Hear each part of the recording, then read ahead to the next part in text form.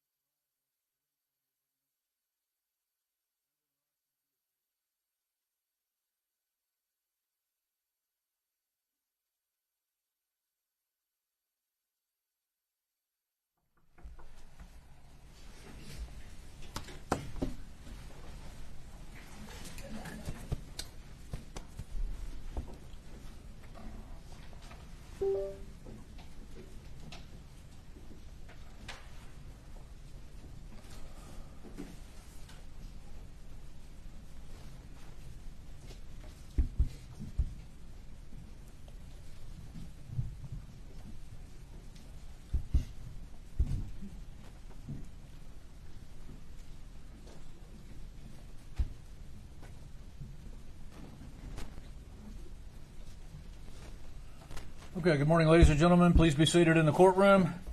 When we recessed yesterday, we were on direct examination of the ranger, so you may proceed. And Your Honor, we have just this minute turned over the additional photograph for Ranger Wright's testimony for their inspection. They're in the process of inspecting that, and so once they've had a chance to do that, we'll be ready to offer them as evidence. Okay.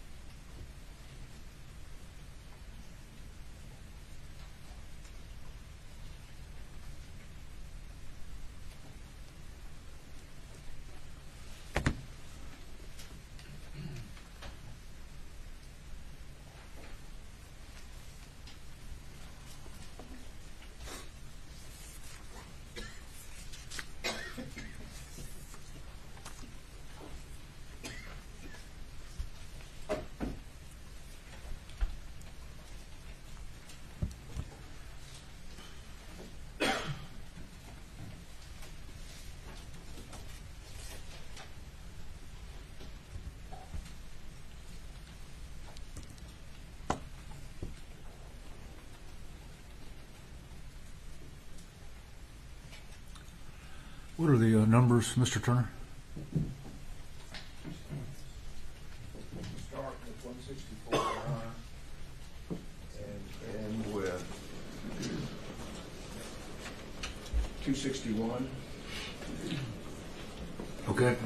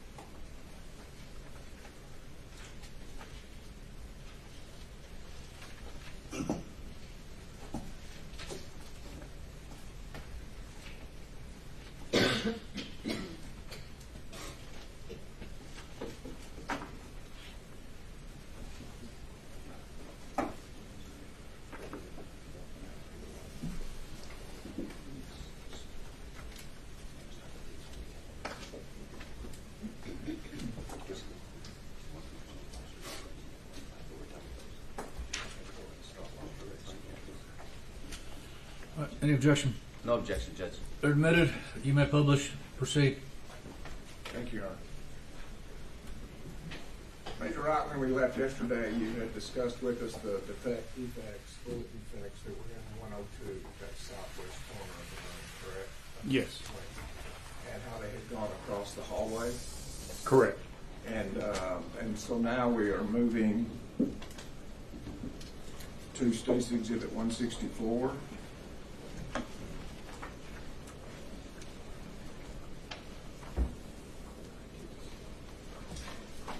State's Exhibit 164, could you tell us what we're looking at there? That is a diagram of Robb Elementary, or at least that building within Robb Elementary, and the highlighted room is 108, which is directly across the hall from 102. And that's where you continued following the path of bullet fragments, is that correct? Correct. And would you tell us what State's Exhibit 165 is? That is a photograph of the entrance into classroom 108. To orient us, is that correct? Correct. Okay. And 166? That is going to be a photograph just stepping inside of room 108, turning to the right, and just seeing that part of the classroom. And which of those walls is adjacent to the hallway? The wall on the right with the cabinets is And going is to be there- on the back side of that wall is the hallway. And does one of your rods appear in that photograph? May I approach, Your Honor?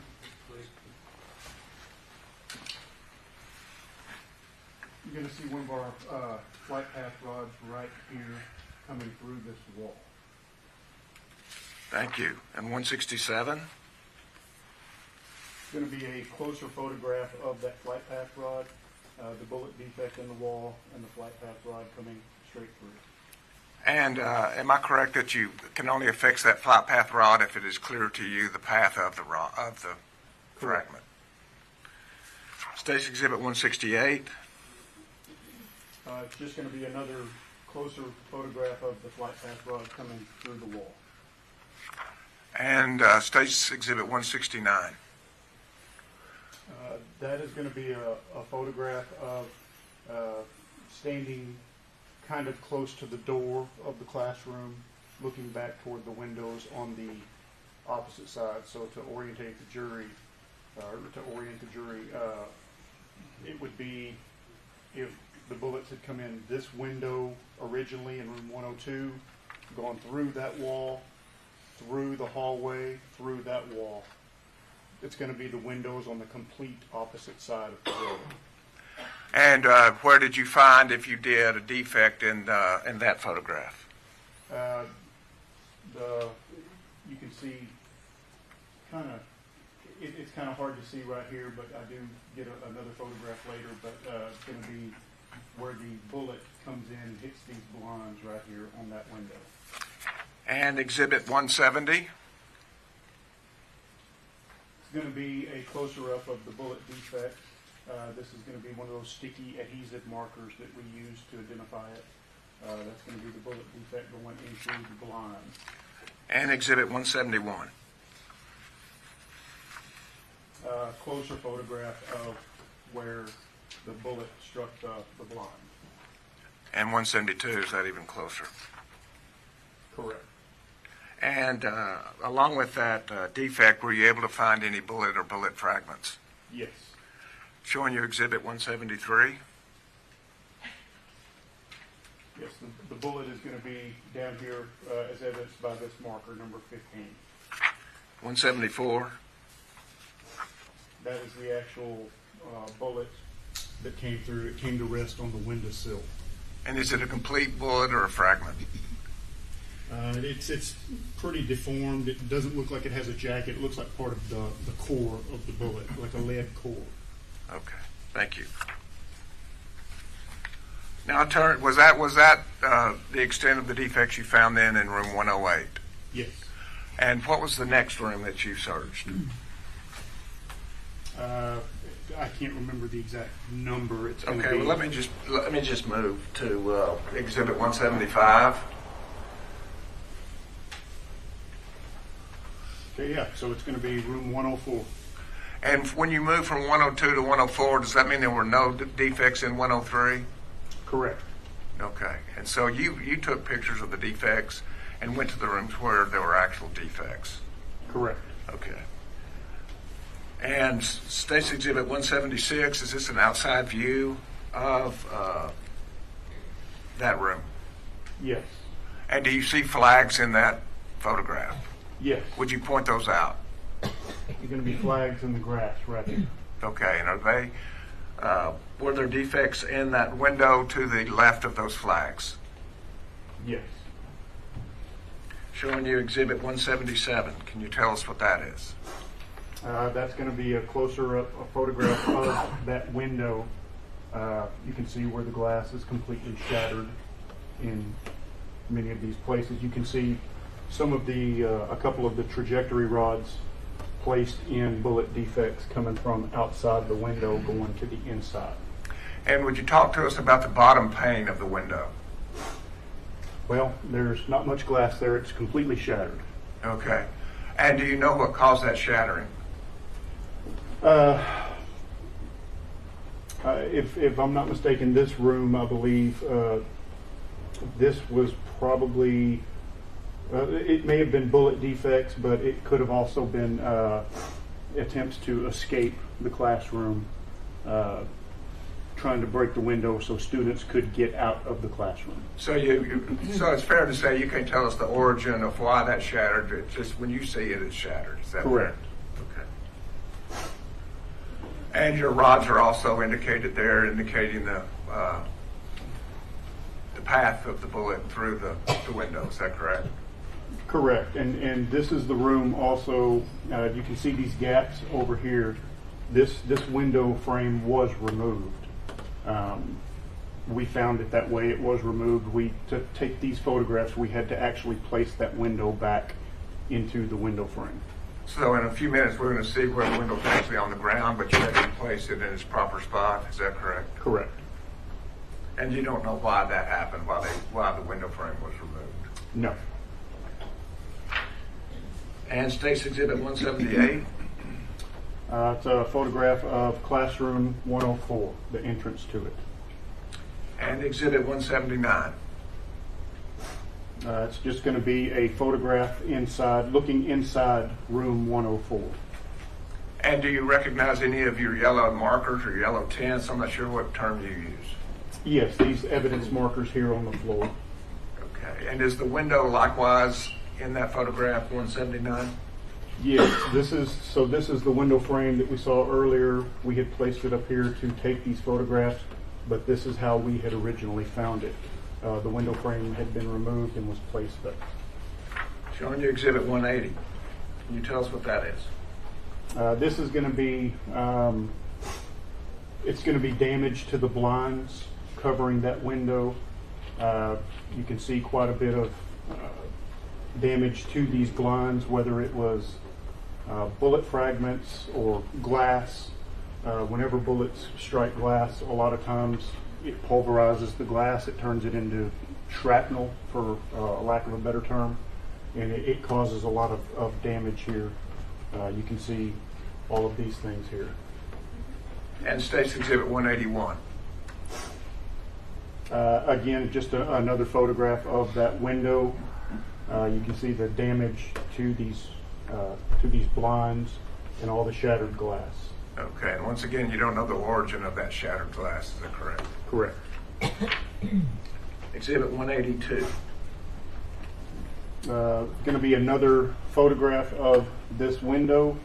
You can see the window down here, the window frame that had been removed from the original housing here, and it's just down here on the floor. And did you photograph the damage to the window frame when it was in that position? Yes. Showing you Exhibit 183. Okay, yes, this is a bullet defect that's in the window frame. And 184. Another bullet defect in the window frame. And 185.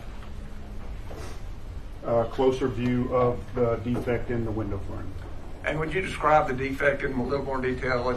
Tell us if it gave you an idea about where the bullet came from, the other side of the window frame or from this side of the window frame? Correct. So in this one, we can tell that the directionality of the bullet traveling through this window frame, it was coming from outside to inside. So if you could kind of imagine that this is the side that's facing the classroom. So this would be the back side facing the exterior, facing the outside of the building. And you can see the directionality of the bullet coming in. You can see how it bent the metal as it comes through. State's Exhibit 186. This is going to be a picture of, this is one of our, another one of the Texas Rangers holding the window frame in place in that window housing. And 187.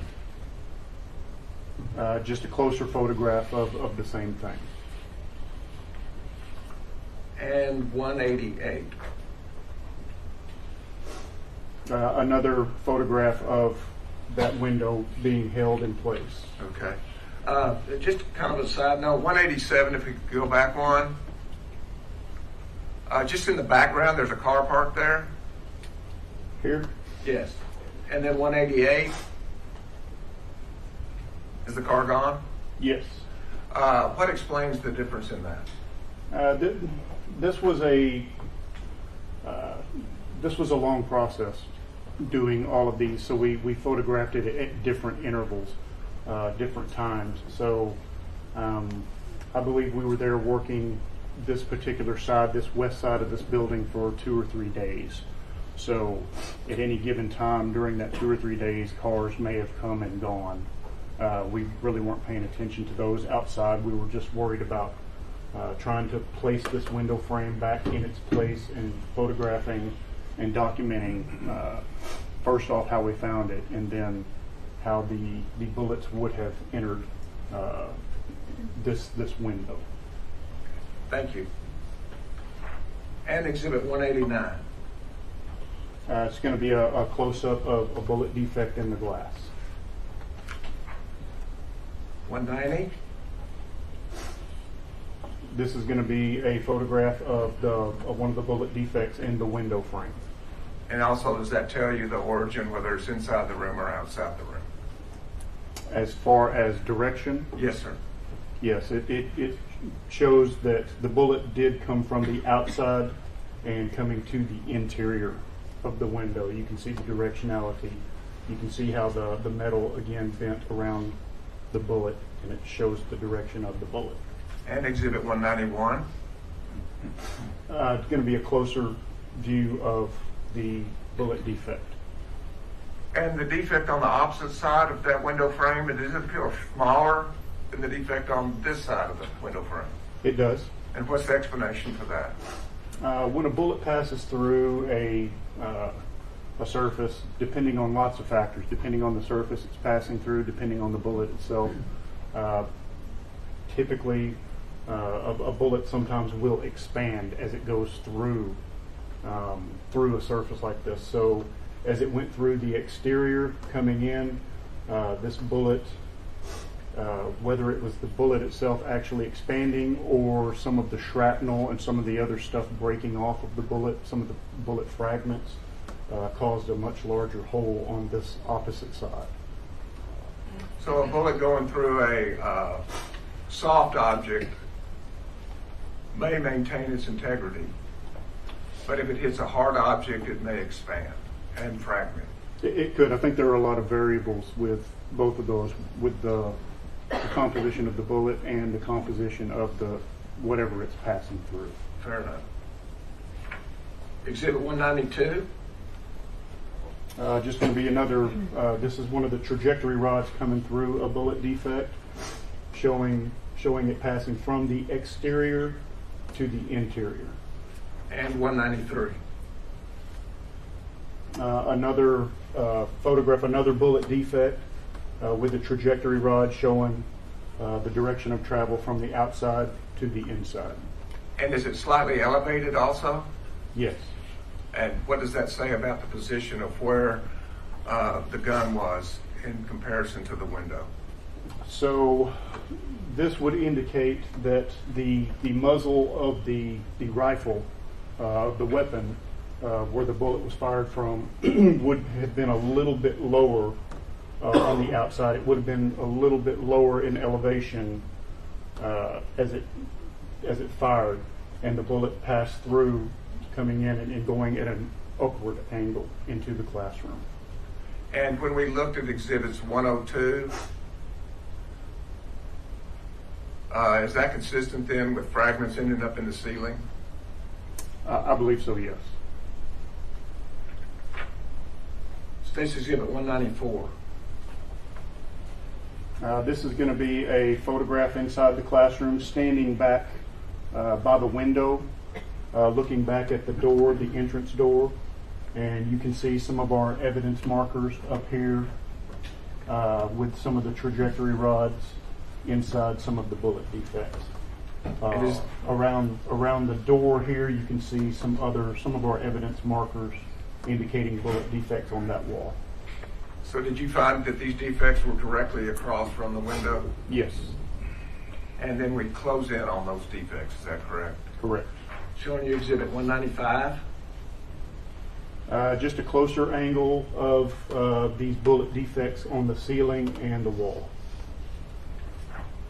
And 196. More of an overall photograph of standing back by the window again, showing the bullet defects on the ceiling and the wall by the entrance door. And it may be light there, but do your rods appear there also? Yes. Showing you 197. This will be a closer view of the bullet defects. You can actually see one of the pink rods right there. And 198. closer view of the, these are the bullet defects that are, so here's the door. So the window would be back this way from the screen.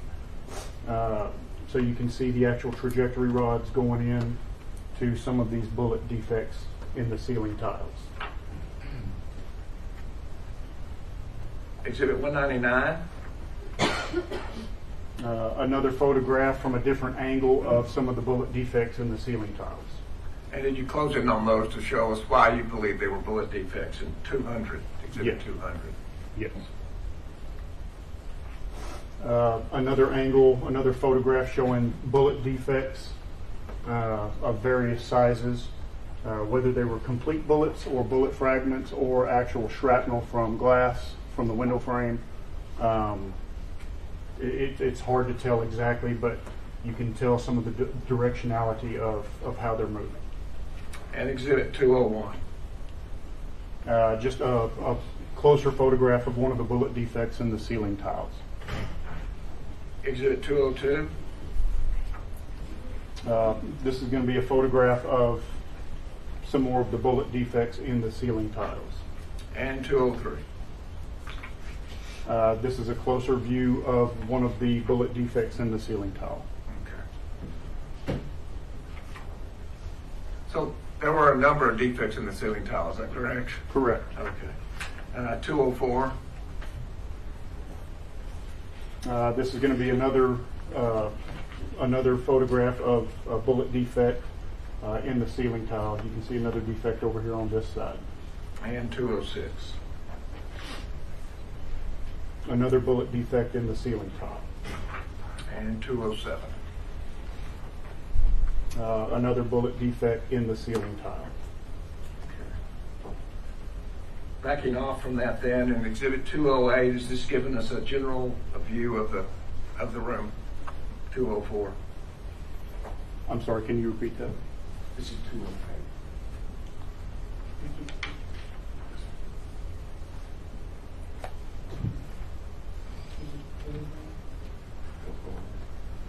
Thank you.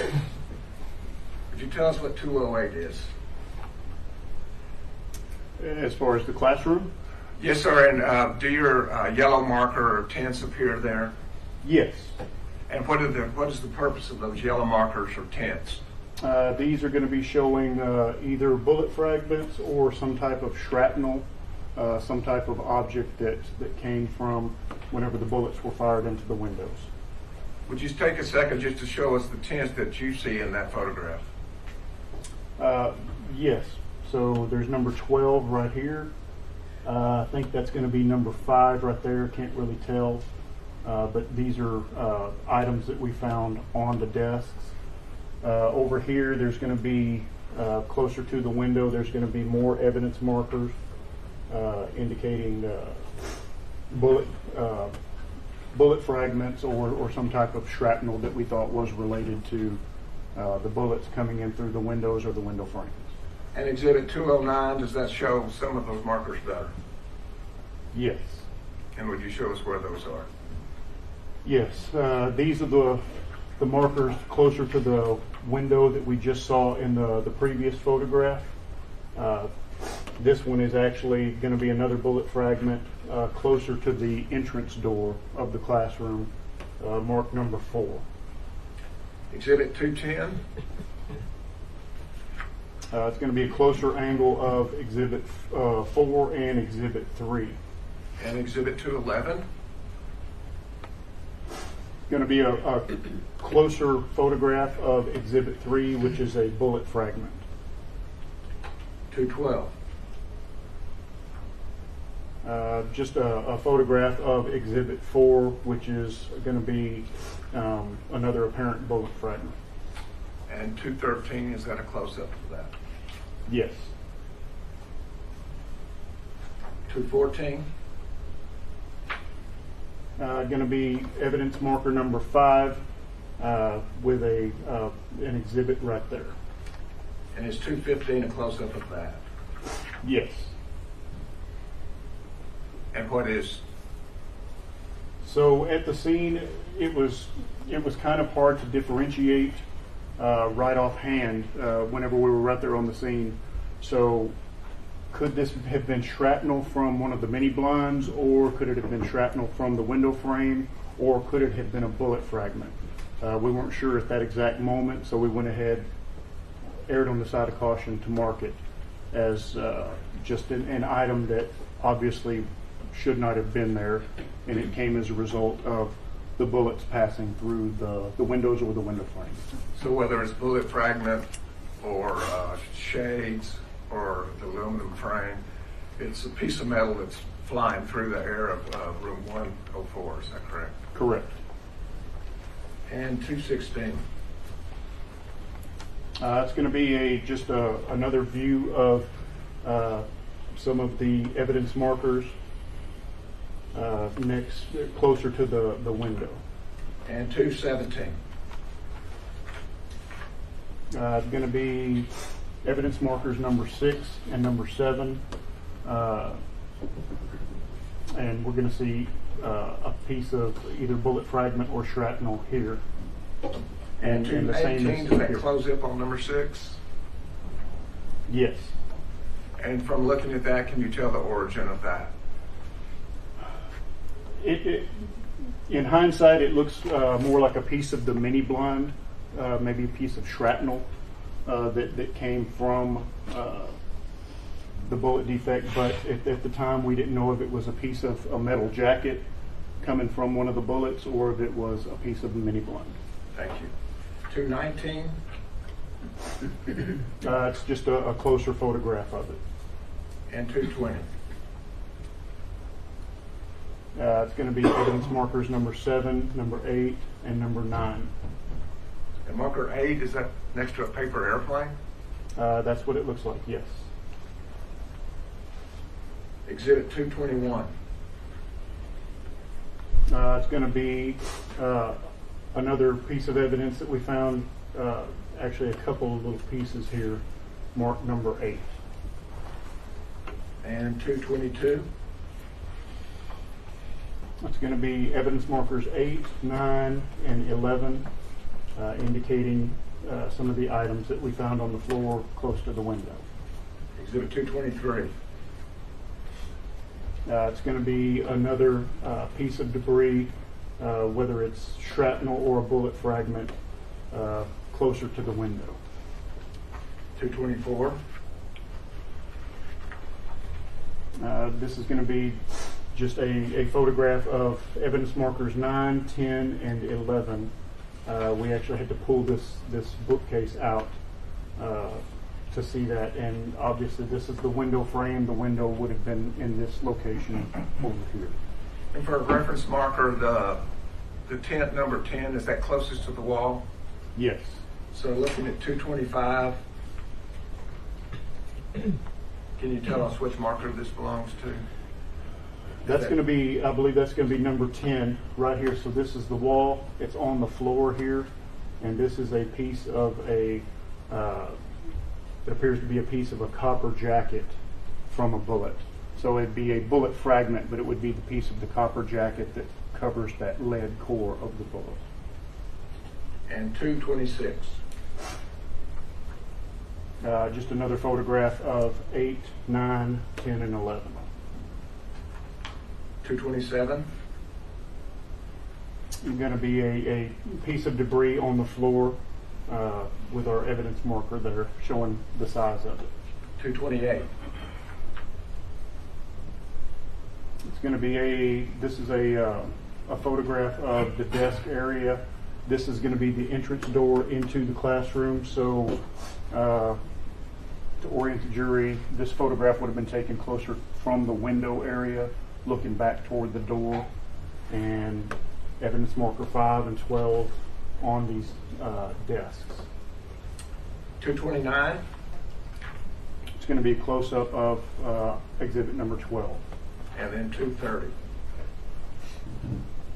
It's going to be a piece of debris, either a jacket or a piece of mini blind, some type of shrapnel that was found on the desk. And 231. This is going to be a photograph looking close to the entrance door, or from the entrance door of the classroom, looking back toward the window, but they had these double doors that went into the classroom next door to it. So these doors are open. So this is going to be some of the evidence markers that are there, and some of the things that we found on the floor, on the desk, and some of those other evidence markers were over there that y'all saw earlier. So those internal doors allow two different classrooms to access two different classrooms? Correct. Is that correct? Correct. You could come in one door and then go into the other classroom by this adjoining door? Correct. Exhibit 232. It's going to be a close-up of, or a photograph of evidence marker number 13. And 233. It's going to be a closer up of some of the shrapnel or bullet fragment labeled number 13 that's on the floor. Exhibit 234. This is going to be the entrance door to that classroom. You can see bullet defects on the wall over here, and you can see one of our trajectory rods stuck in one of those bullet defects. And Exhibit 235. That's going to be a bullet defect that hit the door frame. It did not go through the door frame. It just hit right there and made a defect, made basically like a dent in that metal door frame. You can see where it knocked the paint off, but there's a definite indentation from where the bullet hit it. 236. That's going to be a closer angle or a closer view of that bullet defect. And 237. That's going to be kind of a zooming out photograph again of some of the bullet defects on the wall by the door. 238. That's going to be a bullet defect on the right side of the door. And 239. That's going to be it appeared that it's going to be a piece of a copper jacket that surrounded the lead core of the bullet. It's embedded in the wall right here. And 240. This is going to be a couple of bullet defects that are on top of the door. 241. Another view of those bullet defects with one of our trajectory rods in this one on the left. And 242. If we now move to the hallway. Yes, this is going to be bullet defects that are outside the door. So to orient the jury again, if the windows are on the exterior of the building, going to the door that's on that wall, this is going to be in the hallway on the opposite side of that wall. You can see where one of the bullets came through, created a defect right here and right there. And did you, well, let me just show you 243. Is that a close-up of that defect? Yes. And can you tell directionality from that defect? Yes, it's coming from exterior, through the windows, through the classroom, through the wall on the opposite side into the hallway. Exhibit 244. This is going to be one of our trajectory rods going through that bullet defect, coming from the classroom into the hallway. Showing a slightly upward angle once again. Correct. 245. This is going to be a trajectory rod coming from that bullet defect, and it caused that bullet defect on the ceiling. So this is the wall in the hallway, and this is the ceiling in the hallway. So that bullet came through the wall and made a bullet defect right there on the ceiling. And does 246 show then the defect in the ceiling? Yes. And did that conclude then your investigation as to the room 204 and the defects that went through that room? Yes. So did you next move to room 105? Yes. Showing you State's Exhibit 247. Okay, this is a diagram of the building again. Room 105 is highlighted in yellow here. And was there any defects from outside to inside in room 105? I believe there were. You did. Let's go through that. 248. Could you tell us what that is? Yeah, so this is going to be a photograph from outside in the hallway of room 105, and we have a bullet defect right there. And 249. So this is going to be a view of room 105 from the area of the entrance door, and you can see some of our evidence markers here. Okay. And is there a window there that is not in its complete form? Yes. And do you know how it was destroyed? I wasn't there when it happened, so I don't know exactly. Okay. And how many markers came out of room 105? Just these two? Just these two. Okay. Exhibit 250? I guess I'm closing up on the window there at that point. Yes, that's going to be a view of it's going to be that window there, but our evidence markers are going to be right here on this TV stand. And what is in front of that window? That is a bookcase that's been turned over. And if it were upright, could you access the window? No. And if it's knocked over, could you access the window? Yes. Exhibit 251.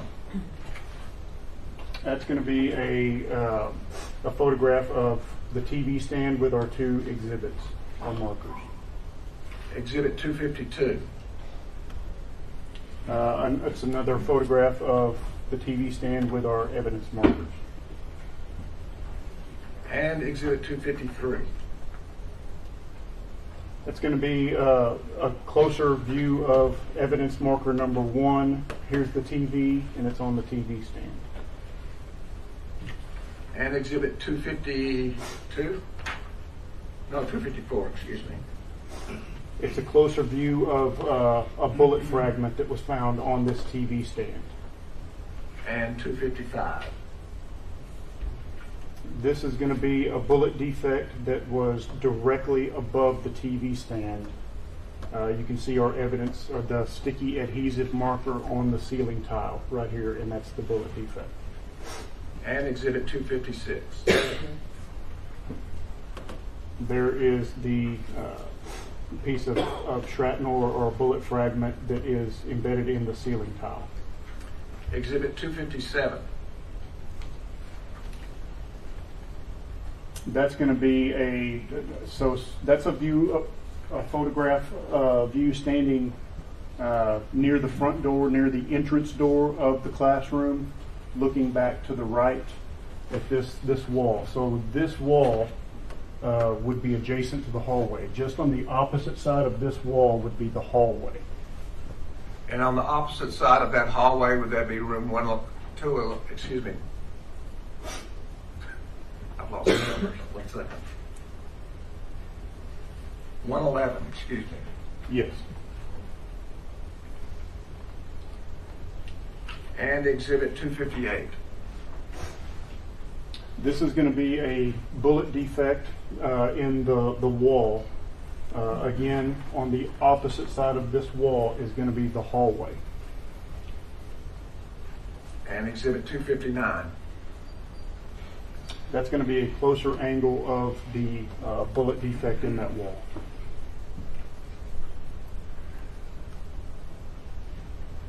And Exhibit 260. This is going to be a view from the hallway looking into the classroom 105. And 261. That's going to be what appears to be a bullet defect from outside in the hallway, looking at the top left corner of that door going into 105.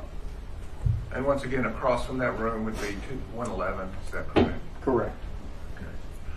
So based on the glass being shattered in this room 105, as well as these defects in the walls, are you able to determine the origin of that one fragment in 105? The one fragment, so the windows in this room were not shattered by bullets coming from the exterior to the interior. This one appears that the bullet came from the inside, from traveling into this room from the hallway, going into the room. So it was from the interior of the building. And how are you able to exclude that it didn't come from the shattered window? Because there were no bullet defects that we found in the window Itself? Okay. Pass the witness. Have a seat. Thank you. Yes, sir.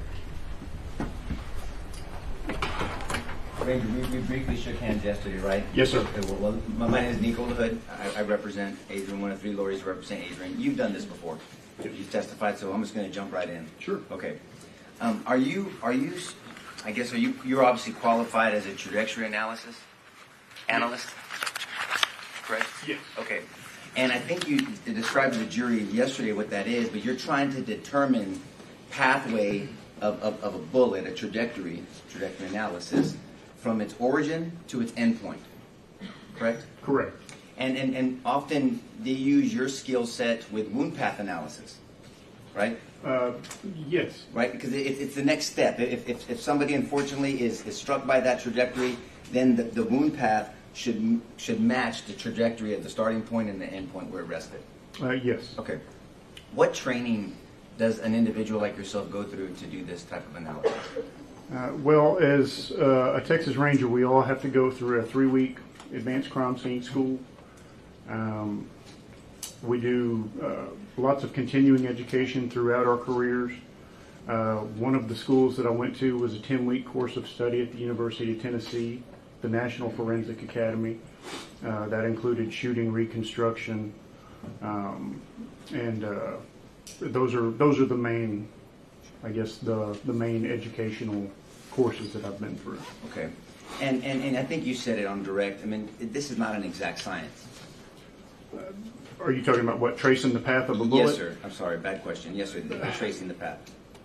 Bullets do weird things sometimes. I know you yes. just said that yesterday. They do.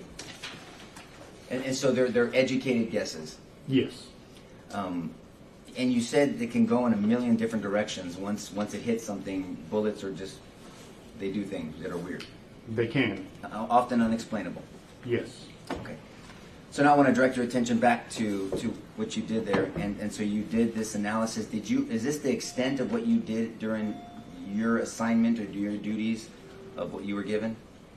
Are you talking about at Robb Elementary? Yes, sir. At Robb, from the rooms that you looked for evidence, is that's all you did? I did a few other things there, but that was my main assignment. Did you have anybody assist you in this endeavor? There were some other rangers that assisted, yes.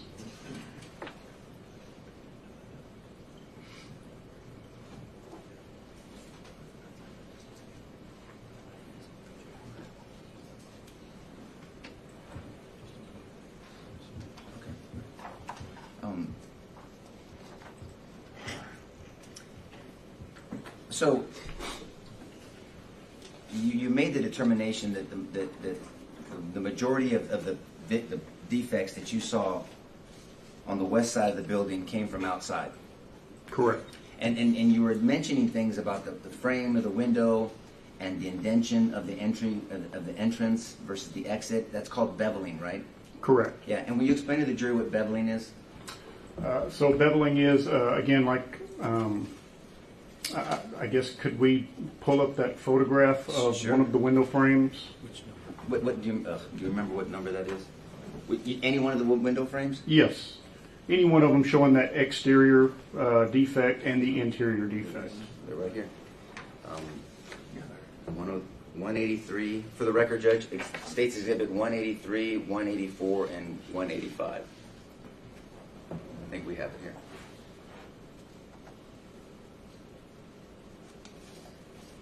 That's 183, Ranger. That will work. Your Honor, may I approach the screen? Yes, sir. So in this one, if the bullet were to come from the exterior of the window, so from this side of the window coming out, this is an exit defect. So as it passes through this, surface, it makes the entrance defect and the exit defect. It bends the metal, like I talked about earlier. It doubles it out.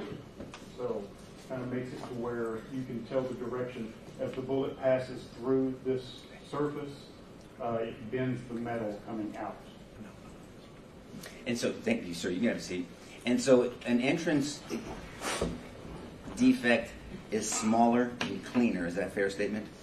Generally speaking. Yes, sir. Generally, and then an exit defect is usually larger and not as clean. Correct. I mean, irregular, I guess is the better word to use. Yes. Okay.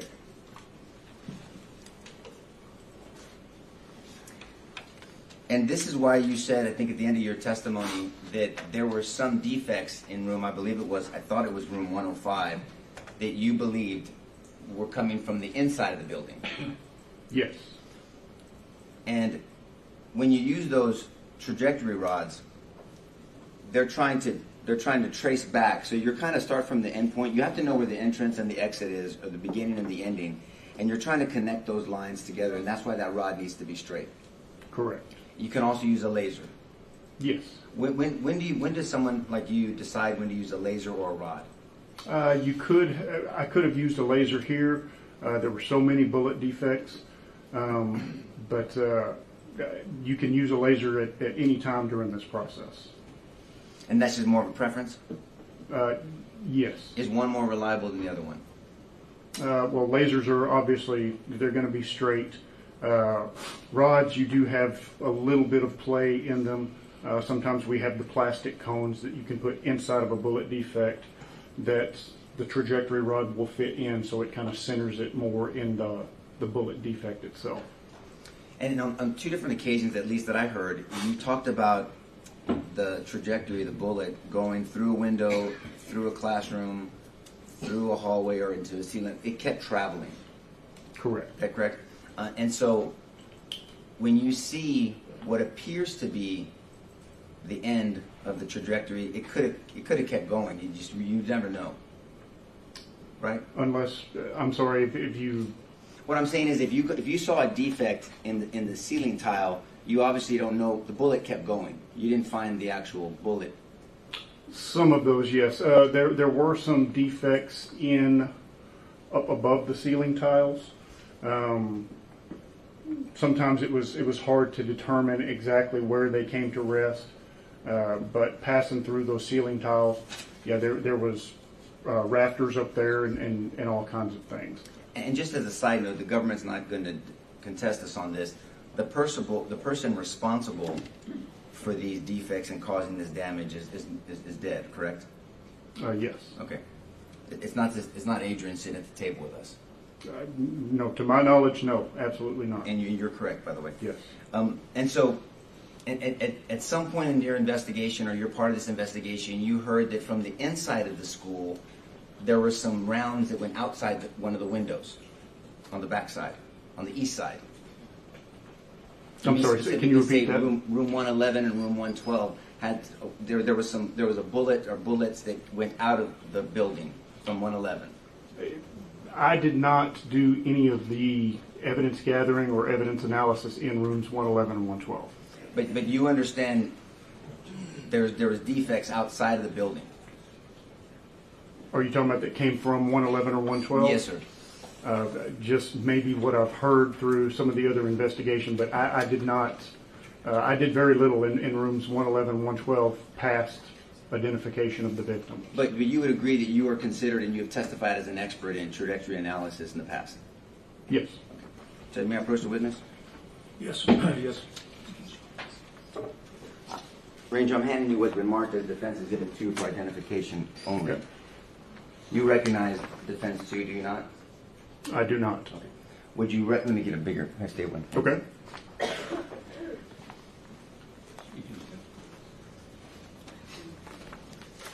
Thank you, Jason. I'm also showing you, Ranger, State's Exhibit 1. Now, this is Robb Elementary. Okay.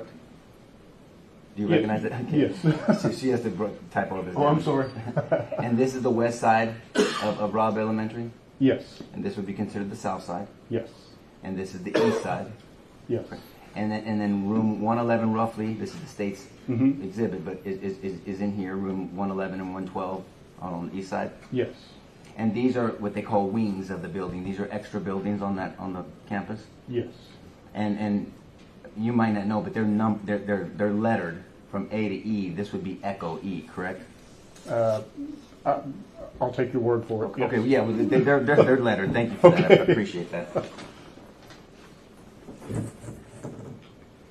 And so on Defense Exhibit 2, this is a close-up of what? Would you agree that's a close-up of a defect? Regardless of where it's at, that's a defect.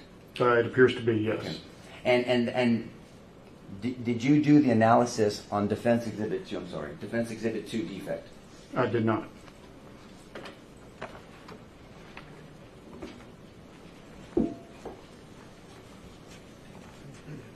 Do you know if anybody did the analysis on Defense Exhibit 2 defect from Building E? I don't know. Are you aware that this is these are metal buildings, so defects or trajectories will affect metal different than other surfaces? I'd say that's a fair statement. And metal is metal is not a cover. I mean, it's more concealment. It's not going to protect you from a bullet. Depends on what kind of metal. Are you talking about like the thin metal building? The thin metal buildings, yes, sir. Yes, I would agree with that. Judge, this time we'd like to offer into evidence Defense Exhibit 2. Any objection?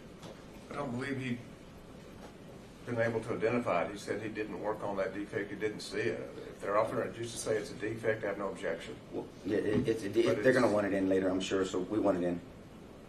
I don't know, do you have an There's no objection. All right, it's admitted. Can we publish it to the jury, Judge? Yes. Okay, so that defect right there, if that were to be on the top part, because that's where the electrical is, on the top part of Building E, then excuse me, you testified earlier that whenever there's a defect up higher, usually the source of that trajectory is lower, correct? I think it depends on each circumstance. I mean, depending on what other evidence is present to indicate that the muzzle of that weapon would have been lower. Sure. I mean, obviously, if somebody was in a building shooting down, that could be a possibility, Yes. right? But there are no buildings higher than this structure around Robb Elementary that you recall. That I can recall now. So if somebody is on the ground and the muzzle is lower and shooting up, then the defect would be higher on the building. Generally speaking, yes. Right. And you yourself, hopefully we'll get someone else to talk about this, but you yourself did not, that's not your evidence there, your That's evidence correct. marker. No. But a defect on a building like that, behind a structure that had a lot of gunfire, it would be very difficult to pinpoint where that came from. Was that a fair statement? I think there's a lot of variables with that. It would kind of depend on if there's another corresponding defect on the opposite side of that wall, or even within that wall, if we could see where the bullet passed through this surface and made contact with another surface. If there is a corresponding defect, that gives us 2 points of reference to put a trajectory rod or a laser. But correct, that is right. Okay, but and you don't know if that was done on this defect. I do not. If somebody on the east side, may I approach, Judge? Yes.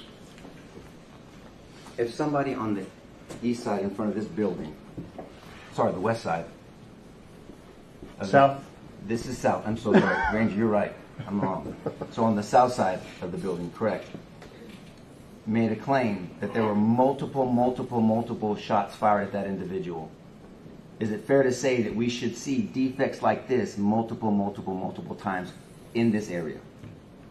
Okay, can you, I guess, repeat that? I want to make sure my logistics are correct. That's okay. If somebody, as an expert, if somebody is claiming there are multiple shots on the west side of the building here, in front of this structure, This is the west side.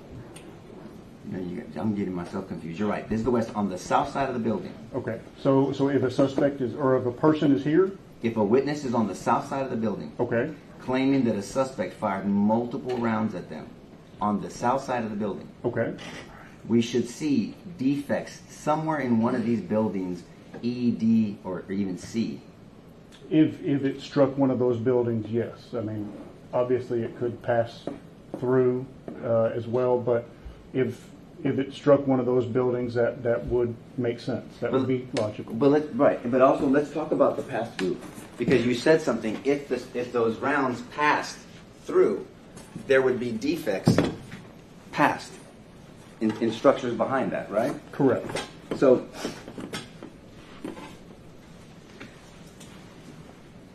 in my initially confusing example, sorry about that. If somebody was on the south side of Robb Elementary and made a claim that a suspect shot multiple rounds at this individual, we should see defects here. And that you said initially, yes. Possibly, Possibly. yes.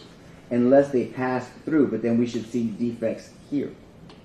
If it struck that, not necessarily, because again, bullets do weird things. Depending on the trajectory of it, if it's going higher and over the building, if it goes lower and into the ground, there may be a bullet in the ground. So in that general direction, if it's on a level plane, generally speaking, shooting from that direction to this direction, again, perfect conditions, level plane, yes, there may be some bullet defects on these buildings over here. Yeah, and bullets don't just go forever, right? Correct. And that's the reason why on New Year, there's many warnings that people don't shoot a gun up in the air, because that bullet to get shot up, even though they don't intend this, has to come down somewhere. Correct. So bullets shot in directions, they have to go somewhere. They don't just disappear. Correct. Okay. And so that's all I was saying. If somebody is on the south side claiming a suspect shot multiple rounds this way, multiple, not one, multiple rounds, we should see some defects over here. Possibly.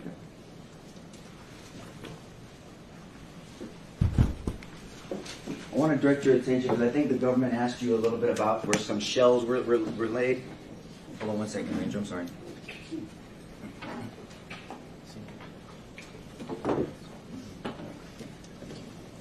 Before I move on to the shells where they were laying, but seeing defects on structures behind the example that I gave you would corroborate this individual's, in our examples, claim that they were shot at multiple times on the south side of the building. If that were a bullet defect that you showed me, yes, that would lend credence to Not that. that one particularly. I'm just saying, if, in my example before that, we talked about an individual making the claim that there were multiple shots at them.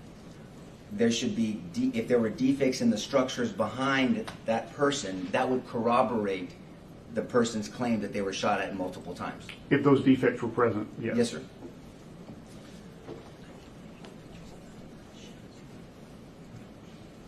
Now, I want to direct your attention now to some pictures the government went over with you yesterday on the placement of some outside shells. And when I say shells, that's the casing, right? Yes. So when a gun is fired, if it's a semi-automatic, it has to extract the shell once the bullet is. Correct. If I have a revolver, that's not going to happen. Correct. And a revolver involves a double action where you pull and it winds it up, and then the hammer comes down and hits the primer, and the bullet will go out. Correct. But there's not going to be an extraction of a shell because it's going to stay in the cylinder. That's correct. And in the old days, the Rangers used to carry single sixes, right, where you have to pull it back every time and then shoot. It's a single action. It's been a few years, but yes. Well, yes, you don't look that old, trust me. But now a semi-automatic is where someone can pull the trigger repeatedly, and then it will continue to be fed in through the magazine. It's not a clip; it's a magazine, and the bullet will be sent out, and then the casing or the shell will be extracted. Yes. And every weapon has a different, well, depending on the manufacturer, a different extracting mechanism. Yes. Handguns extract their shells different than maybe a long rifle. Yes. And when I mean long rifle, what do we mean when we use the term long rifle? A long rifle is usually just going to be a larger weapon. It's going to have a stock and a longer barrel on it. Do we call a deer rifle a long rifle? Yes, But we also call an AR-15 or an AK-47 a long rifle as well. correct. And so with a long rifle that's not a bolt action, which is a deer rifle is a bolt action, right? Correct. Well, some of them are, yes. Some of them are, right? Some are semi-automatic these days. Yes, But when I was hunting younger, it's bolt action where you shoot it and then you pull the bolt up, you enter another shell, another round in there, and then you can fire it. yes. Okay. But an AR-15 is a semi-automatic. Correct. And so you can shoot that weapon as fast as you can move your finger. Correct. And so when you're doing that, casings are being extracted. Correct. May I stand up briefly, Judge? Yes, sir. And so there's a difference if one of these officers or yourself is tactically holding the rifle in your armpit, if you're coming into a room, versus, and I'm not making light of this at all, the only thing I can think of is like a Rambo where you're holding it low, shooting. Okay. Okay, so if I'm coming in this way, and if I'm in the same position, I'll come up here so the jury can see. If I'm in the same position and I'm shooting, I'm only going low because in my head I don't even like to pretend to point a weapon at somebody. So if I'm coming down and I'm shooting this way, it's going to extract the shells this way differently than if I was holding it perhaps Rambo style. Generally speaking, on ejection of those cartridges Yes, sir. like that, I think there's a lot of variables that go into that, and I think there have been, my experience in training, there's been a lot of studies saying that, are they going to all be the same? No, they're not going to be the same. Right, but what I'm saying is if I shoot from here and I do another round of firing from here, because of the distance of where I'm holding the weapon and the angle of where I'm holding the barrel or the muzzle, it's going to extract the casings perhaps in a different location. Perhaps, but I think that'd be difficult for me to say accurately. Well, I guess that's another point. It's just difficult for anyone to say accurately where shells are at. We have to look at the totality of the circumstances. Is that a fair statement? Yes. And that's a term of art in law enforcement, is that Yes. a fair statement? Definitely. What does the totality of the circumstances mean? Will you explain that to the jury, please? So totality of the circumstances means that you just have to take everything into consideration. But there are going to be a ton of variables in any circumstance, and any of those variables could affect the outcome. And what happens if we don't take everything into consideration when we're looking at a situation? You could possibly miss evidence and get it wrong. Yeah, and that's right. And so the goal is not to get it wrong. Is that a fair statement? Correct. Okay. And so now I want to direct your attention to State's Exhibit 112.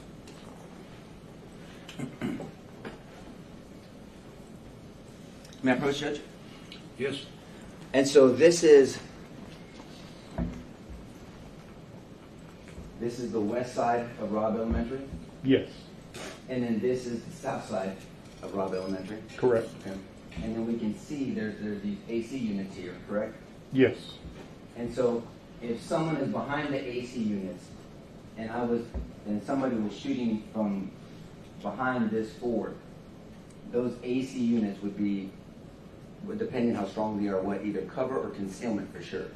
It could be, yes. Will you explain to the jury what the difference is between cover and concealment? So cover and concealment, it's a term that we use whenever we're talking about basically trying to get out of the way of a bullet.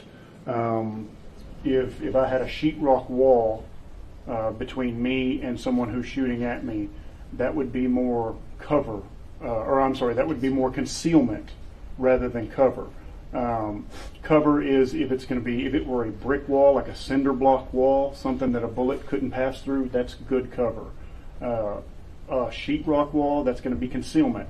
I'm hidden, but that bullet can still go through that surface. So the concealment is you're concealed, so it's harder for me to aim at you. Cover means you're protected. Correct. In a fair statement. So if somebody was shooting here, and give me some hypotheticals, Okay. then that person, if there was someone behind these AC units, I would have to stand out. If that shooter would have to stand out over here into the grass to get a different angle and line of sight. I think that's fair. Yes. Will you explain to the jury what line of sight means? Line of sight just basically means what you can see. Right. And and that's one of so you don't ever shoot at something you can't see if you're trying to safely shoot, correct? Correct. And so if there was someone behind these AC units, I would have to move out to the right of them, go further south to get line of sight on somebody on the other side. That's accurate. And if I was shooting, hypothetical, if I was shooting at someone on the other side of those AC units, and I was discharging a semi-automatic, we would see these casings further south. Is that a fair statement? Not necessarily. Again, there's going to be variables on where the person was standing, how the weapon was held. Well, that's what I was asking you earlier, right? Sure. Okay. So let me make real specific. If I'm trying to shoot someone on the other side of these AC units, we've talked about that. I would need a better line of sight, so I would, in our hypothetical, would move south. Correct? Correct. In our hypothetical, if I moved south to shoot, what evidence, if you were trying to prove that I shot at that person, what evidence would you look for of me shooting at that person behind the AC units? I mean, of course, cartridges, the ejected cartridges are going to tell the general area where someone is. One step at a time. That's Okay. right. So that's my point. If I was further south, you would see ejected cartridges even more south. Possibly, yes. Quite possible. I mean, the wind can't, just so they understand, if I'm shooting a semi-automatic and the casings are coming out, even if it was windy, the wind is not going to blow the casings over to my left. I've been in some crazy wind, but it would have to be a... Then you're from West Texas, It right? would have to be a crazy wind. Right. It'd have to be crazy wind, right? Yes. Okay. Crazy wind. Okay. So if I'm shooting over here, then we should see some cartridges to the right of me. Possibly, yes. Possibly. That's an answer, because you have to answer that way, right? Yes. Okay. You're not being difficult. I'm not trying to. And I know you're not. And so if these casings are here, then most possibly the shooter was over here to the left, more west. I'd say that is possible. Probably more possible. It's More possible. likely than not. Is that fair? More likely I would than say not. it's more likely that they're over there than rather than over there. Correct. And in your knowledge, there were no casings found further down south. Not to my knowledge.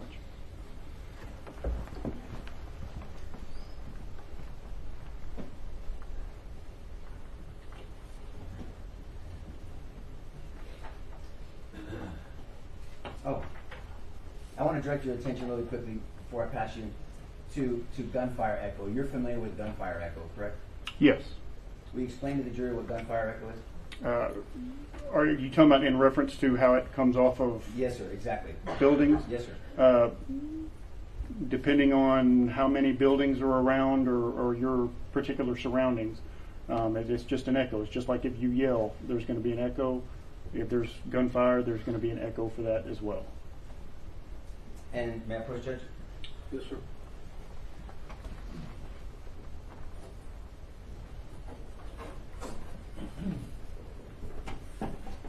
And we can see around Robb Elementary there are buildings, including Robb Elementary, that could have had this gunfire echo. Is that a fair statement? Yes. So if somebody is shooting on the west side of Robb Elementary, which we know happened, that most likely, possibly, would create gunfire echoes. It could.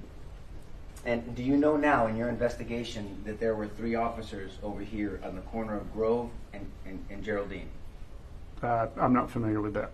If there were, in a hypothetical as an expert, and they claimed they were being shot at, we should see some evidence of them being shot at. Is that a fair statement? Possibly if the bullets struck something. Right. So if they're being shot at, there should be possible evidence of things being struck. Possibly. Yes. But even if they weren't being shot at, it's reasonable. They could have thought they were being shot at because of the echo. I guess that's a possibility. Possible.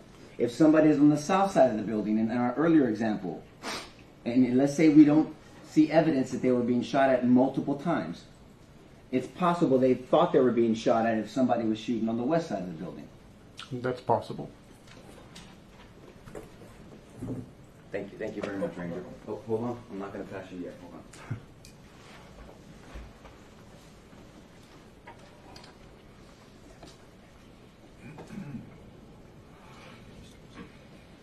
But in general, echo can distort location of a shooter. It can. Thank you, sir. Pass the witness, Judge.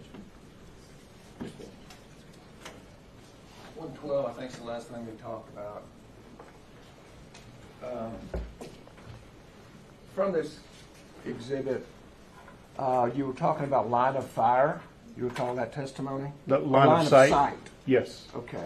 From the foreground or the bottom of this photograph, Exhibit 112, do you see the two white police cars?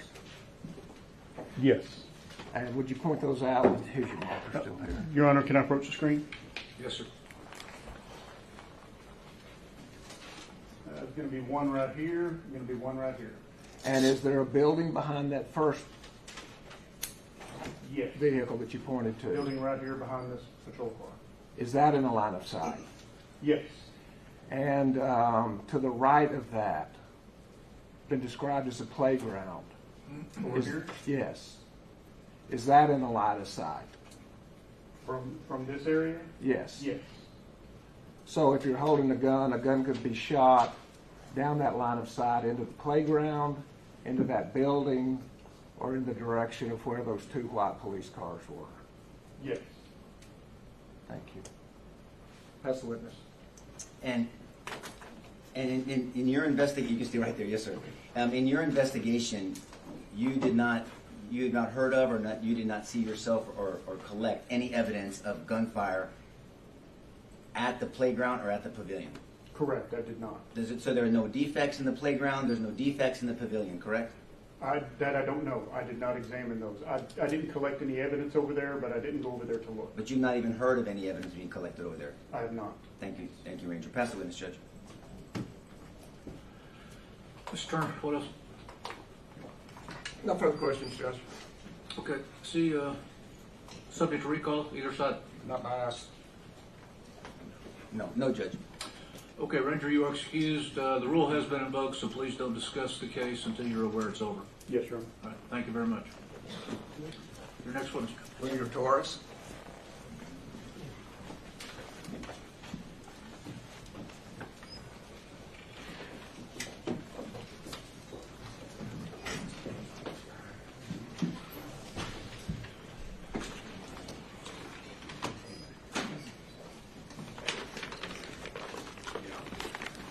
This is the man that packed any photographs. I don't know if you want to hear it.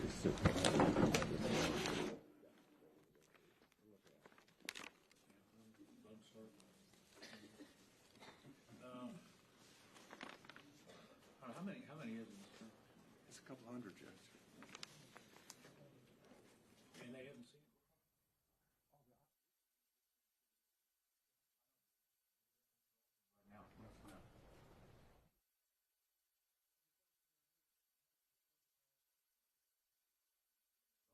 So let's take your morning break early.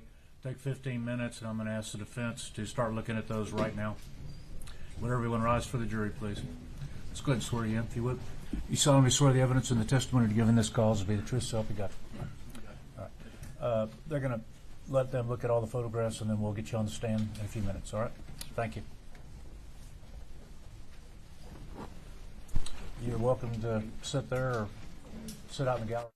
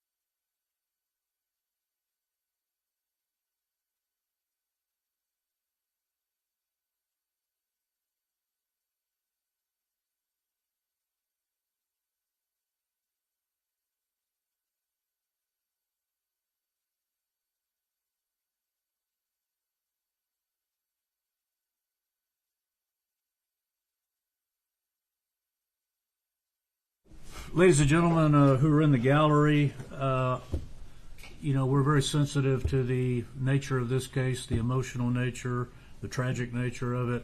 I'm going to forewarn you, these photographs are going to be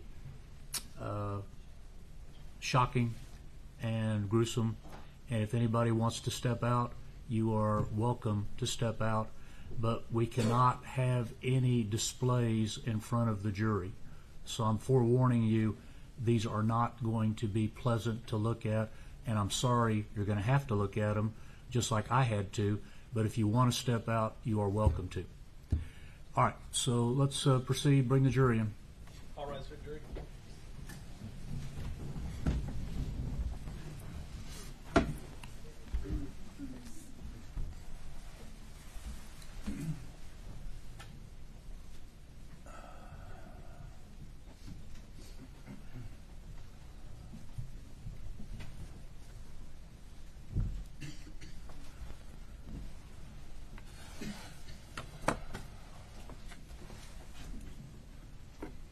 Okay, please be seated in the courtroom. Thank you, ladies and gentlemen of the jury, for your patience. Again, there are certain matters that have to be taken up outside your presence, and we appreciate you understanding that. Please don't hold it against either side. So with that, this witness has been sworn outside your presence, so you may proceed when you're ready. Would you state your name, please? Juan Torres. And Mr. Torres, what do you do for a living? I am retired. Currently, I work for the State Department, and I work in Honduras right now. You work for the State Department in Honduras. Yes. And when did you retire? I retired in April of 2024. What did you do before you retired? I was, my last 11 years, I was a Texas Ranger.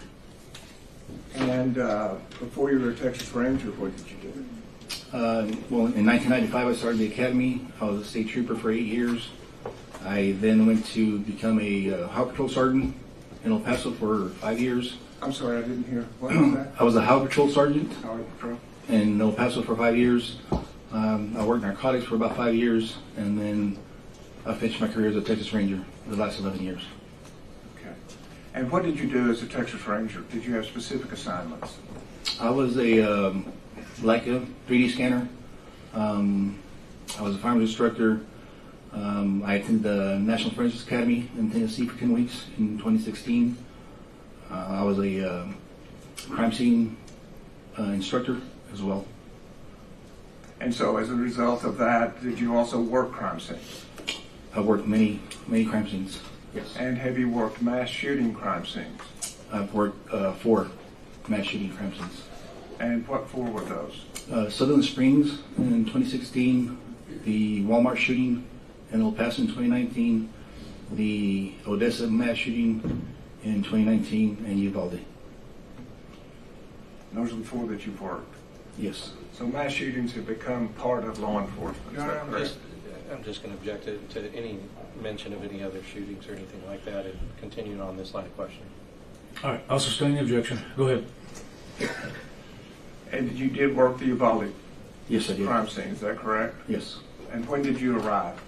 I arrived on the 24th around 11 o'clock at night, and then the 25th, a little after 7 in the morning, is when we had our briefing and started working. And during the briefing, did you get an assignment? I was assigned to be the photographer And the photographer where? for room 111. Did the crime scene units break up into different teams? Yes, so like I know 112 had a different team, the hallway had a different team. Once I got assigned to room 111, I stayed there and I basically just stayed in my lane. Okay, so basically you were in room 111. Yes. And would you give us a general description of room 111? When we got there, the room was in disarray. There was some markings in the room. There was a lot of shell casings. There was a lot of blood swipes, and the weapon was in the closet. Okay. And did you photograph the weapon of the gunman? Yes, I did. Okay. And as to the cartridge casings, did you photograph the cartridge casings? Yes, I did. And so shots were being fired inside room 111? Yes, there was. And were there results of those shots in the room also? Yes. And are casings implanted within that blood? Yes. So some of the photographs we see of casings, that's where you saw them, Yes. and that's where you picked them up. Yes. As part of a crime scene, do you also document then the pathways, if you can, of the bullet? Yes. And did you do that? I assisted with that part. You took photographs of that too? Yes. And does that include those rods showing the directionality? Yes, they are. In addition to casings, was there anything, casings in a weapon, was there any other part of a weapon that you recovered there in room 111? There was bullet fragments, bullets, unspent cartridge cases, and a Hellfire that's attached to the weapon. The Hellfire trigger system? Yes. Okay, and we'll talk about that in a little bit. What kind of weapon was it? It was a down defense M4. And are you familiar with that weapon? It's the same weapon that the department carries. The department carries the same weapon? Yes. And is it an automatic, semi-automatic, or is it a revolver-type weapon that maintains the casings? It's a semi-automatic. And so when it is fired, does it eject casings? Yes, it does. And is that what you were recovering out there? Yes, we were. And how is the ammunition fed into the weapon? Through a magazine. Did you recover magazines at the scene? Yes, we did. And were they full or empty? Some were full, some were empty, some were damaged. Okay. And what was the size of the magazines? How much would they hold? I believe they hold 30 rounds each one. And have you had a chance to review exhibits 317 through 486 before coming here today? Yes. And are each of those exhibits fair and accurate representations of the crime scene as you saw it? Yes, they are. And is it fair to say that because they're casings, they're in blood also? Is that correct? Yes, they are. May we display it now, Your Honor? Those exhibits to the jury. Yeah, Your Honor, I have something I'd like to approach on with that. Okay.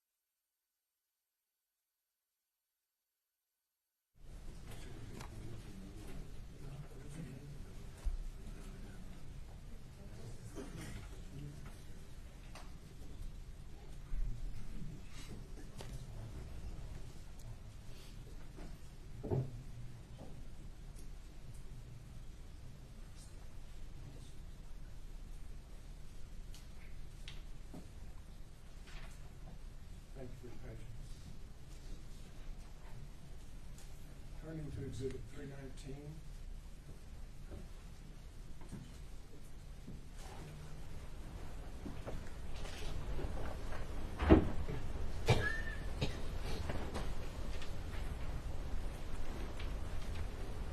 Excuse me, Exhibit 317.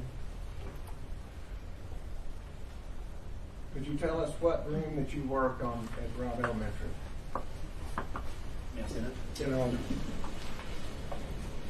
it's going to be room 111.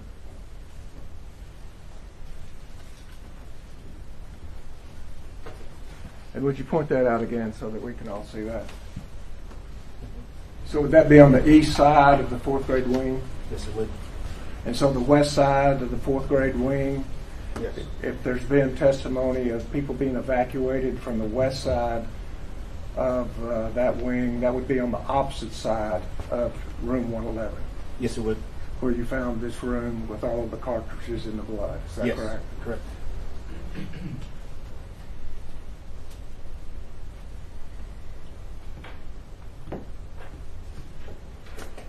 And State's Exhibit 318. Could you tell us what we're looking at here? This is the outside of the east room. And So it's windows. starting to show us the outside of the Yes. east wing. And is there a white patrol car in that photograph? yes, there is. Would you point that out for us? And State's Exhibit 319, does that move down to east wing? Your Honor, I'd just like to, I mean, he's pointed out a white patrol car, that was not my client's, it's Donald Page's, and he didn't. I think that has a tendency to make the jury believe that it's my client. I think he should explain that patrol car. It will be explained in full, Your Honor. Okay. That was one of the. I'll overrule the objection at this time. You can proceed. And State's Exhibit 319, Yes. excuse me, would you go back to 319? Can you see a defect in a window in Exhibit 319? Yes. Would you point that out for the jury? And State's Exhibit 320. Does that close in on that defect? Yes. And Exhibit 321.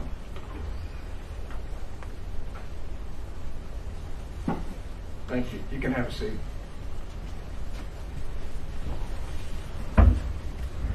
Would you tell the jury whether or not that defect in that window, whether or not that defect was part of room 111?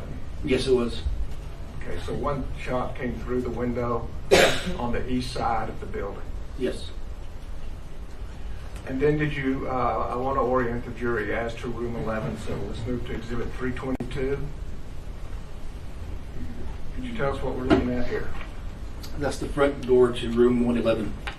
And what condition did you find it in? Had bullet holes and bullet holes through the window. There was one bullet hole through the door, and another indentation through the door. And State's Exhibit 323,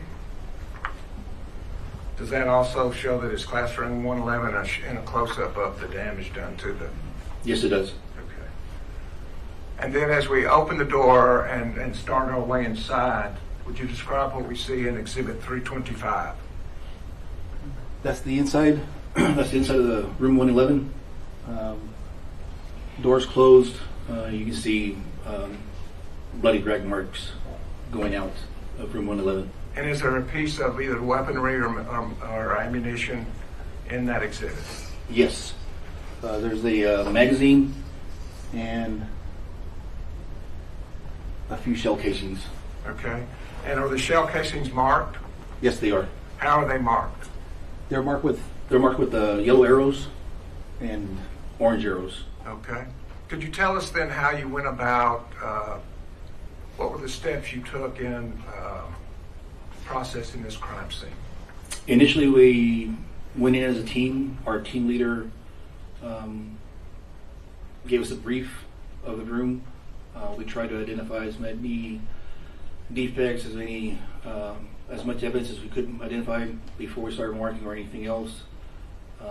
Then I went in by myself and started doing overall pictures on the entire room. And the small yellow markers, is that the only markers that y'all had for recovering the cartridges? Yes. Okay. Did you thereafter use orange tints, bigger markers? When we got there, we started using orange markers and orange tints. Okay, thank you. State Exhibit 326, does this kind of start a rotation look around the room? Yes, it does. Give us an idea of the entire picture. So Exhibit 326, could you tell us what we're looking at? It's a bookshelf. The same magazine is in the same picture. There's yellow markings identifying bullets or spent cartridge cases. And State's Exhibit 327. Again, there's a bookshelf with yellow markers marking spent shell casings along with blood. And Exhibit 329. That's a easel board that's been damaged. There's bullet defects in the easel board. And does that show continuation down that wall, the left wall, if you walk into the Yes, it does. room? And is there a doorway in that photograph? There's partial doorway in that photograph. Yes, there is. And tell us about that doorway. That's the closet where the gunman was killed. And is that on the right-hand side? It's on the right-hand side. And on the left-hand side, was there a connecting doorway between 111 and 112? Yes, there is. That's the door between the wall that would connect 111 and 112. So you could move from 111 to 112 if the doorway is open. Correct. And is that shown on the left-hand side of the photograph? Yes, it is. Exhibit 331. Excuse me, 330. Is this a continuation down now the second wall? Yes, it is. And what do we see there? We have the sink. We have the closet where the gunman was found deceased. The weapons in the background. There Would are you point two. out the weapon, where the weapon was? Oh, it's right here. And were you there when the gunman was there? No, I was not. Okay, so you can't tell us where the gunman was in relationship to the weapon. No, I cannot. Thank you. Exhibit 331. Again, it's a continuation of the room. There's a desk, a bunch of papers, a wall, and there's a flat screen TV that's been shot as well. Excuse me, you said two things have been shot? The wall's been shot, and the television, the flat screen television, has been shot in that picture as well. Okay. And showing you Exhibit 334. So now I'm in the other corner of the room and just taking an overall photograph. There's sunglasses. There's one magazine that I can see, and some markers in there at the bottom where the shell casings are found as well. And earlier in your presentation, you told us about one of the windows was penetrated. Yes. Is that the window on the right-hand side? Yes, it is. Exhibit 335. Could you describe that for us? That's a continuation of the same room, same wall, into the other wall. Again, it shows the television. The desks are in array, and the beginning of the whiteboard on the other wall. Okay. And is this a fair and accurate depiction of the absence of blood along this western wall of room 111? Yes, it is. And Exhibit 336. That's the whiteboard on that wall. You can see the chairs are thrown around. Backpack on top of the desk. And is there still an absence of blood along this side of the wall? Correct. There's an absence of blood. But now, as we head to the corner of that room, does the scene change as far as the presence of blood? it changes dramatically. And how would you describe that? A lot of bullet holes, a lot of shell casings covered in blood, a lot of bullet defects, perforations, penetrations, and just a lot of blood. And that's what we're about to see now. Yes, we are. Showing you State's Exhibit 337. Could you describe what we're seeing here? Again, that's that whiteboard on that wall. There's a basketball, a lot of shoe impressions. There's a tennis shoe covered in blood. You can start seeing the yellow markers that have already been put in place there for the snitch shell casings, and you can see the drag marks. Okay, the children were all removed before you took any photographs, is that correct? That's correct. And is that indications of the children being removed? Yes, it is. And Exhibit 341, does it show an overall picture then of the hallway? Excuse me, 342. Yes, it does. Of this, of the corner. Yes. And is this the corner farthest from the windows as well as farthest from the door? Yes, it is. And is that where the preponderance of the blood was recovered? Yes, it was. Showing you State's Exhibit 343. Do you see blood there both on the floor as well as on the wall? Yes, I do. Would you point it out on the wall, please? Blood spatter right here, along right here, and blood spatter right here. And what is the structure that we're looking at that is in front of that wall? That's the desk that the children were told to hide underneath and basically stay quiet. Okay. So that's a desk all along that wall? All along the wall. Yes, it is. Thank you. Exhibit 344. That's the continuing desk. It's a copy machine. And are we now about to make the complete 360 rotation of the room? 360, that's the entry door on the right. And once again, Exhibit 345, that would be the entry door. Correct. 345? Yes, that's the entry door. Thank you. Now, one of the things that you determined not only is picking up cartridges, did you also, were you able to determine flight path of the path of the bullets after they left the gun? Yes, And is that- I assisted with that. Okay, and you photographed that? And I photographed that as well. And I want to direct your attention specifically to that far left corner that we just talked about, away from the door, away from the glass. Yes. State's Exhibit 351. Could you tell us what we're looking at here? This is where we're trying to mark the bullet defects and any corresponding bullet defects as well. And how did you mark the bullet defects? I didn't mark them, and I don't remember who marked them, but I know they were marked RBD and such number. I guess I'm just asking, what indicates on that photograph that there are markings for bullet defects? The white stickers. The white stickers? Yes. Each one marks a bullet defect, Yes, it does. whether a full Full or partial. bullet or a piece? Or a piece, of bullet. correct. In addition to the wall, are there any bullet defects on that table or the decks that ran along that hallway wall? There's going to be bullet defects on the table, bullet defects on the poles that are holding up the table, and the side, the walls. There's bullet defects everywhere. Thank you. And State's Exhibit 352.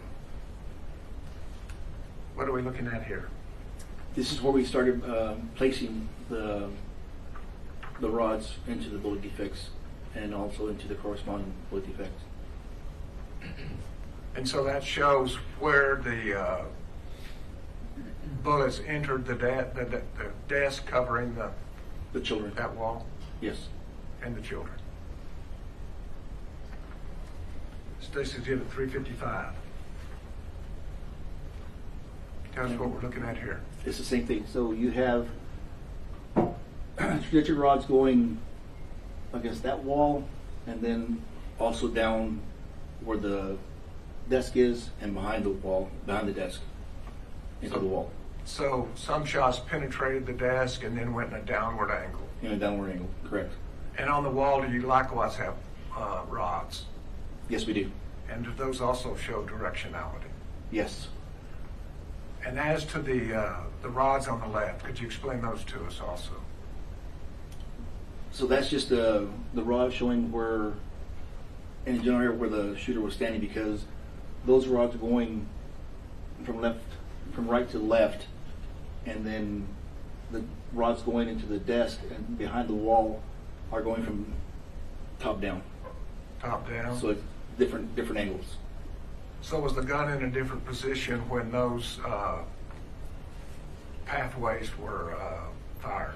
Judge, I'll object to vague speculation. I'm not really sure what he means by different position, and I don't know if this witness has to. All right, if you'll rephrase it, I'll sustain the objection. Thank you. You talked about these rods, Yes. and what do the rods describe? It describes the position where the shooter was standing. Okay. And so if we follow the rod up for some time, we can find the position of the shooter. Yes. And are those rods all consistent with the shooter standing in the same position to fire the shots that left those rod impressions? Yes, they are. In the same position? As he's moving around.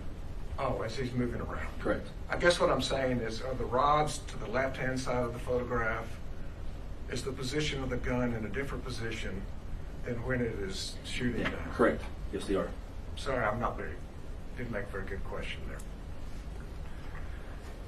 And Exhibit 356. Could you tell us what we're looking at here? Again, the same bullet defects starting from the top to the bottom, and so the bullets defects on top of the table down to the bottom of the wall.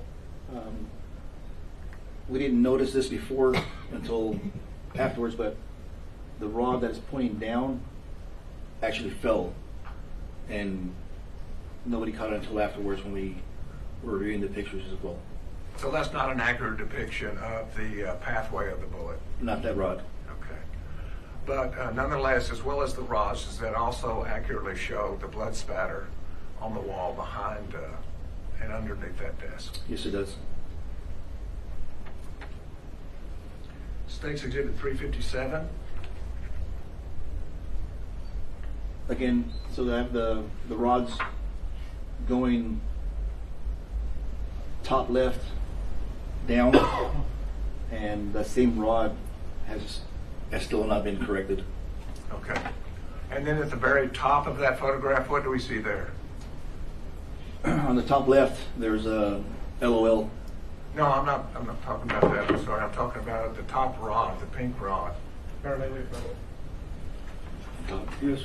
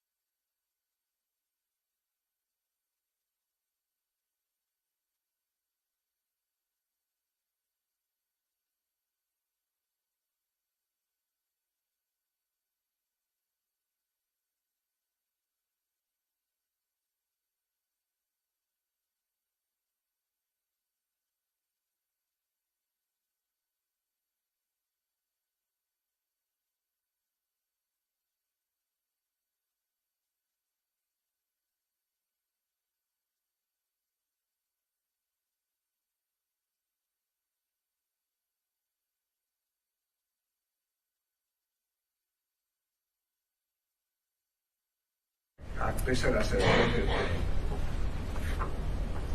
I go from 382 to 383. Could you describe that? It's marker number 16 with a spent shell casing. Okay. And the next exhibit? Marker number 16 with a spent shell casing. That's a close-up of As it. a close-up, yes. And 385. That's an overall. So we have 22, 17, 18, 19, and they are going to be spent shell casings as well. And then do you close in and pick up each one of those exhibits individually? Yes. And our next exhibit, marker 17. That's number 17 with an L scale, yes. And marker 18, exhibit 386. A spent shell casing with the L scale. Exhibit 387. It's going to be marker 19, spent shell casing with an L shell. Exhibit 388. It's going to be number 21 and 20, spent shell casings. And isn't that in a different location altogether in the room? Yes, that's going to be towards the back wall where the whiteboard is. Where all the whiteboard was? Yes. Thank you. And exhibit 389. That's a spent shell casing with the scale as well. 390. A spent shell casing with the L scale. And 391. That's an overall of 4 markers with spent shell casings. Okay. And marker number 22. Excellent, please. That's a spent shell casing with a L scale marked as number 22. Exhibit. I think I got these out of order. No. 392. What does that show us? It's number 23. And exhibit number 393. Again, number 23, but that's a live, unfired cartridge. Exhibit 395. It's number 24 with the spent shell casing with the L scale. Exhibit 396. Number 25 with the spent shell casing and the L scale. 397. That's a spent shell casing. Is it, That's is a it a different- different shell casing? Yes, it is. Tell us the difference. That's from a pistol. That's going to be from a semi-automatic pistol. From a pistol? Yes. Did you recover any pistol on or about the gunman? No. Is this also the room that law enforcement eventually breached? Yes, it is. And did they carry with them their own weapons? Yes, they did. Is this an indication that a weapon was fired other than the long rifle that the gunman had? Correct. And how would you characterize the weapon that fired this? I don't know exactly what weapon they fired, but I know it's going to be a semi-automatic pistol. A pistol, a Yes. handgun as opposed to a rifle? Correct. And exhibit 398. It's a spent shell casing with the L scale. 399. A spent shell casing with the L scale. And 400. Another spent shell casing in dry blood with the L scale. Exhibit 401. A spent shell casing in blood as well. Exhibit 402. It's another spent shell casing with L scale and blood. And does exhibit 403 show general locations of the next exhibits? Yes, it does. Exhibit 404. More spent cartridge casings as well. Excuse me, I have this as exhibit 403. Okay. So 32 and 35 are shell casings as well. And Exhibit 404? Could you tell us what that is? That's a spent shell casing with L scale. And Exhibit 405? Another spent shell casing in blood with the L scale. Exhibit 406?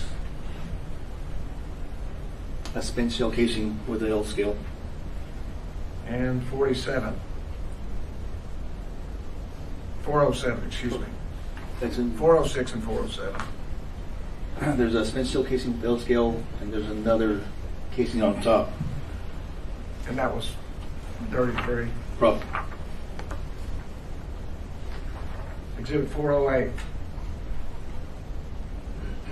A spent shell casing, 2 spent shell casings, 3. There's 4 shell casings there. 4 shell 4. casings there? Yes. And 409? There's 2 spent shell casings in blood with the L scale. 410? It's overall of the markers with spent shell casings as well. And this is just north of that hallway wall Yes. toward the center of the room? Yes. 411? It's a spent shell casing with an L scale. 412? That's another spent shell casing with the L scale. Number 413? That's 2 spent shell casings with the L scale.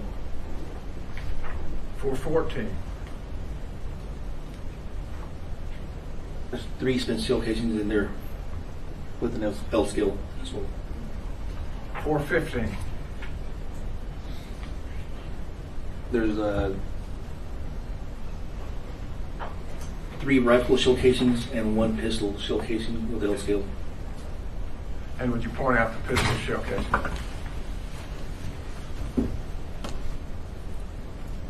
Indicating the pistol was fired now twice in that ring. Yes. Thank you. Exhibit 416? That spent pistol shell casing. That you just described. Yes. Exhibit 417? 2 spent rifle shell casings with L scale and blood. And when you say spent shell casings, They've been fired. Just to be clear, that a gun has gone off, powder burned, causing an explosion, making sound. Correct. To each one of these cases. For each one that's been, yes, it's been fired.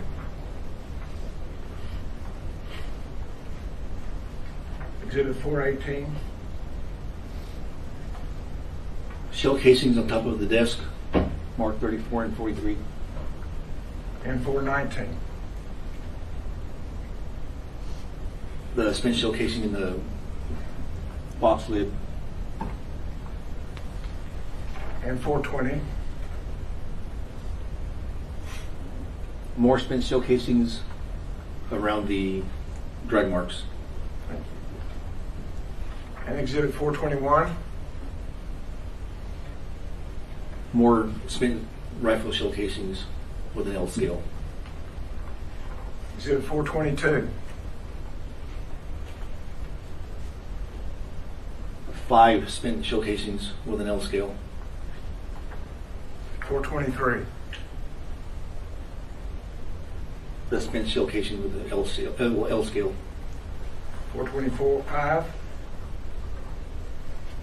A spent shell casing with blood and the L scale. 2 spent shell casings. And 426? A spent shell casing with an L scale.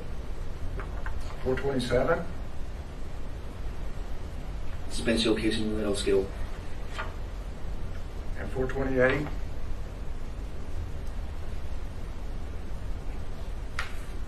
Excuse me. More spent shell casings with an L scale. I'm now on 429. What are we looking at here? 3 spent shell casings with an L scale and blood. Okay, I think we're getting off on our presentation. That would be 4:30 that you're on there. That's 4:30. Okay. So 4:30 is 3 spent shell casings Correct. and exhibit 431.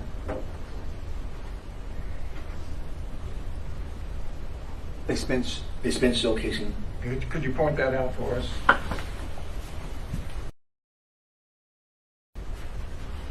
Okay. And did you zero in on that exhibit 432? I believe so. Yes, I did. Thank you. And exhibit 433?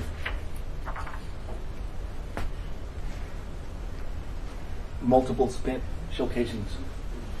With So an at L some scale. point your marker started marking more than one spell casing, is that Correct. correct? Yes. Exhibit 434.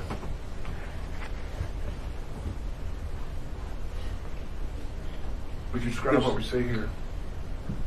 So there's a ruffle bag covered in blood, a spent shell casing with the L scale, and another spent shell casing on top that also has blood.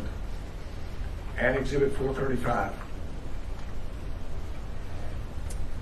A magazine right next to right below the rifle. The rifle's at the top of that. Yes. And the next exhibit? I have that as 435. It's a spent cartridge casing, rifle shell that has an L scale as well. 436. What are we looking at here? Under the desk, under the chair, right next to the, I guess the arm of the chair, there's another spent shell casing marked as 55. And 437. Excuse me, 439. A spent rifle shell casing on the top of the desk. And now 439. That's the copy machine. And on And top of there's the a- copy machine, is there a basket? On top of the basket, yes, there's one. A basket on top, but there's also a spent shell casing in the, I guess, drawer. And for the record, that was exhibit 440. And 439. The spent shell casing inside the basket. And 441. That's where I try to mark the spent shell casing inside the cabinet. And did you zero in on that Yes, I did. 442? To the top left corner of the 58. And 443? It shows the back of the cartridge where the primer struck where the And firing did you pin. then change locations to the television? Yes. Showing you the next exhibit for, I have it as 443. Let me go. Tell us what we're looking at here.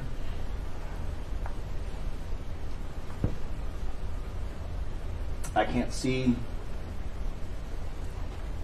I'm not sure if it's a bullet fragment or what it is next to number 59. It's obvious not a share casing then. Is that Correct. There's nothing. So exhibit 444, close up of that 59 marker. That's a bullet fragment with an L scale.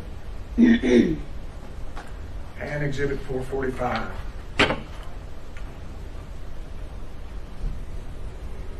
What does that show us? Markers 60 and 50, and from this distance I can't. So have we now moved into collecting fragments Correct. in general? In general. So exhibit 446, That's a bullet fragment with an L scale. and before I get away from casings, let me ask you, your job is just to photograph them, is that correct? Correct. But were all of those casings gathered Yes, they were.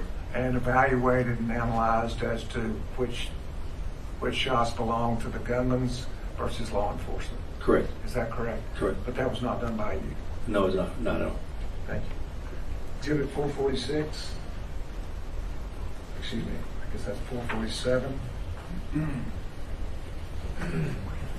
What are we looking at It's here? a bullet hole through the window.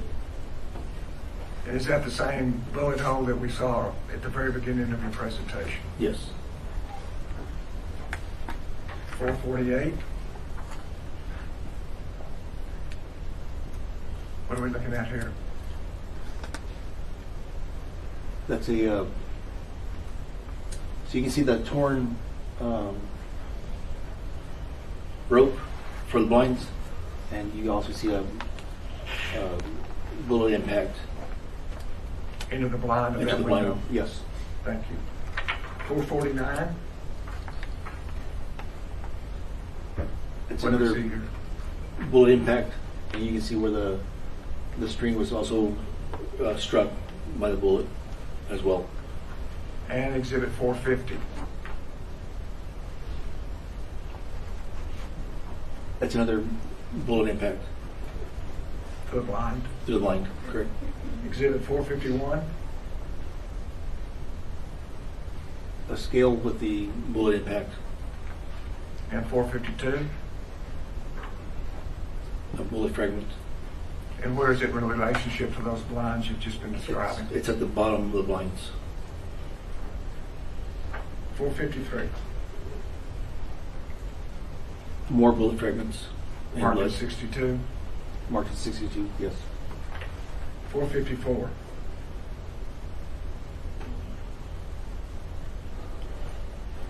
Could you describe what we're looking at there? That was a pool of blood.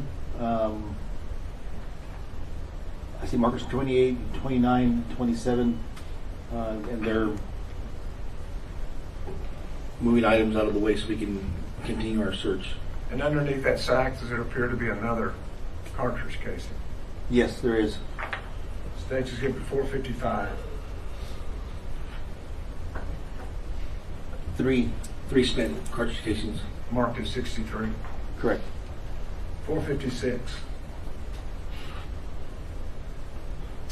Spent cartridge casing by number 64. 457. More of a close-up of a spent shell casing marked 64. 458.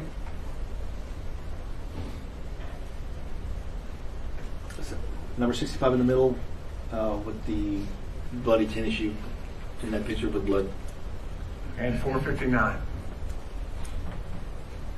A bullet fragment with an L scale. And that's marked at 65. That's 65. 460. Number 66 with a spent cartridge casing. 461. A close-up of number 66 with a spent shell casing and a L scale. 462. A spent shell casing marked number 67. 463. A spent shell casing marked 68. 469. Oh, it's 464. Excuse me, 464. The previous was 463. It's 464. I see the marker. Until I zoom in, I won't be able to tell what we're looking at. Okay. Let's look at the next one, 465. It's a bullet fragment. Mark 69. And exhibit 466. It's a close-up of the bullet fragment. 467.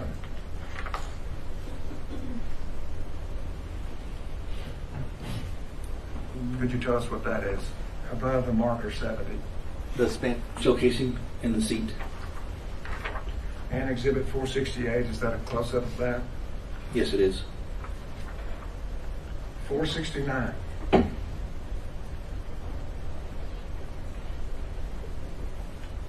Overall of the closet after we started taking everything out and we left the markers there. So exhibit 470. A bullet fragment marked 75. 471.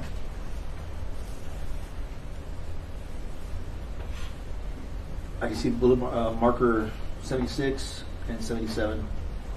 And Exhibit 472, does that close up on that? Yes, there's a backpack with the water bottle on the side. And Exhibit 473 next to the backpack? That's the spent shell casing. And 474? That's spent shell casing inside the pocket of the backpack. Exhibit 475?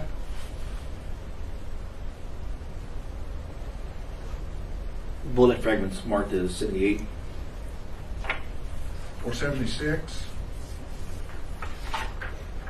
And overall, where we removed the copy machine, there's markers 79 and 80. And does it also show 79 and 80? Yes. Exhibit 477? A spent shell casing found behind that marker. 478? It's a box with a spent shell casing inside it, number 81. And 479? Bullet fragments. That's a bullet fragment from 81. 480?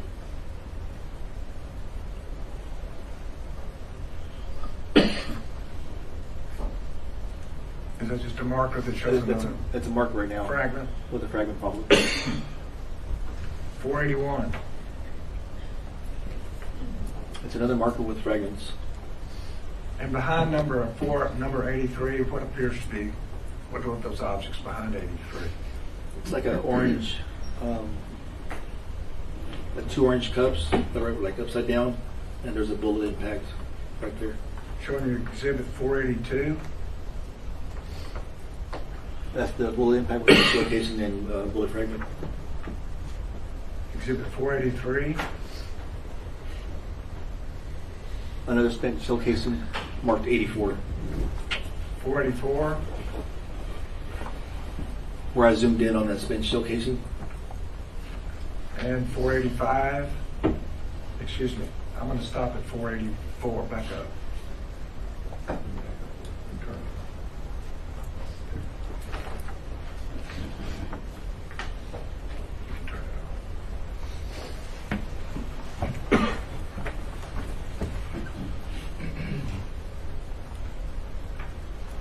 How long did it take for y'all to process this crime scene? I was there for 3 days. I was sent back to El Paso, and the rest of the guys stayed there for, I'm assuming, another week is what I think I remember. And you said something about a Hellfire trigger system. Yes. Was it recovered during your photography? No, it was not. Was it? Did y'all, after taking the photographs, did y'all review the photographs before leaving the crime scene completely? Yes, and so Ranger Brian Burney was reading my photographs, and in my overall photographs is where he saw the Hellfire trigger system, and that's how we knew, or that's how they knew to go to that grid in order to recover it. And so did y'all go back in to recover the Hellfire trigger system? Yes. And in general terms, do you know what a Hellfire trigger system is? It's an attachment that turns your semi-automatic weapon into a full automatic weapon. It fires much faster Much faster. with that trigger system on. Correct. Pass the witness. I have a bit, but I think the great comment is done.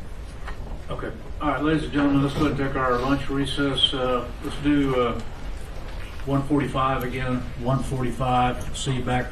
Can everyone let the jury get out so they can get their lunch? Would everyone rise for the jury?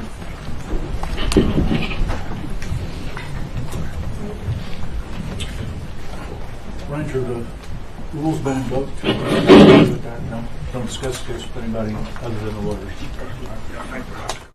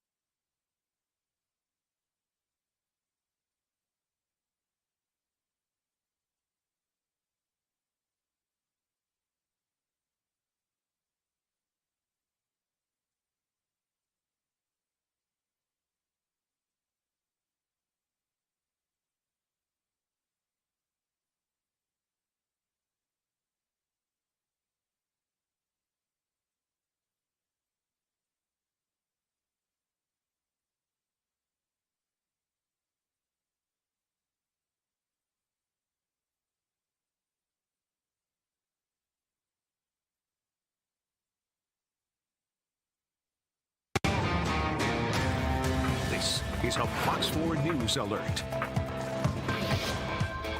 And good afternoon. I'm Alex Boyer. We're wrapping up week one of the trial against Adrian Gonzales. And, yesterday we heard a lot of testimony from teachers and staffers who saw or heard the gunman. So today we're switching focus and we're seeing a lot of photographs of the damage done to the school after he fired round after round, talking about the gunman. The judge also warned the audience that some of the pictures that they were going to see were going to be graphic in nature. We, of course, choosing not to show those. Now, we're going to take you inside of the courtroom where a former Texas Ranger testified about what he saw and the evidence he collected.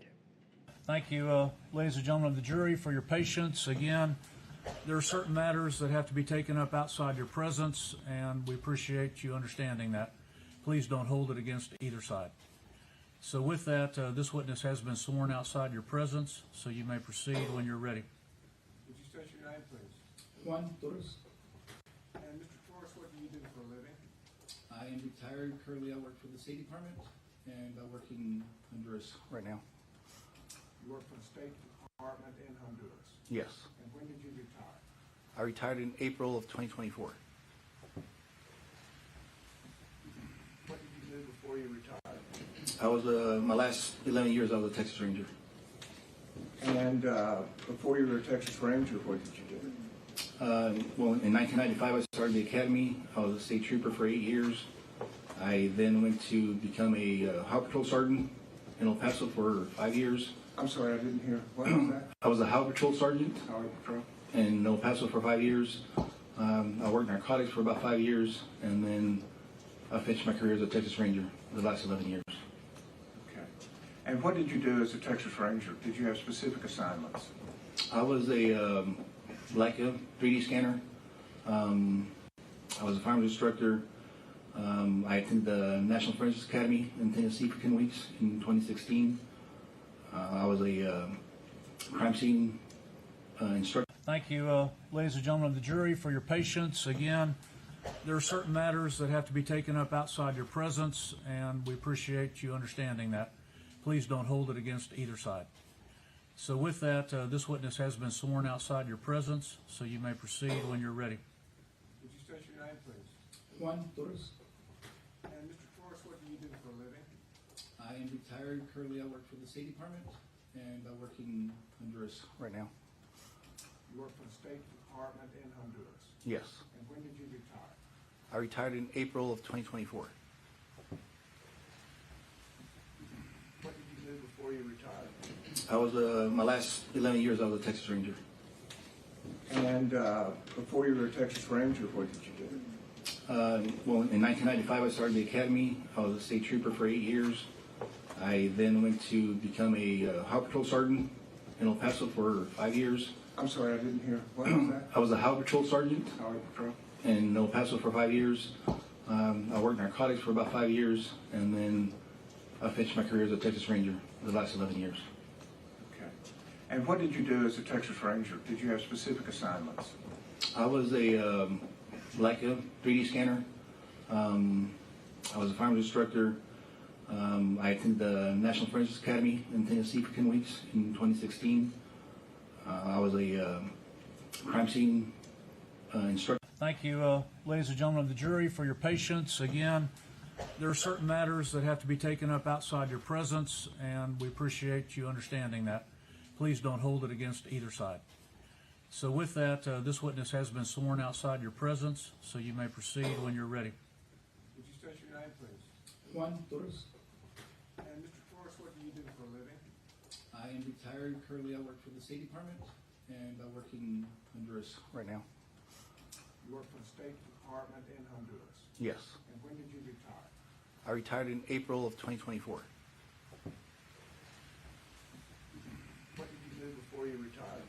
I was, my last 11 years, I was a Texas Ranger. And before you were a Texas Ranger, what did you do? Well, in 1995, I started the academy. I was a state trooper for 8 years. I then went to become a Highway Patrol sergeant in El Paso for 5 years. I'm sorry, I didn't hear. What was that? I was a Highway Patrol sergeant Highway Patrol.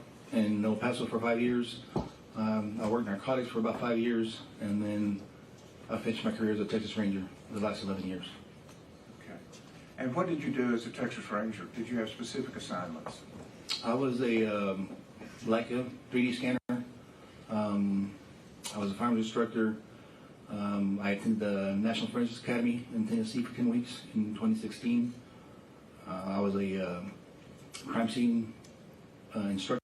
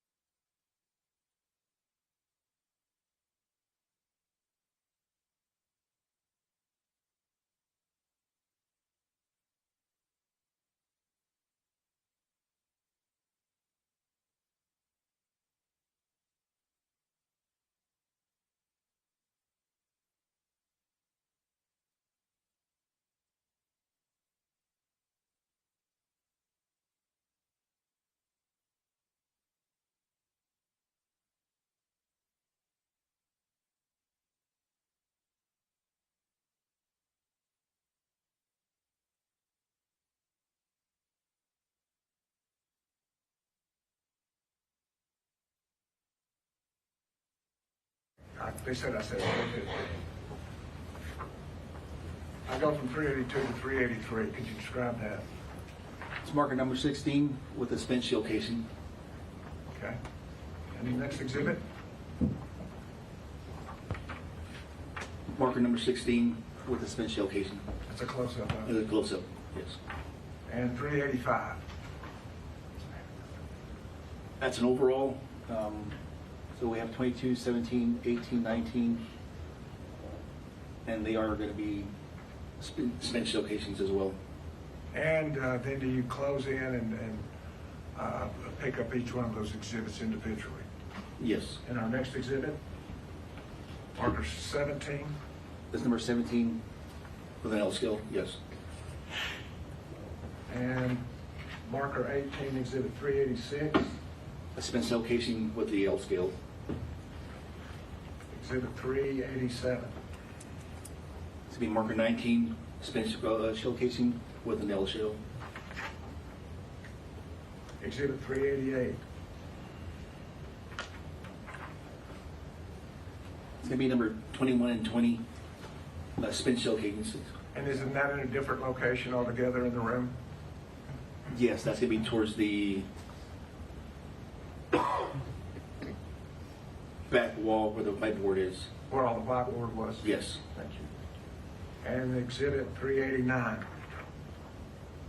That's a spent shell casing with the scale as well. 390. A spent shell casing with the L scale. And 391.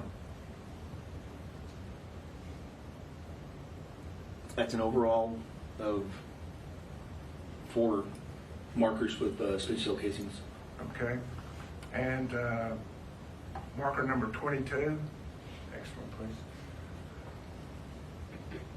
That's a spent shell casing with a L scale marked as number 22. Exhibit. I think I got these out of order. No. 392, what does that show us? It's number 23. And exhibit number 393. Again, number 23, but that's a live, unfired cartridge. Exhibit 395. It's number 24 with the spent shell casing with the L scale. Exhibit 396. Number 25 with the spent shell casing and the L scale. 397. That's a spent shell casing. Is it, That's a is it a different- different shell casing? Yes, it is. Tell us the difference. That's from a pistol. That's going to be from a semi-automatic pistol. From a pistol? Yes. Did you recover any pistol on or about the gunman? No. Is this also the room that law enforcement eventually breached? Yes, it is. And did they carry with them their own weapons? Yes, they did. Is this an indication that a weapon was fired other than the long rifle that the gunman had? Correct. And how would you characterize the weapon that fired this? I don't know exactly what weapon they fired, but I know it's going to be a semi-automatic pistol. A pistol, a Yes. handgun as opposed to a rifle? Correct. And exhibit 398. It's a spent shell casing with the L scale. 399. A spent shell casing with the L scale. And 400. Another spent shell casing in dry blood with the L scale. Exhibit 401. A spent shell casing in blood as well. Exhibit 402. It's another spent shell casing with L scale and blood. And does exhibit 403 show general locations of the next exhibits? Yes, it does. Exhibit 404. More spent cartridge casings as well. Excuse me, I have this as exhibit 403.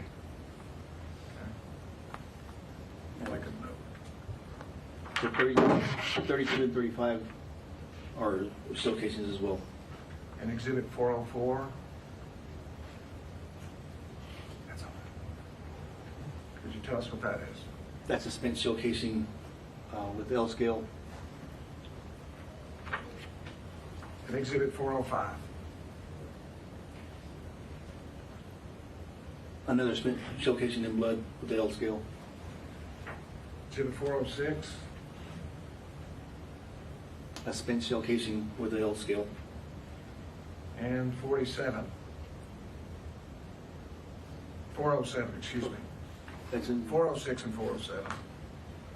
There's a spent shell casing with L scale, and there's another casing on top. And that was 33. Rough. Exhibit 408? A spent shell casing, 2 spent shell casings, 3. There's 4 shell casings there. 4 shell 4. casings there? Yes. And 409? There's 2 spent shell casings in blood with the L scale. 410? It's overall of the markers with spent shell casings as well. And this is just north of that hallway wall Yes. toward the center of the room? Yes. 411? It's a spent shell casing with an L scale. 412? That's another spent shell casing with the L scale. Number 413? That's 2 spent shell casings with the L scale. 414? There's 3 spent shell casings in there with an L scale as well. 415? There's 3 rifle shell casings and 1 pistol shell casing with L scale. And would you point out the pistol shell casing? Indicating the pistol was fired now twice in that room. Yes. Thank you. Exhibit 416? That spent pistol shell casing. That you just described. Yes. Exhibit 417? 2 spent rifle shell casings with L scale and blood. And when you say spent shell casings, They've been fired. Just to be clear, that a gun has gone off, powder burned, causing an explosion, making sound. Correct. To each one of these cases. For each one that's been, yes, it's been fired.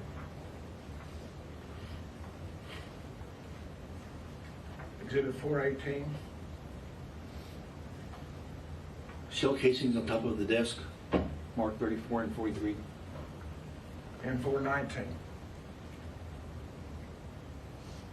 The spent shell casing in the box lid. And 420? More spent shell casings around the drag marks. Thank you. And Exhibit 421? More spent rifle shell casings with an L scale. Exhibit 422? 5 spent shell casings with an L scale. 423? The spent shell casing with the L scale. 424? 5? A spent shell casing with blood and the L scale. 2 spent shell casings. And 426? A spent shell casing with an L scale. 427? Spent shell casing with an L scale. And 428?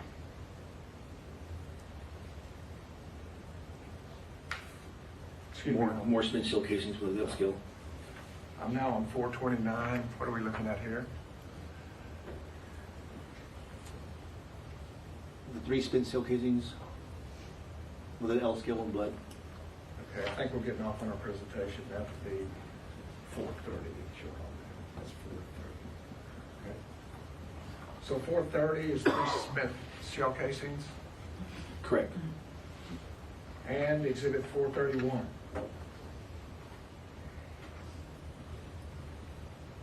A spent shell casing. Could you point that out for us?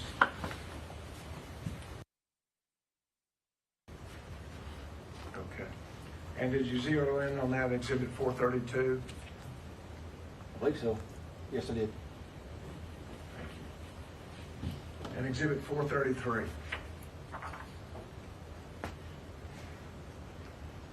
Multiple spent shell casings. With So an at L some scale. point, your marker started marking more than one spell casing, is that Correct. correct? Yes. Exhibit 434.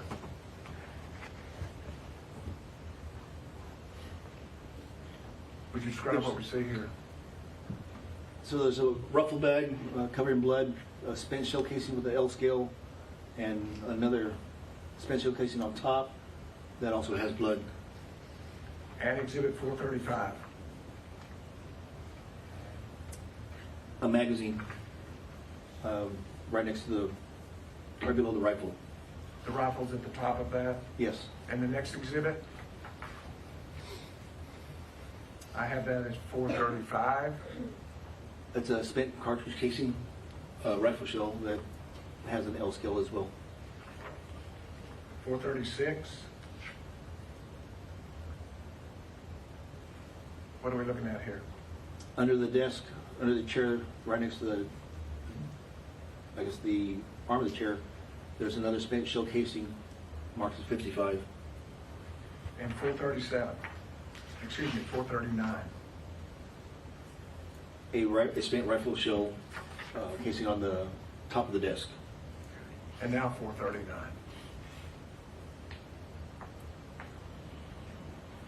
That's the copy machine.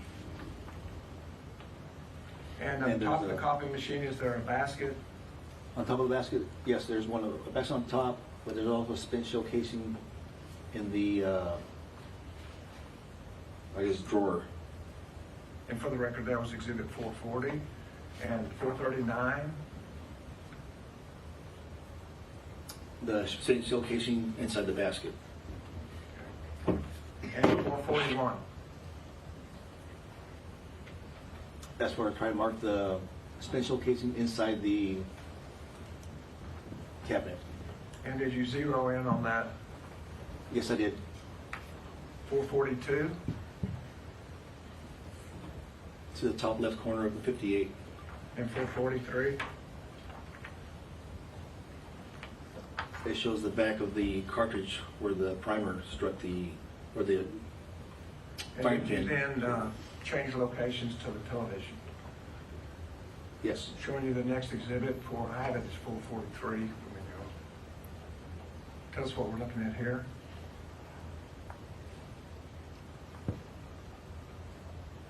I can't see.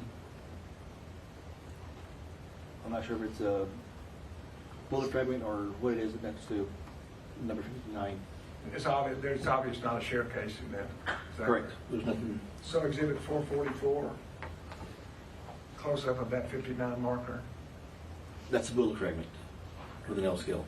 And exhibit 445.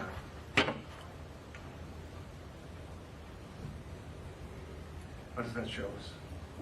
Markers 60 and 50, and from this distance I can't. So have we now moved into collecting fragments Correct. in general? In general. So exhibit 446, That's a bullet fragment with an L scale. and before I get away from casings, let me ask you, your job is just to photograph them, is that correct? Correct. But were all of those casings gathered Yes, they were. and evaluated and analyzed as to which shots belonged to the gunman's versus law enforcement? Correct. Is that correct? Correct. But that was not done by you? No, it's not. No. Thank you. Exhibit 446. Excuse me, I guess that's 447. What What are we looking at It's here? a bullet hole through the window. And is that the same bullet hole that we saw at the very beginning of your presentation? Yes. 448? What are we looking at here? That's a, so you can see the torn rope for the blinds, and you also see a bullet impact Into the blind of into that the blind. window? Yes. Thank you. 449? It's What do we another see here? bullet impact, and you can see where the string was also struck by the bullet as well. And exhibit 450. That's another bullet impact To the blind. through the blind, correct? Exhibit 451. A scale with the bullet impact, And 452. a bullet fragment. And where is it in relationship to those blinds you've just been describing? It's at the bottom of the blinds. 453. More bullet fragments and Marked blood. at 62. Marked at 62, yes. 454.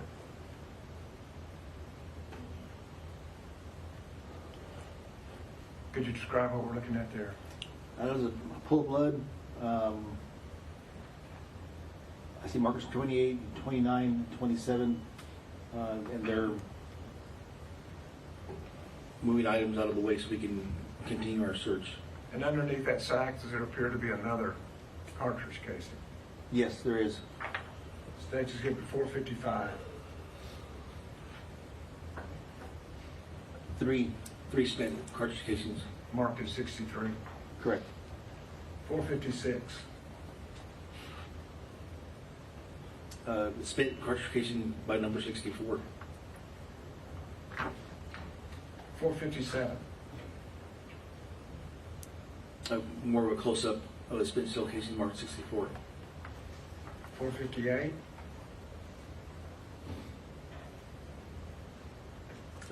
Number 65 in the middle with the bloody tin issue in that picture with blood. And 459. A bullet fragment with an L scale. And that's marked at 65. That's 65. 460. Number 66 with a spent cartridge casing. 461. A close-up of number 66 with a spent shell casing and a L scale. 462. A spent shell casing marked number 67.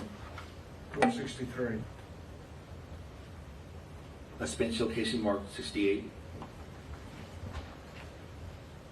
469. Oh, it's 464. Excuse me, 464. The previous was 463, it's 464. I see the marker. Until I zoom in, I won't be able to tell what I'm looking at. Okay, let's look at the next one, 465. It's a bullet fragment. Mark 69. And exhibit 466. It's a close-up of the bullet fragment. 467.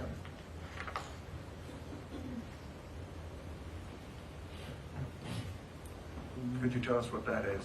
Above the marker 70. The spent shell casing in the seat. And exhibit 468, is that a close-up of that? Yes, it is. 469. As well. And so as a result of that, did you also work crime scenes? I've worked many crime scenes. Yes. And have you worked mass shooting crime scenes? I've worked 4 mass shooting crime scenes. And what 4 were those? Sutherland Springs in 2016, the Walmart shooting in El Paso in 2019, the Odessa mass shooting in 2019, and Uvalde. Those are the 4 that you've worked. Yes. So mass shootings have become part of law enforcement, is that correct? I'm just going to object to any mention of any other shootings or anything like that, and continuing on this line of questioning. All right, I'll sustain the objection. Go ahead. And you did work the Uvalde Yes, I did. crime scene, is that correct? Yes. And when did you arrive? I arrived on the 24th around 11 o'clock at night, and then the 25th, a little after 7 in the morning, is when we had our briefing and started working. And during the briefing, did you get an assignment? I was assigned to be the photographer And the photographer where? for room 111. Did the crime scene units break up into different teams? Yes, so like I know 112 had a different team, the hallway had a different team. Once I got assigned to room 111, I stayed there and I basically just stayed in my lane. Okay, so basically you were in room 111. Yes. And would you give us a general description of room 111? When we got there, the room was in disarray. There was some markings in the room. There was a lot of shell casings. There was a lot of blood swipes, and the weapon was in the closet. Okay. And did you photograph the weapon of the gunman? Yes, I did. Okay.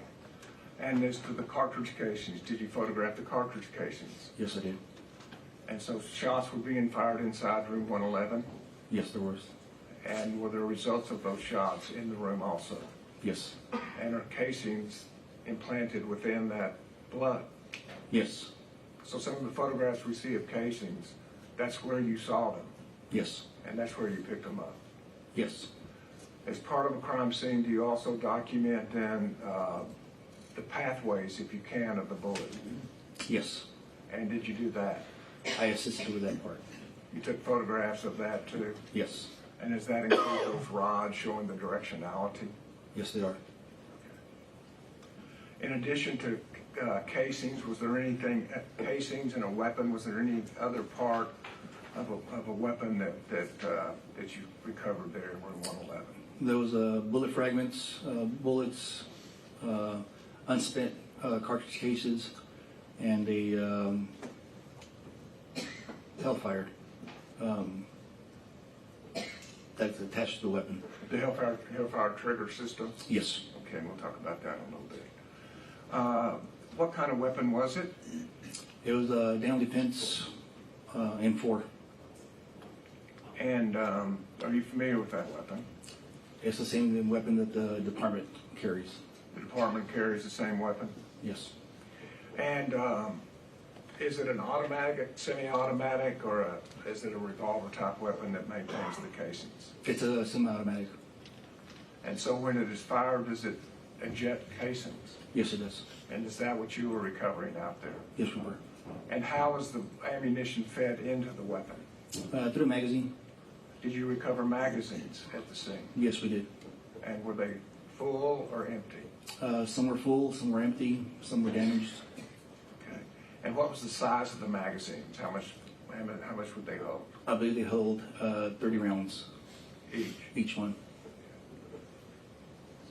And have you had a chance to review exhibits 317 through 486 before coming here today? Yes. And are each of those exhibits fair and accurate representations of the crime scene as you saw it? Yes, they are.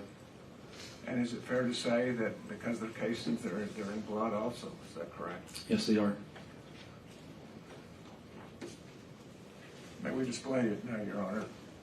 Those exhibits to the jury. Yeah, Your Honor, I have something I'd like to approach on with that. Okay.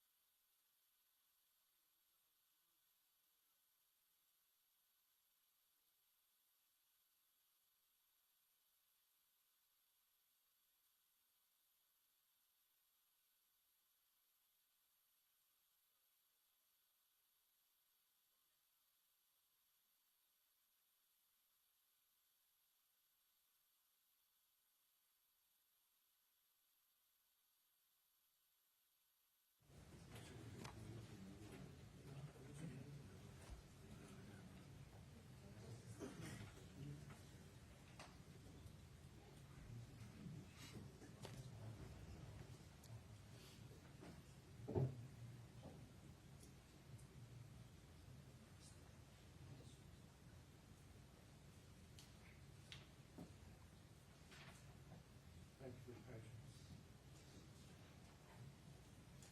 Turning to Exhibit 319.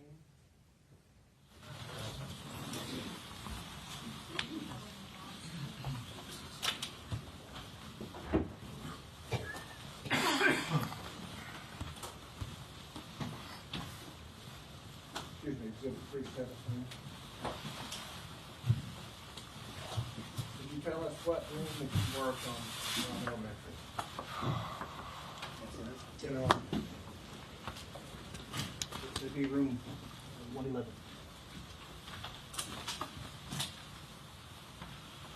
Okay, please be seated in the court. Members of the jury, we had passed the witness for cross-examination before our lunch break, so you may proceed when ready, Mr. Goss. Thank you, Judge.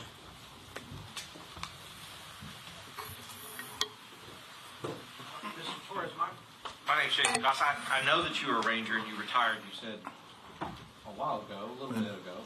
In 24. And now you work for the State Department over in Honduras. Yes. Okay, so the only thing I don't know necessarily is I would normally call you Ranger, but it sounds like that's not your title. Do you have a different title that I could call you?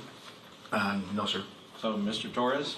I'll work. Okay, thank you. I guess I kind of want to start where Mr. Turner left off, which was, and I'm not going too far in depth with this Hellfire trigger, or this Hellfire system for the gun, but I do kind of want to explain, because I think a lot of people would assume that if you have something on the gun that modifies it, as you said, that allows, for the gun to fire more rounds than each pull of the trigger, right? That's what the Hellfire is supposed to do. Correct. Fire more rounds out of the gun faster than even a human could pull the trigger. Make it more like an automatic. Correct. Okay, so I think a lot of people would assume that would be a part of the gun. Do you know what I mean? And so why would it be found in a separate location? Do you know, what the mechanics of that is? I know you put it behind the trigger, and as long as you press it the correct way, it'll just make the trigger bounce faster and fire like an automatic weapon. Got it. So it sounds like what you're saying is this is kind of something that, like a scope or like something else that's added to the gun, but not necessarily affixed to it. It can be taken on and off easily. Is that right? Correct. Okay. And that's something that presumably he would have been able to buy at any firearm shop, or is it illegal or is it legal as far as you know? It's legal. It's legal. So, and as you probably know, modifications like that allow people and monsters really like him to do the kind of things that he did, shoot a lot of rounds in a small amount of time. Yes, sir. Now, I want to talk about I want to kind of go to I guess 319, 320, and 321. Could I get those put up? 319 through 321? Thank you. Oh, yeah, see the exhibits. Where are the exhibits? They're right there on the corner. All of these? Yeah. Got it. I could tell you that there, I'm looking for the pictures of the hole that was in 111 that was going to, I guess, go out.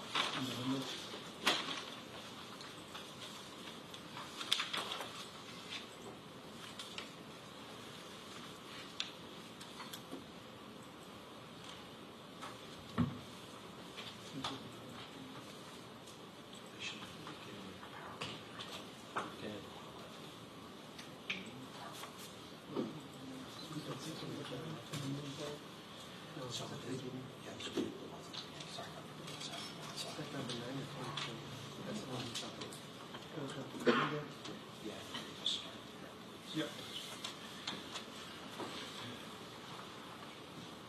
Thank you. And yeah, Mr. Torres, I have to do that because they have all the exhibits here, but they have them in a PowerPoint here, and I don't have them in a PowerPoint the way that they do. So I'll ask them to help me out on that. So looking at, I think this is 319. We talked about this being the east side of the building. Judge, may I approach? Yes.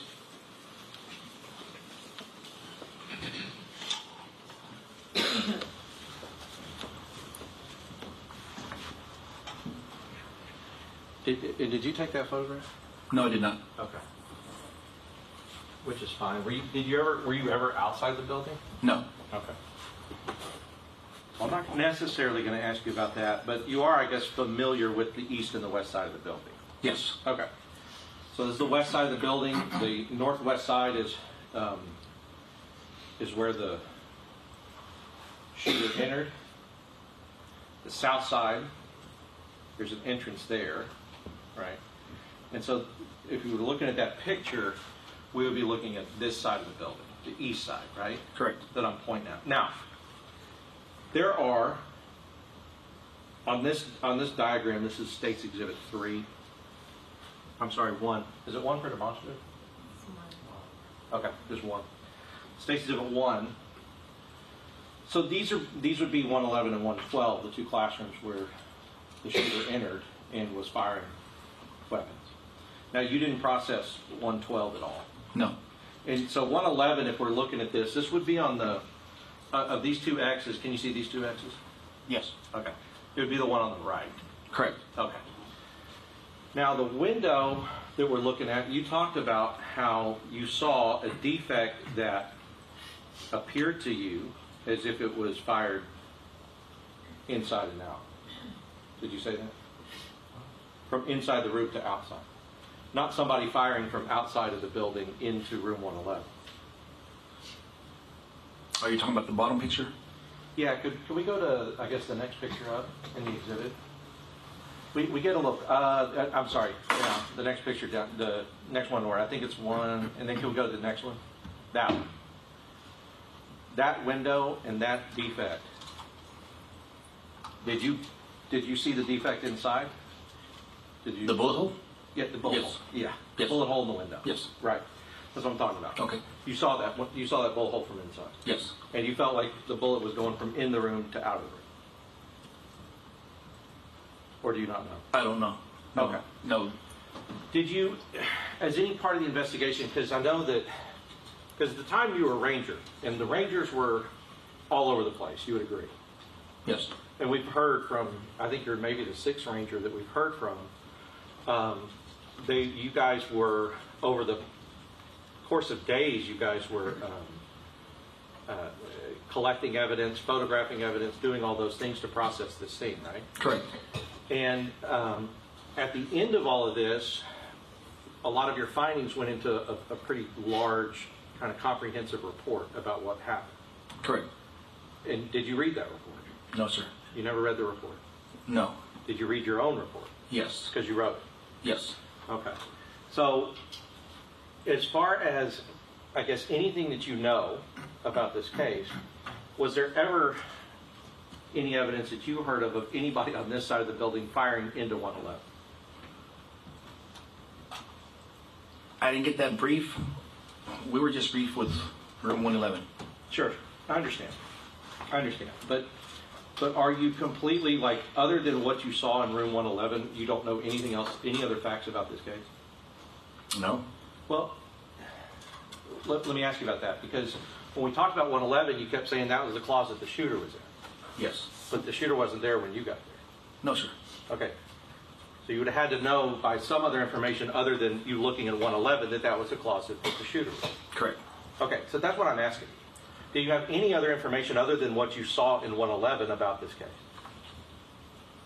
We got the brief on room 111, and that's the only brief I got. So that's how I found out that the shooter was in the closet. I understand. But But part of the brief on 111 is the brief would be that we believe that bullet hole went from in the room and out, rather than out the room and in, because that bullet hole is a part of 111. You agree with that? Correct. So you got a brief on 111. Yes. And the part of the brief was that we believe that it was a shooter shooting out of that window, not a shooter shooting inside that window. No, sir. Okay, That was not part of the brief. Okay, nobody told you about that. No. Did you?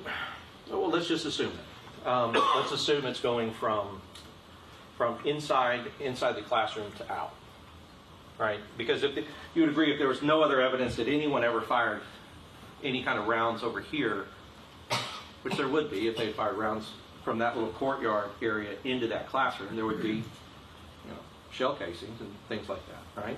Correct. So there's no other evidence of that, but we have tons of evidence that there was firing inside that room, obviously. Let's assume that it's from inside the room and out, okay? Okay. Now, when you're doing like a ballistics, right? So I say ballistics, but it's really like trajectory rods. Yes. You've been trained how to do that. Yes. Were you the one that put these trajectory rods in there on this scene? No. Or did you just photograph? I just photographed. All right. In other scenes, have you been the one to do the rods and somebody else photographs it? Yes. Okay. So you're aware of how that works. You're aware that a lot of times, not all the time, but a lot of times you would need kind of 2 points. Yes. Because if you get those 2 points, you could tell that it went from this point to this point, and that gives you a trajectory. Correct. Right. Sometimes you don't have 2 points, but the way it fits in, we kind of heard the way it fits in can tell you something about it, maybe. Yes. But it's a little less accurate because you never can tell if it fit in like this a little bit or like this a little bit. You know what I mean? You can't tell with the angle unless it's just a completely tight fit. You would agree with that? Correct. Because it's just a loose hole. You don't know which way that the rod went unless you have another one to connect it. Unless you have another impact. Correct. Right. Yes. Another impact. And so maybe I'm not explaining as good, but I think you are. So we have 1 point. We have 2 points. In addition to the rods, have you ever used any kind of laser to take a laser, put it through a hole like that, and then see if it lines up with any defect on the outside or somewhere else? Correct. You've done that before? Yes. So you're familiar with it? Yes. Okay. Did you do it on this? No. So if you didn't do it and you have the 111 brief, do you know if it was done by anybody? No, I don't. Right. And what I mean by that is, for instance, you got a bullet hole in this room. You get a defect on this building. Could you, if you had wanted to, or somebody had asked you to, or somebody else there, take that laser system, shine it out of that hole, and see if it would have matched up with that? Yes. Right. Or see if it didn't. Correct. Because you can shine it through and go, no, I mean the laser, because the reason we use lasers is because lasers follow the path like a bullet does. Correct. Bullets tend to, unless they hit something, they fly straight and go down eventually when gravity ends up taking over. Yes. Right? So a laser could tell you, oh, that could work. That one wouldn't work. That's impossible, that's possible, or that's possible, or that's probable, or that's impossible. It could tell you those kind of things. Yes. Okay. And those lasers have pretty good range on them. If you can, they're powerful enough that they can kind of span distances. I mean, not infinite, but they can go pretty far. Yes. And I guess what you would see, like if I shined it right now, I mean, most of us all have seen this, but if I shined it right now, there'd be a dot on that wall up there. Correct. And what you'd be trying to do with that laser is kind of line it in with a hole like a rod and see, like, where's the laser shine. Yes. Again, it's not the exact same as having maybe the rods connected, but sometimes the distances are too far. You can't just build rods forever. If the distances are far, the laser's important. Yes. Okay. And that could be done with, if there were, kind of any time that you have a defect and then another defect that's a distance away, the laser can be used in order to see, either rule it out or say, yeah, it's possible that this is the round that caused that defect there. Correct. Okay.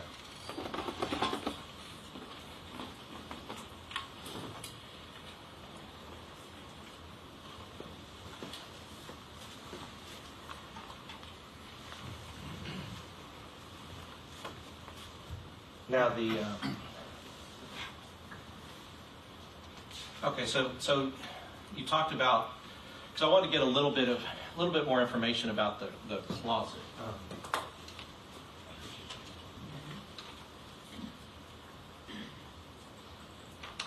Can we go to 322?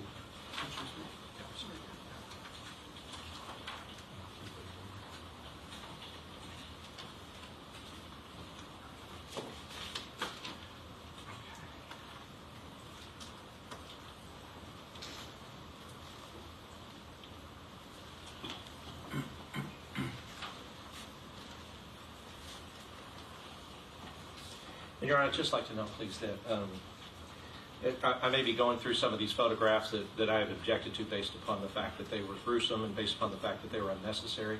But because the court has allowed it, I just want to put on the record that I'm going through it, but I'm not waiving the objection. so that it doesn't appear that I've waived it. All right, go ahead. Thank you, Judge.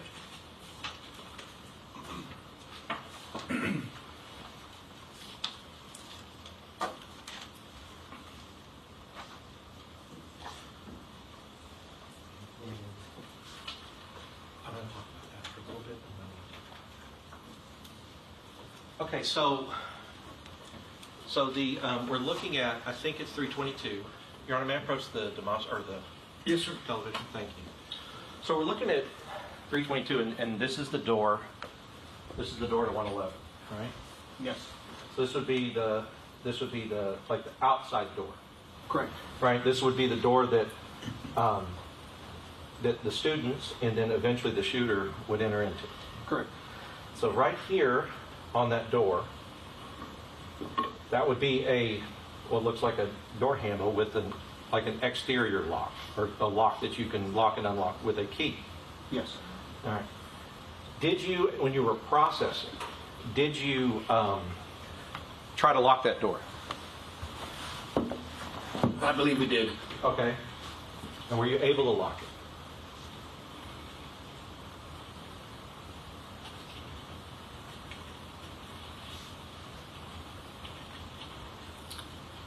I don't remember. I think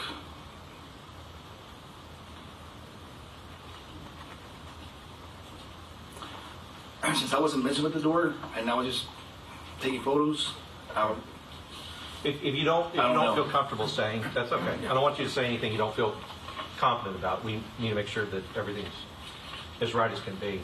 But I guess, and the reason I'm asking the question is because you would agree, as part of law enforcement, and as long as you've been doing it. So what did you do before you were a Ranger? I was in the Marines. So you're a Marine, so you're military, thank you for your service, and then you were a Ranger. Yes, sir. Okay. Did you do any like military police or anything when you were in the Marines? I was an embassy guard. Embassy guard. So you were one of the people that if, in a foreign country, if somebody tried to attack our embassy, you would be the one to protect it. Yes, sir. Understood. So I guess you understand then with that experience, embassy guard, law enforcement, that door locks and locks on doors, especially in schools, can significantly hinder anybody trying to get in and cause mass casualty. Correct. And so you know that that our schools, almost all of our schools across this country, have developed policies that no matter what, during the day, at night, students are there, nobody's there, that door remains locked. Correct. Right. For their protection and their safety. Yes. And if the lock is not able to be locked, who's responsible for making sure that that lock is functional and is able to be locked? I'm assuming whoever the teacher or maintenance, Sure. somebody there. Yeah, I mean, whoever reports it, it has to be fixed. Right, you would agree. It starts probably with the teacher saying, my door won't lock, and then it goes work order, maybe goes to the administration, goes to the maintenance people, whatever else. But what you said is, and I agree with you, is that it is of primary importance for safety that door lock is functional. Yes. Right? Because a shooter, like in this case, a shooter, if they are delayed in getting in or cannot get in, that can give other units time to respond. Yes. And perhaps do something before he's able to get in the room.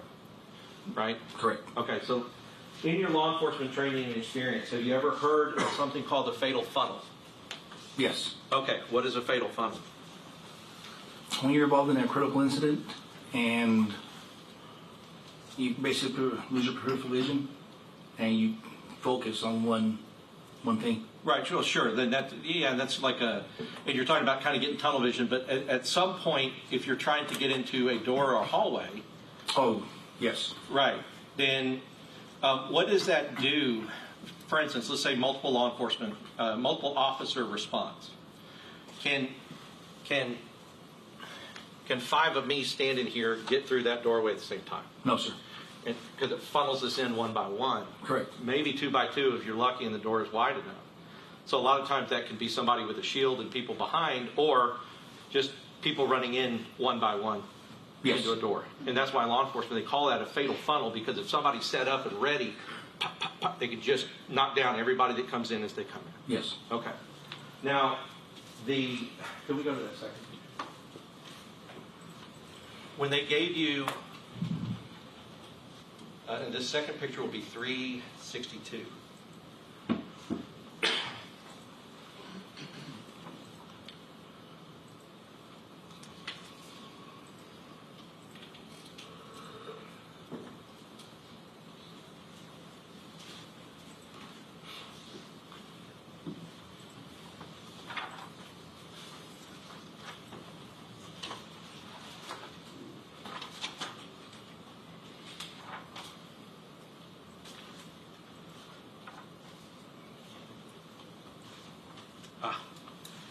And I don't know, in your brief on Classroom 111, where you briefed that blood we see on the ground, that was the blood of the shooter. And that was his positioning after the BORTAC team went in and a tactical team went in and shot and killed him. No. You didn't know that was his blood? No, I did not. You didn't know that was his position? I knew that. I did not know that was his position. Like his ending up position Correct. After he died? I did not. You're on a map press the television? Yes. Okay, but in being in that room, and one of the things, and I'm not saying, you first of all, you took pictures and you did a good job kind of going around the room, and also I know it's hard for you to take those pictures. It's hard for everybody to see. And we appreciate that you did it, and you did your job. This closet here, remember that door that we talked about, the outside door we were talking about, the lock? Yes. Right. If we open that door, that's basically a view from opening that door. This closet is directly across. Yes. Right. And you know from your briefing that the shooter was in the closet when they got in there. Yes. Did you know also that he was in the closet with the door closed? No. Did you know that as they breached, it was dark, and the door opened and the shooter? This is all based on hearsay. Well, we're going to have everybody testify to it, and I'm not saying anything that they know that they think is untrue. It's still based on hearsay, Your Honor. Well, sir, if you know, you can answer. If you don't know of your own personal knowledge, then tell him that, okay? Yes, sir. Okay. So you said you did not know that. Did you know that the room was dark when they went in? No. Okay. Were you aware of a policy in the schools for the safety of the children that the teachers and the children are trained on, that when there is a shooter and they get an alert that there's a shooter on campus, that they are to go in, turn off all the lights, be quiet, and hide? Yes. Okay. So if it was dark when they came in, it would not be a surprise, because any teachers and students following that training would have turned all the lights off, been quiet, and hid. Correct. Right, okay. So this door, as we talked about in this little closet, is directly across from the door that we entered into. Okay. And in your briefing on room 111, were you briefed that this was the shooter's homeroom when he was in 4th grade? No. Okay, you didn't know that? No, sir. Right. Because if you had known that, or if anybody in law enforcement in that position had known that, and had known who the person was before they get into school or whatever else, or even when they're outside the school, that gives a little bit more information about maybe where he's headed. Not just randomly going into a room, but going into a room that he knows. Right? Correct. And that's important, because if that was his home room... Objection, Your Honor. He's testifying. He's not asking questions. It's cross-examination. I'll overrule the objection. If that was his home room in 4th grade, then he would know, just like any student there would know, that closet was there. Right? Correct. If that was your homeroom or mine, and we remembered our homerooms from 4th grade, we would know the positioning if it hadn't changed, and the building hadn't changed since he was in 4th grade. But we would know that that's there. Now, a shooter who is perched there can create a fatal funnel at the entrance of that classroom. Yes. Right. Were you aware when you were briefed that when the BORTAC unit, that's the Border Patrol Tactical Unit, went in, what they did was they tried to do like a diversionary entry where they came in and tried to distract at the same time as they were shooting, right? To try to figure out, because you got to figure out where the shooter is in the classroom. Yes. And it turned out he was here. They had to draw fire to do that. Were you briefed on that? No. Okay. Were you briefed on the fact that Wayne Jackson from the BORTAC unit was shot in the head by the shooter? No, sir. Okay. So, and that's because if you're on a stick, as they call it, you got to be on a stick because there's the fatal funnel and you can't all fit at the same time. You go into the classroom and go to the side, and Wayne Jackson is at the very end and he gets hit in the head and it turns him around. You didn't know that? No, sir. Okay, so it's safe to say that this shooter is a mass child murderer who wants to be a cop killer. You would agree with that? It's possible. Based on those facts? Yes. As I gave it. And this shooter is, because a shooter in a mass shooting, you said you've worked several. A shooter in a mass shooting can kill themselves, right? That's something that has been done and can be done. A shooter can turn the gun on themselves. Yes. They can, continue to kind of roam around in the classroom and aimlessly maybe, or, doing stuff or saying stuff, or they can walk around the classroom with their gun. They can do that, right? Yes. Okay. They can try to escape if they can figure out or try to find a way to get themselves out, so they can commit the shooting and do this horrible, tragic, terrible thing and then escape the consequences of it. They can try to do that. Yes. By getting out a window, or even maybe trying to come through the door and shoot their way out or whatever else, right? Correct. But in this case, after he had committed his atrocities, he got in a closet and waited for the police to come in so that he could try to kill them, based on all the facts that you have. Correct. Okay. So he's a mass child murderer who wants to be a cop killer, and luckily for Officer Jackson, it hit him in the top of the head, spun him around, but didn't kill him. But had it done that, he would have been both a mass child murderer and a cop killer, right? Yes. Okay. So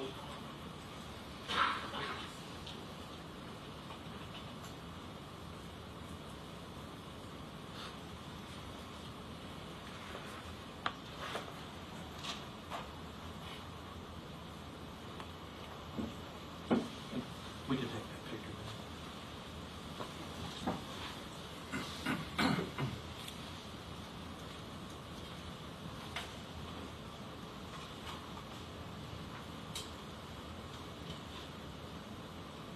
So like you said you were trained on a Leica 3D scanner. Yes. And one of those things is with a Leica is that right. Yeah, and we say Leica, and but I think Leica is a brand name. It's a brand name. Yes. Right. What's it called? What's the generic name for a Leica scanner? If you even know, I've always said Leica, but one of the other rangers said that there was a system that was out there. It was called a total view or something. But you've been trained on Leica. Yes. Well, Okay. it's a 3D scanner. Well, let's talk about Leica. Okay. And 3D scanner.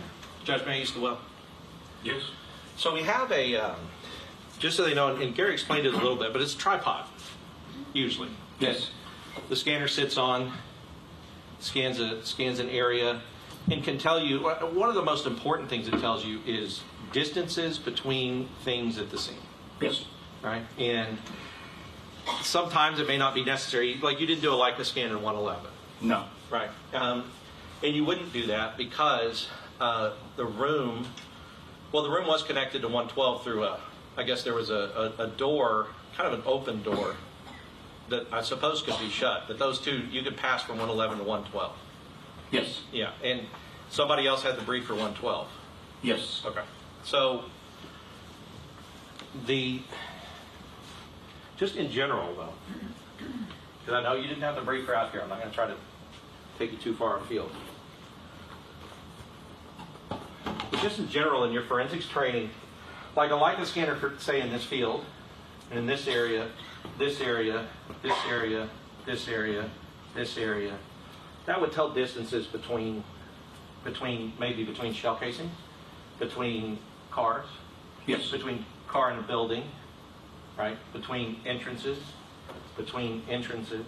between these cars in the parking lot. All of those things, Leica pretty quickly would be able to scan it, get 1 million points of data, and then that's how it ends up, is we could end up saying, well, this is 15 feet from this, or this shell casing is, 10 feet from this shell casing, and this shell casing is 50 feet from that one, right? Correct. All right.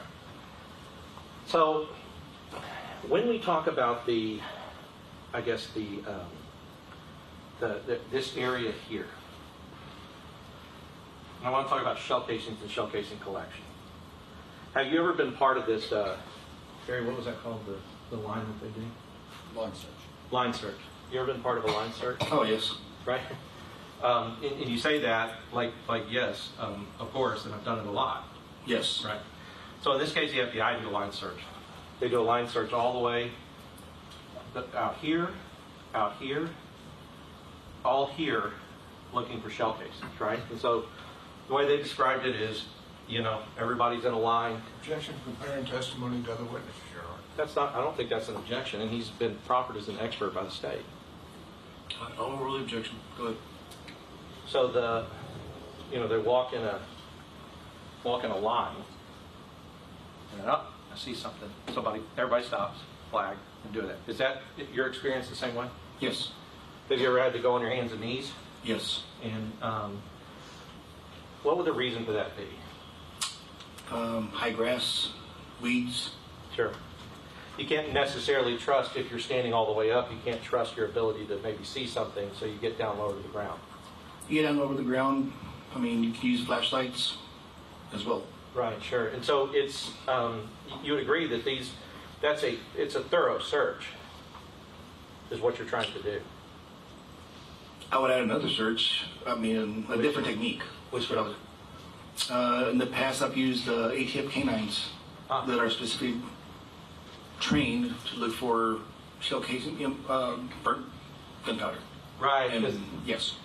And that's interesting, because you would have you'd have the canine that we see at the airport that is, and maybe sometimes at a traffic stop, hopefully not, but sometimes, that is trained to detect drugs, right? Cocaine. And those dogs that are trained to detect cocaine are, that's what they do. They detect cocaine. There's other dogs that are trained to detect bombs, and that would be really not, here's a bomb. What they're trained on is they're trained on the things that make up bombs. C4, other things like that would go into the bomb making if somebody were to do that. And then you have other animals like you've talked about, these canines, that are highly trained to detect the scent of gunpowder, which would be on a shell case. Right? Yes. Okay. So let's assume that all the search is done the way that you feel should be done. And there are, if you look at this, I don't know if you got this from your brief, but I'll just tell you, because this is the state's map. Objection to just telling them, Your Honor. That's not a question. I'm just rephrase it, please. Yes, Your Honor. I'm just trying to orient you, because this is the state's map, and I don't know if you can see this red line. Can you see this red line here? Yes, sir. Okay. This is the state's map, and this is the shooter's path, and this is the culvert where he wrecked, right, at the start of this thing. Can you see that red X? Yes. Okay. So, a path that takes him the way that this path takes him, if shots are being fired along this path, they're being shot here, here, here, here. All things considered, as an investigator, would you expect to find shell casings? Assuming they weren't picked up, assuming that they weren't moved, but a shooter shooting, as he goes this way, would you expect there to be evidence of shell casings to the right of where the shooter was?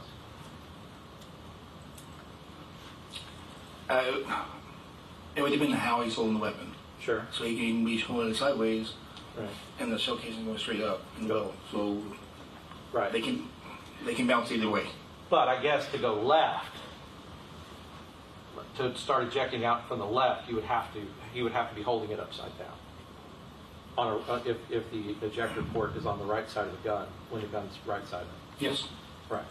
So it would require somebody holding an M4 upside down and shooting to get ejection coming out the left side. It's possible. I mean, It all depends on how the person was holding the gun. I mean, that's just a big variable. And I agree with you. It's a big one. But we can say, ejector port to the right, shell casing go to the right. Right. Right. Well, it's upside down, and then it would eject out to the left. Right. Not a common way to No. use an M4, right? Maybe here, to the side, up, and the power is making it go up. But either way, all of this we're talking about, right or left. Right. You'd expect them to be somewhere around here. Yes. If you were shooting around here. Okay.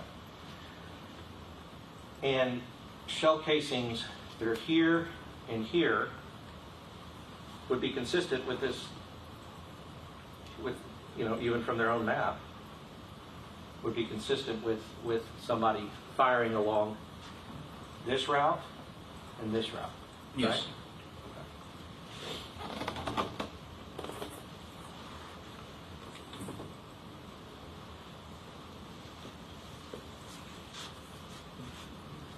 Oh, these.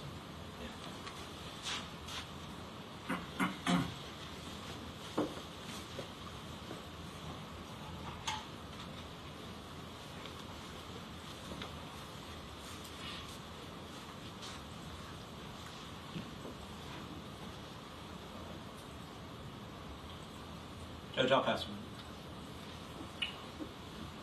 Mayor, to be exposed to a fatal funnel, do you have to go to the fatal funnel? Yes. If you don't approach the fatal funnel, you're not exposed to a fatal funnel. Correct.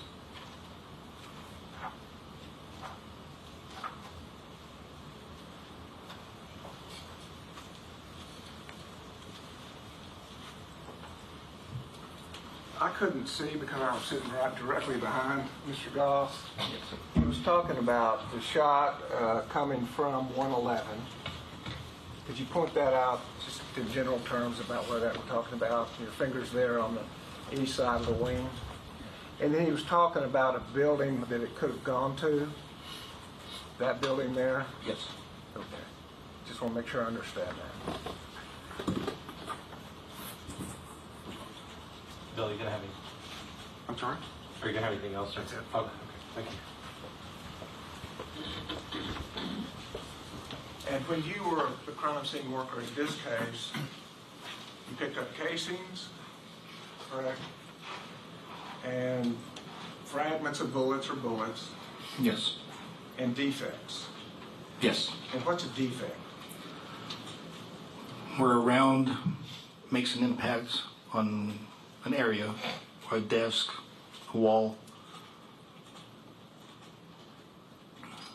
That's pretty standard stuff, right? If a bullet hits something, it leaves an impact and you can see it. Yes.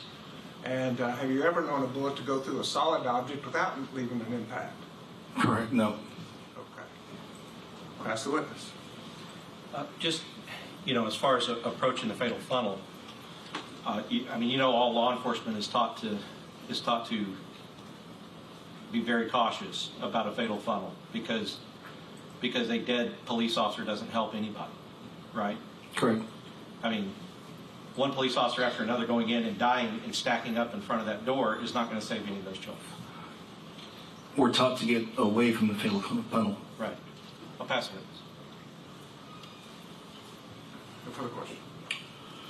Recall for this witness, either side. Your Honor, this witness is out of country. I hope we can let it go. Yes, Your Honor, and I do understand that. I don't want to keep him in, and I know he's got important work to do out of the country. So. You're excused, sir. Thank you. Thank you. Brett Verena.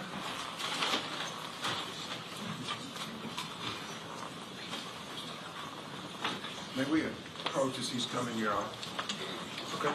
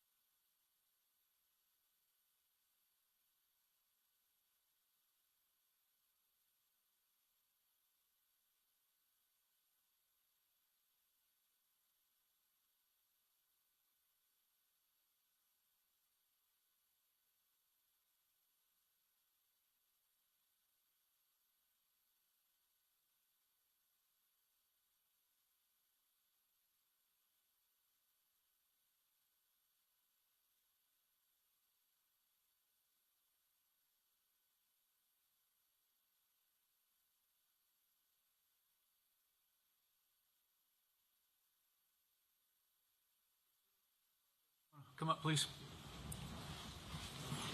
Would you raise your right hand? You do solemnly swear the evidence in the testimony given the cause to be the truth, so help you God. I do. Yes. All right. Have a seat over here. Adjust that microphone if you need to.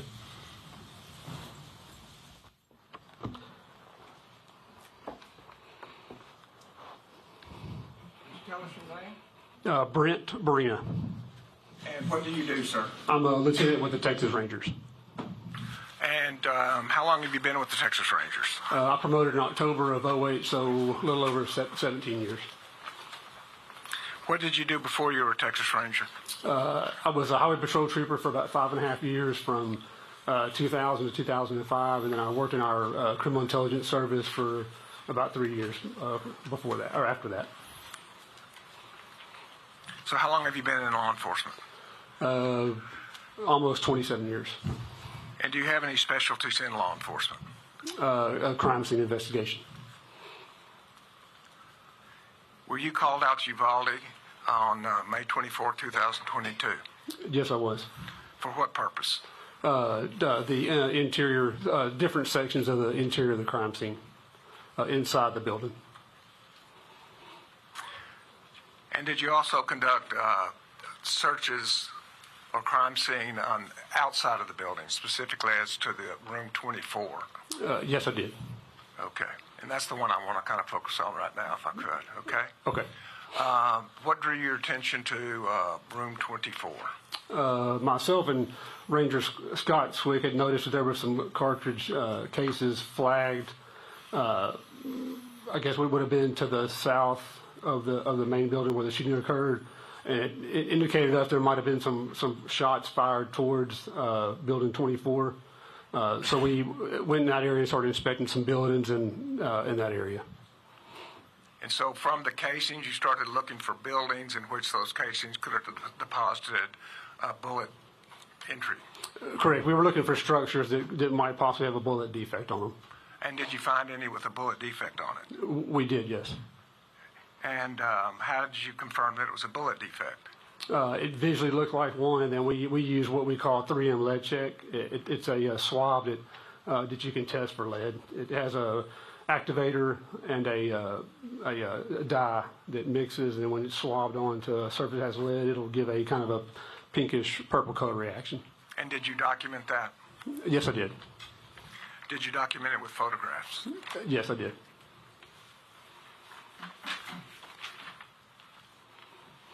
May I approach you? Yes.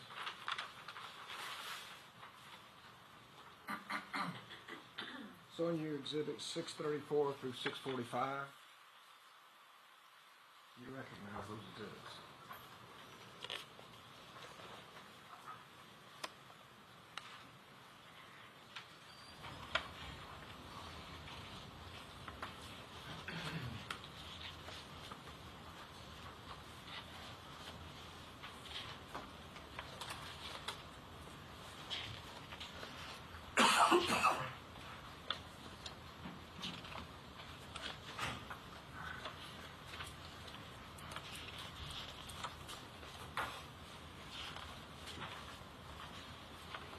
Yes, I do.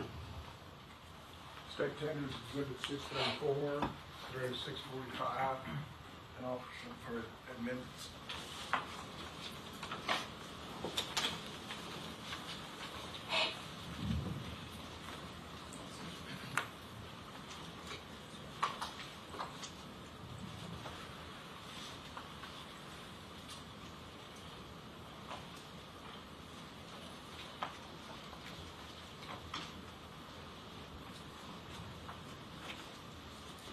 No objection, sir. They're new. May we display? Yes.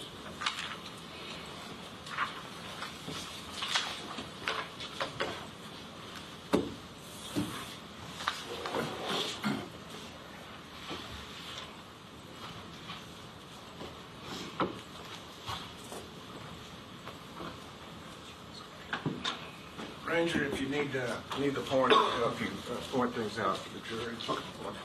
Thank you. Showing you State's Exhibit 634, will you give us just a general description of what we're looking at? Yeah, that's an overhead view showing the main building where the shooting was, and then down towards the lower right where the white roof is, that's classroom 24. And would you point out classroom 24? Your Honor, may I approach? Please. This will be classroom 24. This building here. Thank you. And your testimony was you started from a point where there was a series of casings. Is that correct? It is correct, yes. And you looked in a direction where that may leave an impact on a building. Yes, correct. So showing you exhibit 635.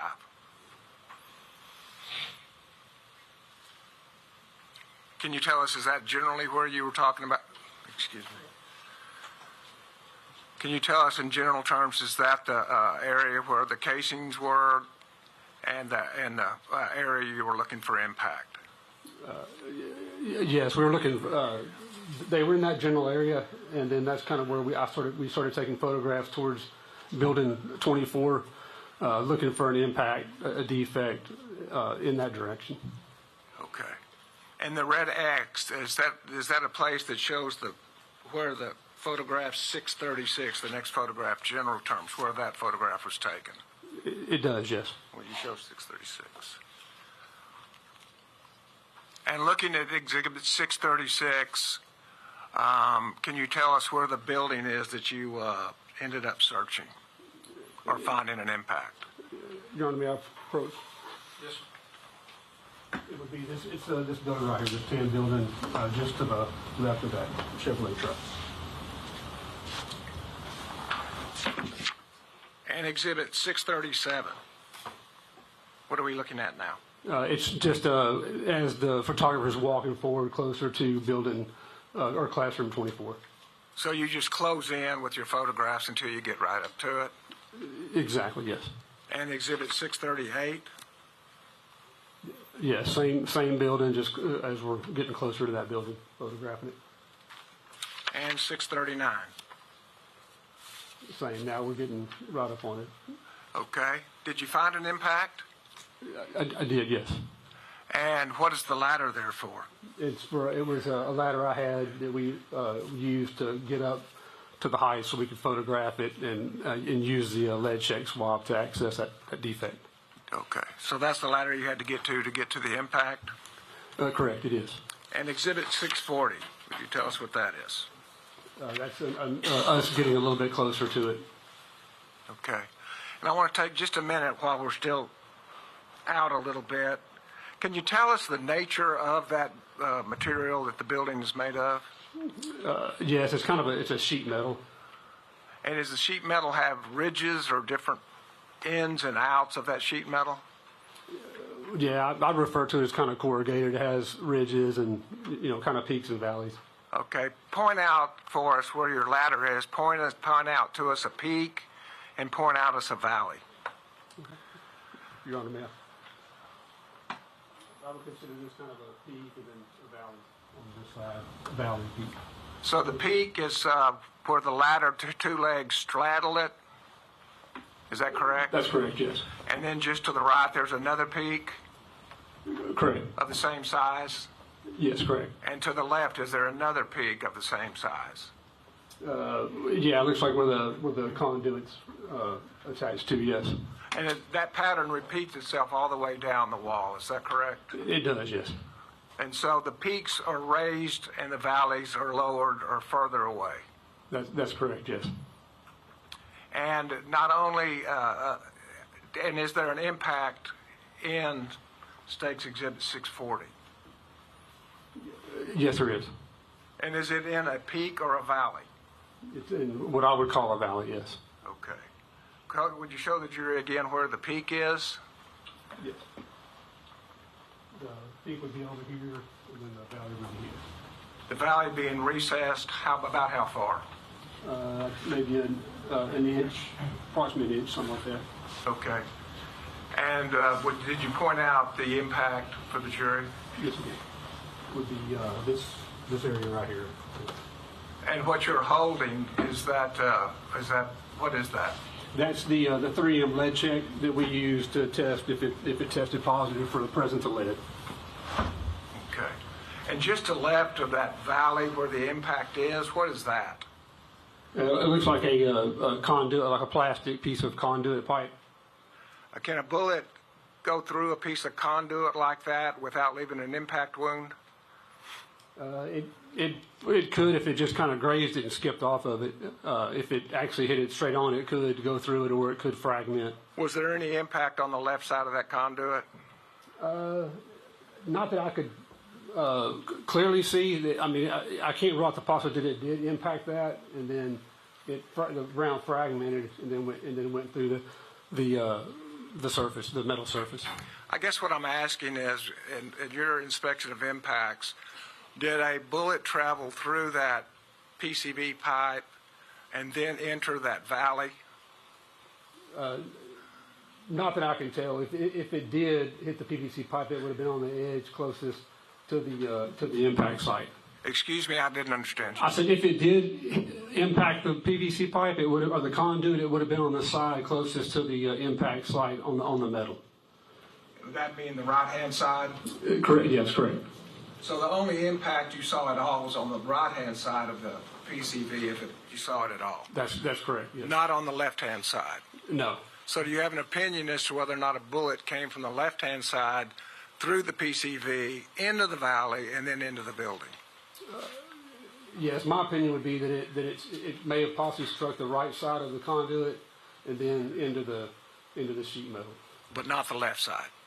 That's correct, yes.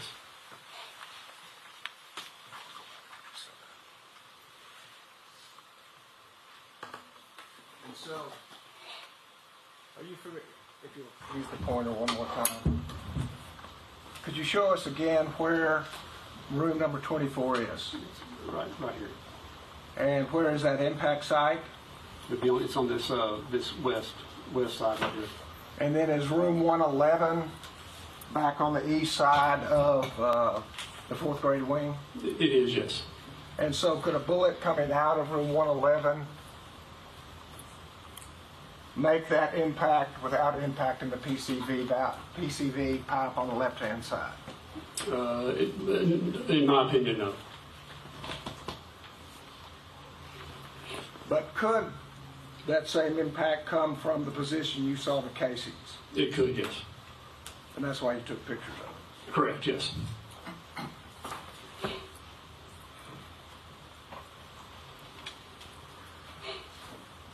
May I approach you? May I approach you?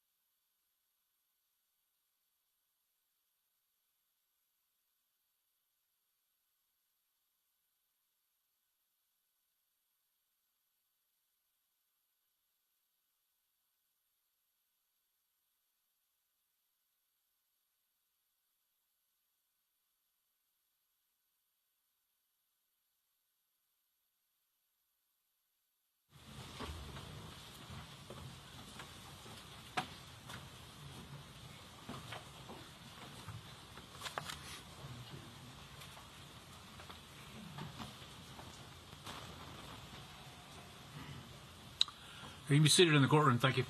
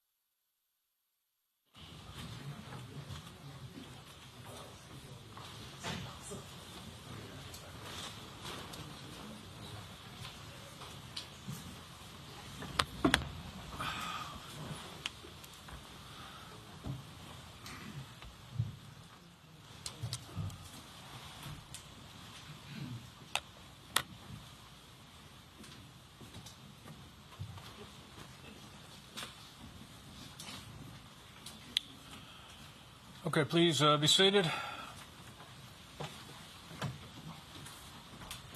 Okay, again, we've taken a matter up outside your presence, ladies and gentlemen, so you may proceed.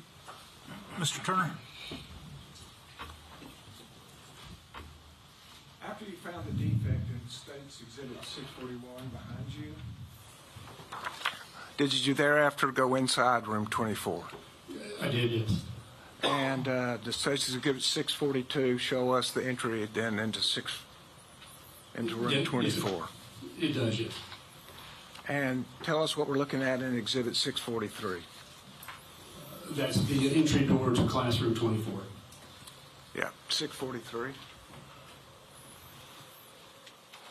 That would be the interior. That would be facing the west wall, the same wall that the defect would have been on the outside. And there's in the next exhibit, 644. What are we looking at here? That's a close-up of us pointing the camera up through the ceiling tile, and you can kind of see the hole from the inside of the classroom. And State's Exhibit 645. That's us up into the ceiling, through the ceiling panels, getting a close-up of the interior side of that defect. Thank you. Now, that was not all you did in the case, is that correct? It's correct, yes. And did you also have an opportunity to go into rooms 111 on that very first day? I did, yes. And at that time, were there still the remains of this shooting in that room? Yes. When I got the time I got there, when I went to 111, the only body that was inside the 111 was the body of the suspect. Okay. And does the body of the suspect show his relationship to his gun? Yes, approximately, yes. And does it show how he was dressed? It does, yes. So as to compare to eyewitnesses who may have seen a gunman? Yes. Going next to 734.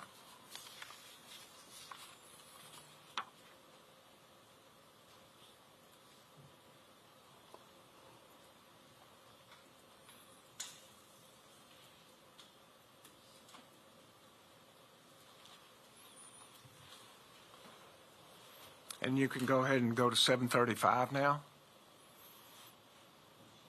And I'll just ask you, we just saw 734. Is that a fair and accurate depiction of the man in black?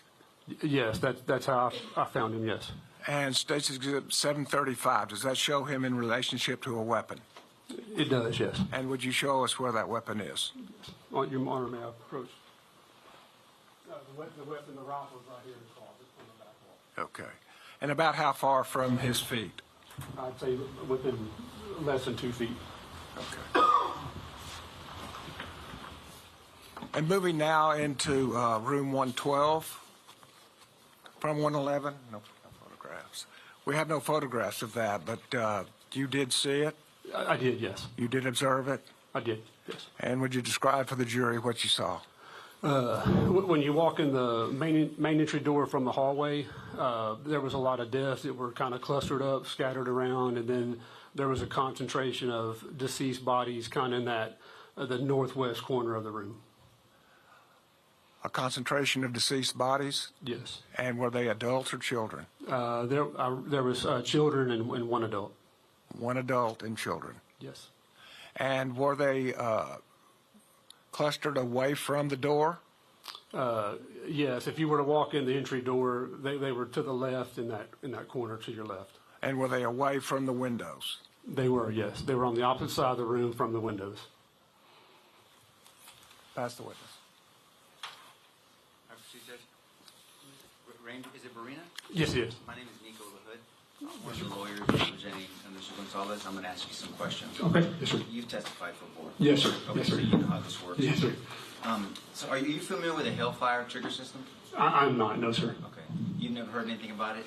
No, I heard briefly them talking about it. I wasn't responsible for those two classrooms as far as the crime scene processing, but I heard talk about it, but I'd never seen one or actually knew what it did. Yes, sir. Yes, sir. In your duties as a ranger, have you done any training in firearms? I have done some, yes. You understand that there's some things you can put on a trigger to make it move faster and shoot faster. I have heard that. I don't have any experience with it, though, but I have heard there are some things. But you have done tactical training yourself? It's limited. I'm not more on the tactical side. I'm kind of a crime scene guy. I've done some, but very, very limited. Do you do trajectory analysis? I do. Yes, sir, I do. Okay, so as part of your experience in trajectory analysis, you have to understand how to handle a weapon, how it's shot, how it functions, to actually give a better opinion of your assumptions you're making, right? Yes. Okay. And when it comes to trajectory analysis, other rangers have testified to this. It's really an educated guess of what you're trying to put together. Well, there's a little margin of error, but if there's a perforating defect in the surface and then a secondary one, then that's a good candidate defect for a flight path rod, and it'll give you a good ballpark estimate of some location of the shooter. There are still some margin of error. Well, the fact that you said ballpark means that it's not exact science. It is not exact. Yeah, there is a little margin of error. Yes, sir. And well, other rangers said it's possible. They use a lot of words like possible, right? Yes. Okay. So we're talking about possibilities. Now, you've heard of a misfire. Have you heard of someone misfiring a weapon? I have, yes. And misfiring a weapon has to do with trigger control. You understand what trigger control is, right? I do, yes. Okay, so trigger control is making sure that your finger is in a safe position and not hovering inside the trigger guard, correct? Are you referring to an accidental discharge or a misfire? Well, okay, fair enough. Let's talk about accidental discharges then. Okay, what is indexing your finger on a weapon? It's keeping your finger off the trigger. May I stand up, Judge? Okay, so we don't have a blue gun, but I'm not going to ask for one of theirs. So there's a trigger in a weapon. We're talking about a handgun first. And then there's a trigger guard around the trigger, right? Yes, that's correct. And then and this applies to a long rifle or a handgun, correct? It does, yes. And so when someone indexes, if law enforcement or if anybody training with a weapon is taught to index, you are taught to keep your finger outside the trigger guard. And if this is my trigger, I don't want to be in the trigger. I want to be outside the trigger guard. Yes, if you're indexing, then your finger should not be in the trigger guard on the trigger. And so trigger discipline references not being lazy about having your finger, because you hand a child a gun, they automatically, most people, even not children, will grab that handle and then put their finger inside the trigger guard. I can't accurately say that, but that's possible. An untrained person with not proper trigger discipline could potentially do this. That's possible, yes. And so many people that are not trained well, they automatically put their finger in that trigger guard, and that could create as you said, a misfire or an accidental discharge. Accidental discharge, okay. Yes. And so there's no way for you to tell in your analysis of trajectory analysis whether somebody does an accidental discharge or whether it's an intentional discharge. No. Right. And so if we can we look at, I think, is it 636 and 637, the pictures you guys had? I think it's exhibit 636 and 637. Bill, do you have them or? Who does? Who does it show? I was doing 7. What is the image depict? That's what we need to know. You don't have the number on it? No. Oh, got it. It is, can I see the ones you have? 636 and 637? They're probably up there. May I approach, Judge?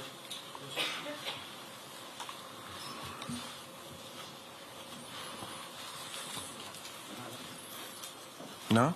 The ones you showed him, Bill. Oh, that's 700. Okay, I'm sorry. 624 to 635. But that's okay. It's in the sixes.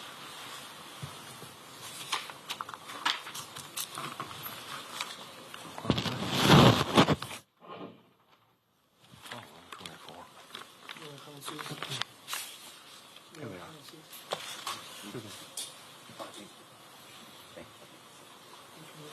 636.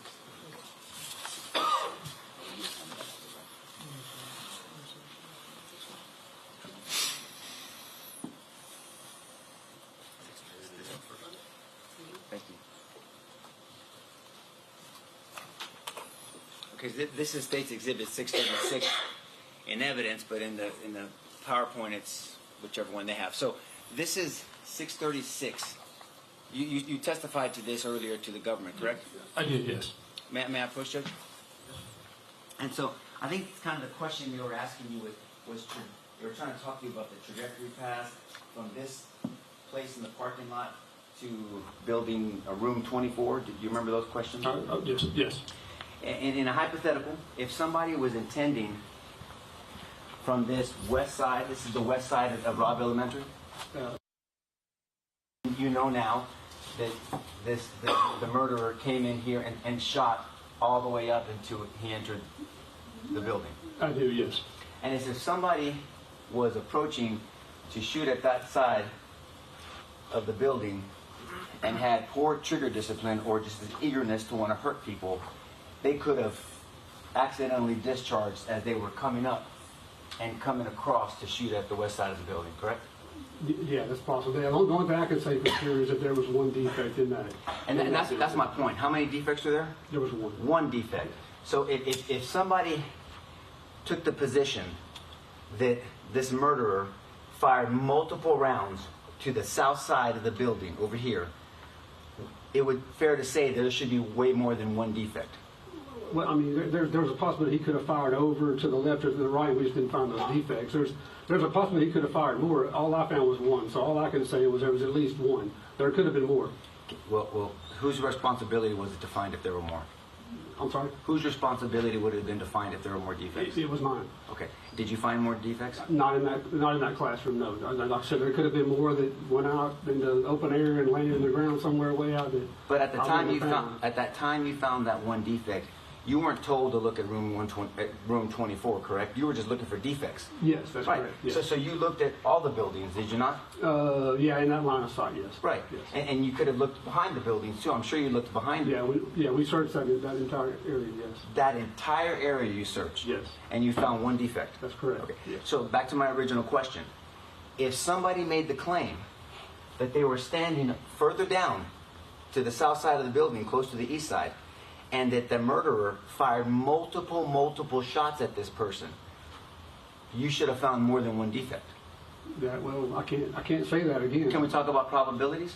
Sure. More likely than not, you should have found more defects. It's probable, but again, like I said, there could have been where he shot over, depending on how he had the gun held, if he was, and what the angle of the barrel. So something could have went over. I can't say he fired multiple. All I can say was that for sure, certainly was that there was one round fired in that direction. That's all I can say. Well, one round went in that direction. It doesn't mean it was intended to go there, right? Exactly. Okay, so this, but my question is, bullets don't just disappear, right? I'm not sure your question. Well, I mean, but if somebody, I gave this example to another ranger. On New Year's, we're told not to shoot guns up in the air, right? You've heard that safety announcement? Yeah, sure. Right? Why is that a foolish thing to do? Because it could come down and hit somebody. What comes down? The projectile. Right, they don't just disappear. Right. Yeah. Right, that's what I'm saying. Right. So if somebody shoots projectiles, multiple projectiles in this direction, there should be probably more defects than one. Well, I mean, they could go over, and when they come down, they could end up inside the dirt, and we just don't see them. That's a possibility I can't rule out. But bullets don't loop, do they? Well, there's a parabolic. Once they come up, they're shot in a parabolic arc. So once they go over, they're gonna arc and come down. They could go into the ground. If somebody's on the ground, if somebody makes the claim while they're on the ground that somebody shot at them from this angle multiple times, there most likely probably would be some defects on these buildings. Right? There could be. Yeah, I mean, like I said, all I can certainly say there was one. That's all I can say. Just one. Yeah. Anything else, I'd be speculating. Okay. And I don't want you to speculate. Yes, I don't. And so, if somebody is intending to shoot this side of the building, and they had poor trigger discipline, and an evil intent to hurt people, they could get over anxious, and they could accidentally discharge up as they're coming across, because we know for sure there were many defects on this side, right? Yes, there were.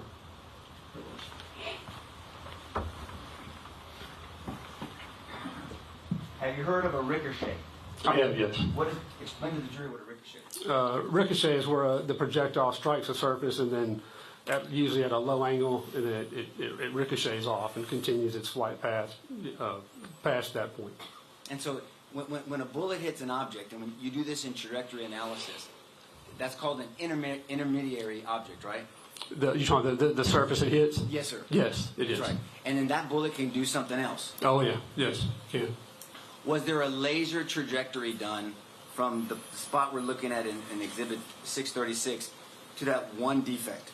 There wasn't, because that defect was not a candidate to put a flight path rod in, because there wasn't a secondary or a defect for us to run a rod through and attach a laser to. So it wasn't a candidate for it. Was not a candidate for. Yeah, Okay. yes, sir. So was that defect on the higher part of the building or the lower part of the building? It was on the higher part. And so if somebody on the ground said that that shooter fired multiple shots at that person as they're on the ground, or at least standing on the ground, it's less likely that that defect would be high up on near the ceiling, near the roof, right? It depends on how they were holding the weapon and what the angle of the barrel was. I said multiple rounds, remember that? So there should be more than one defect. Yeah, and again, all I can tell you is there was one. I didn't see any more than one. Fair enough.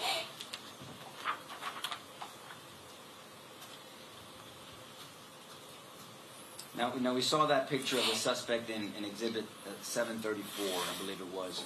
You recall that? I do, yes. That person lying on the ground. And I'm not going to show that picture. Okay.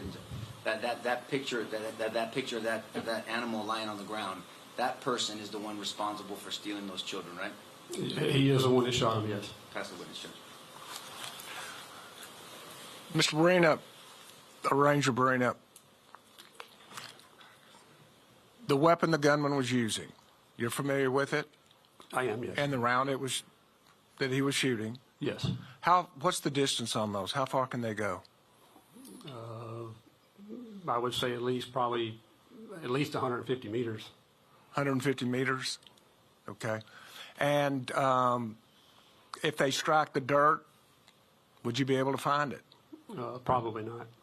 And if they're shot over the building, would you be able to find it? No, probably not. And on that exhibit that's in front of you now, to the left of that building, could you tell us what it's composed of? To the right of the building, excuse me. Where the fence is? Yes. Yeah, I think that was the air conditioning HVAC units. No, I'm sorry. Would you approach? Let me go.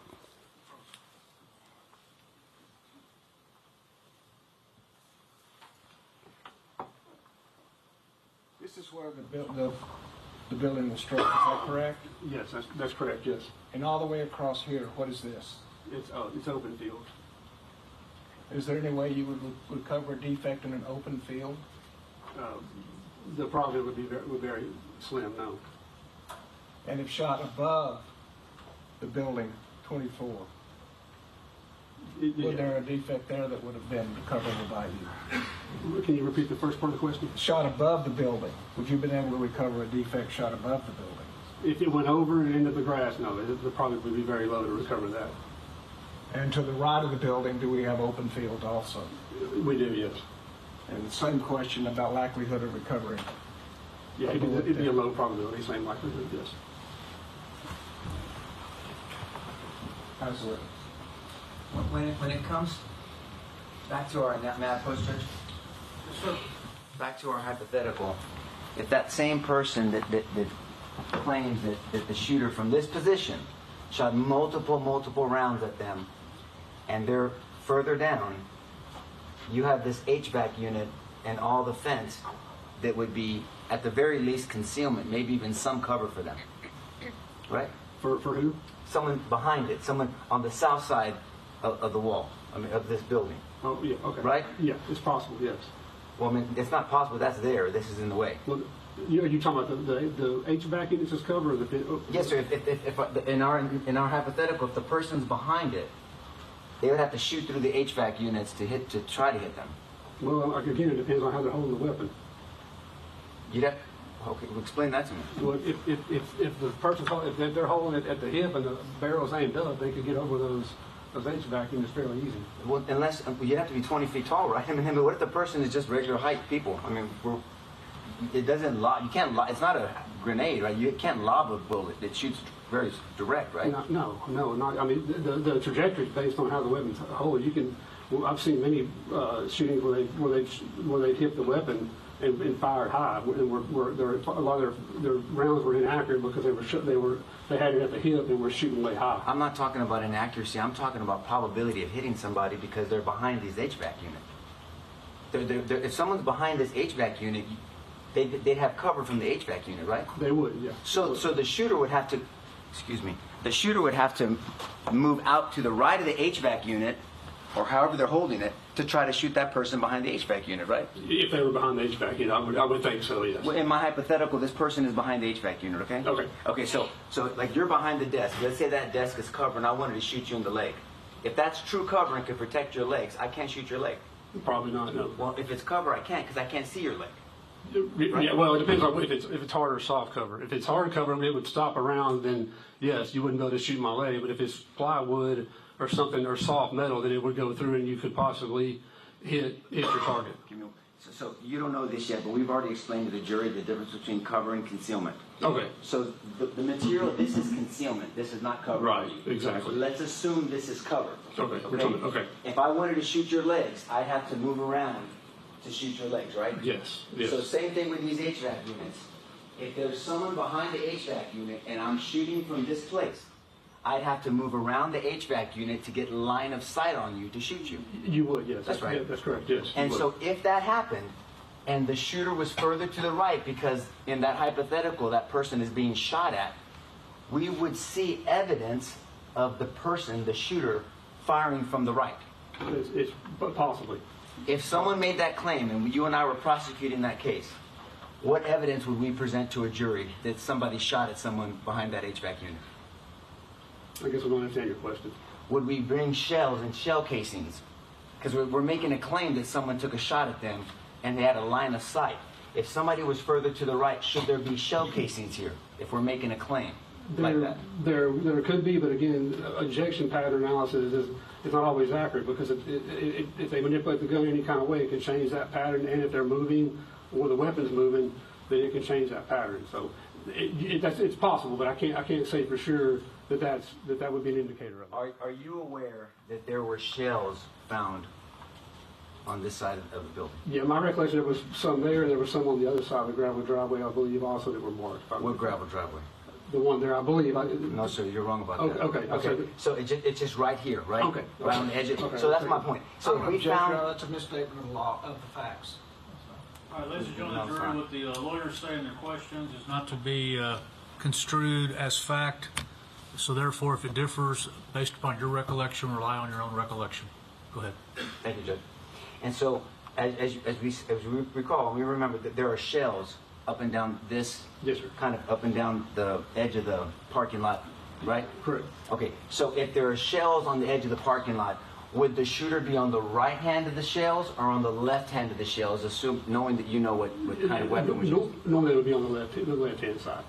And why is that? Because typically that weapon, or the most common ejection pattern, is usually to the right and slightly rear. Right. So, and it's called the ejection port.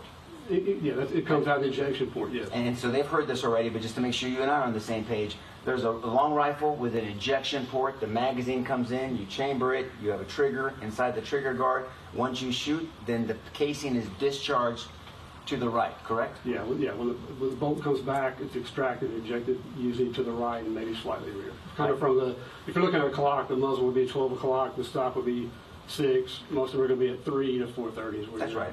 That's right. Yeah. And so if the shells are here, roughly, I mean, they're a little bit, but there's a collection of them, you know that. Yes. Then you agree with me that the shooter is to the left of those shells, that shell line. That'd be the most probable position, yes. Unless there was manipulation of the weapon, something like that. But the most probable position, if it was fired in a normal position, he would be to the left of that. But there were no spent shell casings found out to the right in that open area, to your knowledge. To my knowledge, no. Again, I didn't work the outside. Okay. I didn't work that. We went over to classroom 24 just based on some intel that there was the cartridge casings found out there. So we went out there just to make sure nothing was shot in that direction. 1 second, sir. Okay.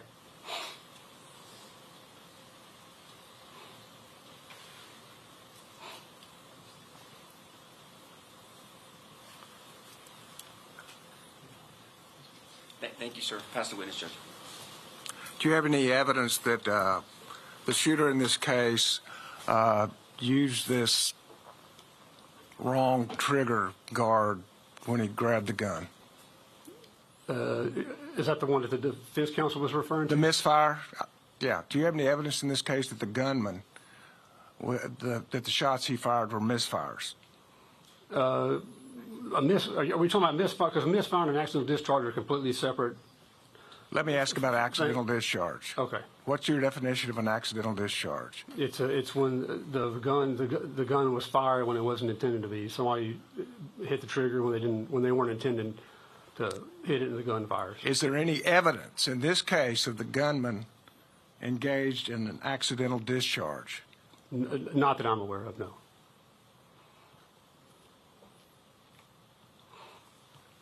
And would you go back to that exhibit that you just showed the jury?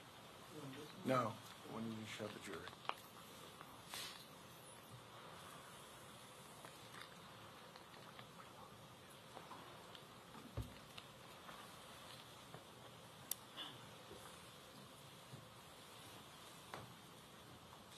And I believe the defense repeatedly said,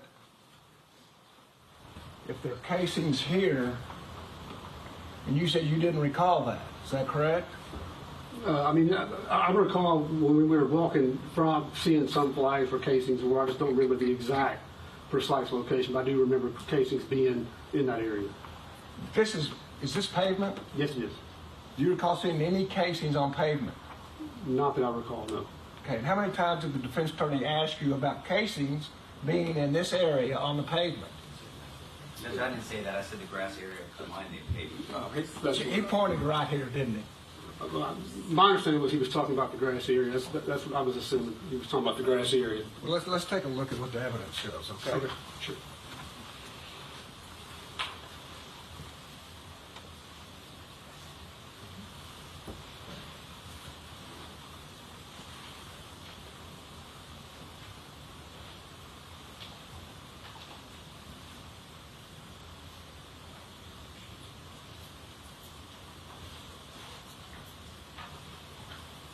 Are there any casings on the pavement?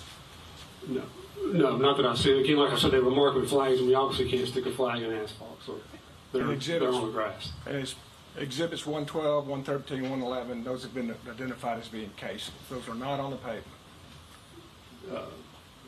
You're talking about the ones that are marked 12, 13? Yes. Yes. And would you show the jury how far up the red flags go? Looks like they go up kind of where the asphalt meets the concrete. Would you approach the photograph and show the jury how far up those red flags go? They go up to your little past that drainage, where the drainage goes under the sidewalk, and they come across. And from that position, is there a line of fire to the defect that you found in room 24 that you've been talking about today?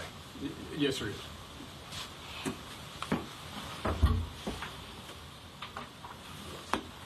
Witness. And evidence of an accidental discharge could be a defect high and away from any targets that could be shot at. It could be, yes. Right. So if you have evidence of a bunch of damage, like on the west side of Robb Elementary, and then you have what we call a one-off, right? A one-off high and above any potential target, that could be evidence of an accidental discharge as someone is swinging a rifle. Yeah, I can't rule that out. Right. Pass the witness, Judge. And it could be evidence of somebody shooting from the hip. It could be, yes. I can't rule that out either. And have you said that you've seen people shoot high in these kind of shootings? I have, yes. So you do have evidence that people shoot high in active shooter situations? Yes, yes. Pass the witness. No further questions, Judge. Thank you, sir. Yes. No, sir. No, sir. All right, sir, you're excused. The rule has been invoked. Don't discuss the case till you're aware the trial's over with, all right? Thank you very much. May I have a point of clarification at the bench? Okay.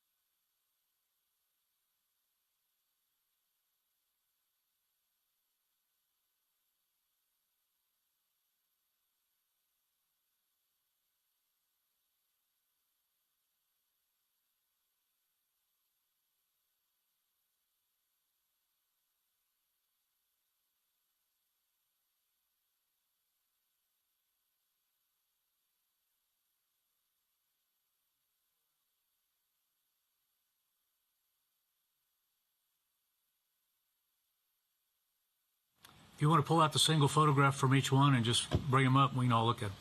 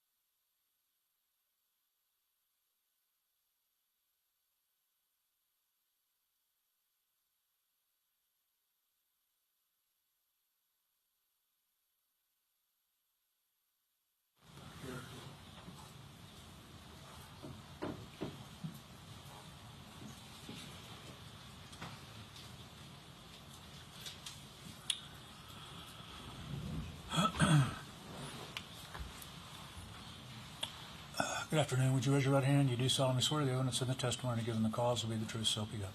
Right. Have a seat over here. Adjust that microphone if you need to. Mr. Turner, you may proceed. Thank you, Your Honor.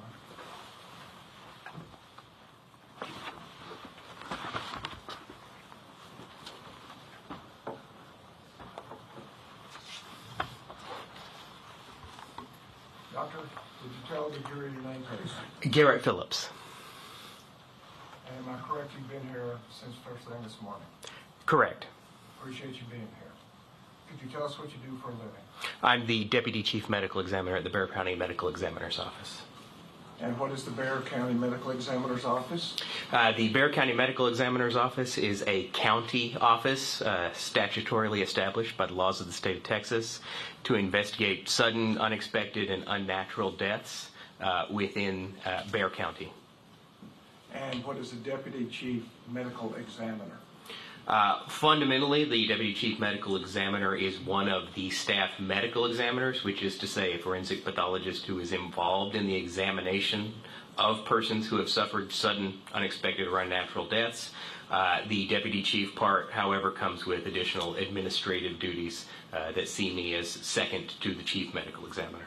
And further on definitions, you said both forensic and pathologist, is that correct? Correct. Could you start with pathology and what that is? Pathology is a specialty of medicine. It is divided into two subspecialties, anatomic and clinical pathology. Anatomic pathology is the study of tissues removed from a human body. Those may be as small as individual cells in the case of cytopathology, all the way up to the entire deceased body as in autopsy pathology. Clinical pathology is the study of fluids removed from the body and tested in a laboratory setting. That is ultimately the specialty of pathology. And how does forensic pathology differ from pathology? Forensic pathology is a subspecialty within that area of anatomic pathology that I mentioned. Forensic pathology does prominently involve autopsy pathology, and as I said, that is a subspecialty primarily involved with the investigation of sudden, unexpected, or unnatural death. Could you tell us about your training that has qualified you as a forensic pathologist? After completing my undergraduate studies at Baylor University, I completed my medical doctorate degree at Baylor College of Medicine in Houston, Texas. That was 4 years. Following that, 4 years of anatomic and clinical pathology residency, also at Baylor College of Medicine, and following that, a year of forensic pathology fellowship training at the Bexar County Medical Examiner's Office. And when did you conclude all of that training? 2015. 2015? Correct. And so since 2015, what have you been doing? From 2015 to 2021, I was an assistant medical examiner at the Harris County Institute of Forensic Sciences in Houston, Texas, and then I returned to be a deputy medical examiner at the Bexar County Medical Examiner's Office at the end of 2021. It was in the end of 2022 that I became the deputy chief at Bexar County. And you said that as a forensic pathologist, autopsy is one of your primary tools? That is one of the primary tools that we will use in investigating death. And is that used in investigating cause of death? Yes. And how many autopsies have you conducted? Between 2,000 and 2,500 as a staff, and that's going to include cases in which I supervised one of those forensic pathology fellows in training. So both hands-on as well as supervising other pathologists? The pathologists in training, correct. Very good. And when an autopsy, an official report is presented, is that reviewed by other pathologists? Yes. And tell us about that review process. In our office, each autopsy report is co-signed by the chief medical examiner. The exception, of course, is if the chief medical examiner performed the autopsy, in which case I will review that autopsy and co-sign it. And so in reviewing somebody's autopsy, how do you do that? When reviewing the autopsy from another individual, the key is going to be going through the autopsy report, going through all of the ancillary documentation such as the investigative report, and as well going through any photographs. Again, this is going to vary depending on the complexity of the case, but ultimately the review is geared towards whether or not you agree with the original pathologist's conclusion of cause and manner of death. So when you said that a second person signs off, it's not just a matter of signing their name? It is confirming that they agree fundamentally with that cause and manner of death. And does that require reviewing both their findings as well as the photographs and to see if you agree with what they have decided? Certainly at least the findings, yes. At least the findings. And so that is a common practice of forensic pathology to review other pathologists' work? That is our procedure at the office. And can you tell us on May 24, 2022, did your office get involved in a number of autopsies? We became involved. And tell us about that. How did you become involved? As I mentioned, our office is statutorily established to investigate deaths within Bexar County. On occasion, we may be requested and, depending on the circumstances, be able to assist with the examination of decedents who have died in other jurisdictions. In this case, our assistance was requested, and so we were able to fulfill that request. And how many, approximately, were all of the autopsies in this case conducted by one pathologist? No. Was it a number of pathologists? It was. But is it my understanding you volunteered to step up and review all of those autopsies so that you could testify to this grand jury? This jury. I did review these. Okay. And after reviewing those autopsies, were you able to reach an independent opinion as to cause of death of each of the children involved? Cause of death, yes. And are you here to testify about those things? Yes. Okay. Your Honor, for the record, we won't have any objection to Dr. Phillips testifying on behalf of the work everybody else did, and of course the independent work he's done in that. So. Thank you. And if we could start with our state's exhibit 739, and I believe we're going to try to go Is it my understanding that y'all labeled these children not only by number but also alphabetically so that you could keep up with them?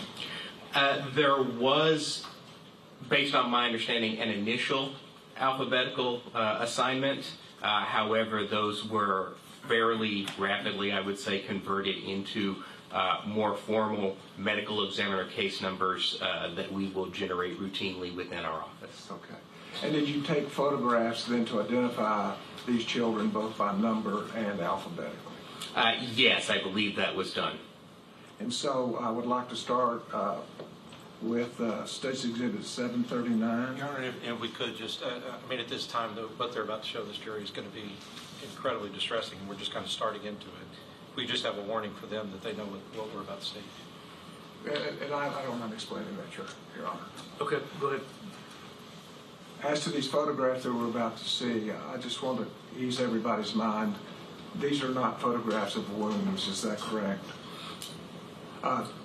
There's been some things that have happened. Okay. Let me explain then.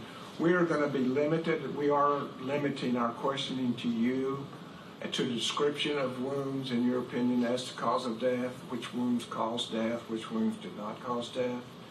But as far as photographs, we're not going to be showing photographs of those wounds. I understand. Fair enough? Which is not to say you didn't review those photographs. Is that correct? Correct. But nonetheless, we are going to show photographs of the child so that we may identify those children as per what the indictment requires. Is that fair enough? Understood. So we will have a photograph of both the child alive as well as a clothed photograph of just the face of the child. Fair enough? Understood. And you're familiar with those photographs? Yes, sir. Okay. And so now if we could start with Exhibit 739, Uzziah Garcia.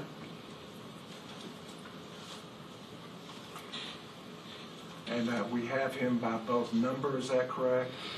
Correct. And that's the number that your department assigned?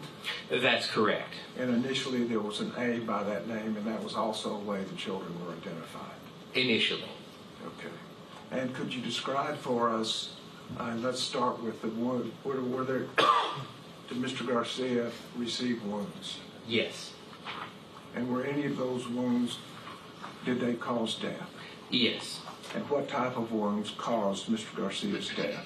The most significant wound in this case was a gunshot wound that entered the back. That wound ultimately, most significantly, went through both lungs as well as the thoracic vertebral column, injuring the spinal cord. After having traversed both lungs, it did enter the abdomen and injure the spleen as well. Okay. You talked about several organs here, and I just want to do it with the first child so we can get used to that, okay? Could you kind of go through the organs that you talked about it penetrated, what the function of those organs are, and why penetrating those organs would be a cause of death? So in this case, going through both lungs is going to cause significant bleeding, and it's going to impair the ability to breathe.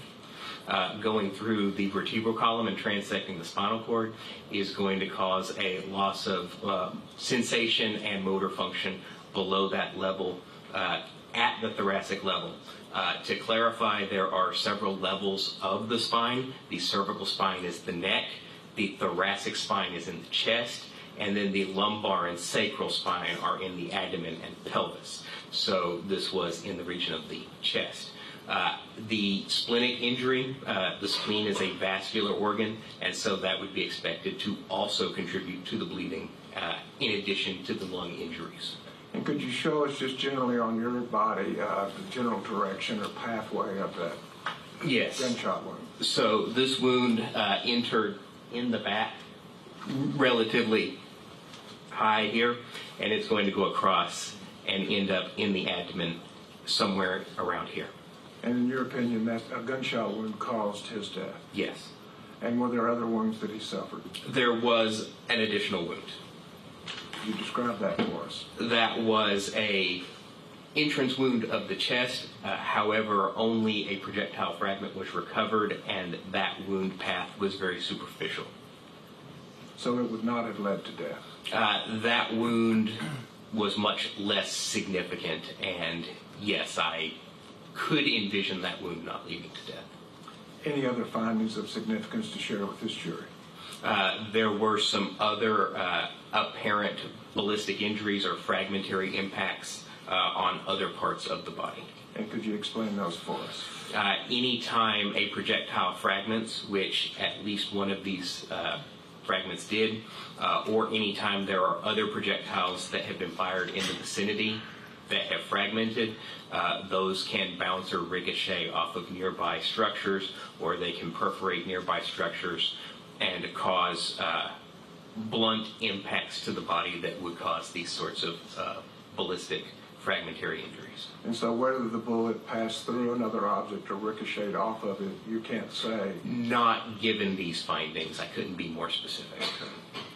And also, as far as distance determination, are you able to determine how far a weapon was from a body when the body received that gunshot wound? In some cases, yes. And in this case, was it very limited, the time that you found somebody with a very close-up gunshot wound? In this specific case, I could not definitively say that there was evidence of close-range firing. However, the reason that those other ballistic or fragmentary impacts can be important is because those can, on some level, mimic close-range firing, and so that will complicate the evaluation. So in this case, I do at least have those fragmentary injuries, but I don't have anything that I could definitively say was close-range. And could you tell us how you determine distance and what the different levels of distance are when pathologists are looking at gunshot wounds? Your Honor, I'm sorry. If I could make a recommendation just to reduce the secondary trauma that can be suffered. If we could we don't have to have the picture up while we're talking about distance and things like that. If we can have the picture, take it down, and then picture for the next one, I think it would be appreciated. It's their case. However you want to proceed, Mr. Turner, go ahead. Our problem is the PowerPoint just moves to the next child. I guess we can click the button and it goes on. You can click it off. That's fine. That's fine. Good, proceed. And we were talking about distance determinations. Can you tell how far a weapon was from the body when the body received the wound? Correct. So in some cases that is possible. When a gun is fired, the bullet obviously is going to exit the muzzle of the gun. However, more than just the bullet will also exit the weapon.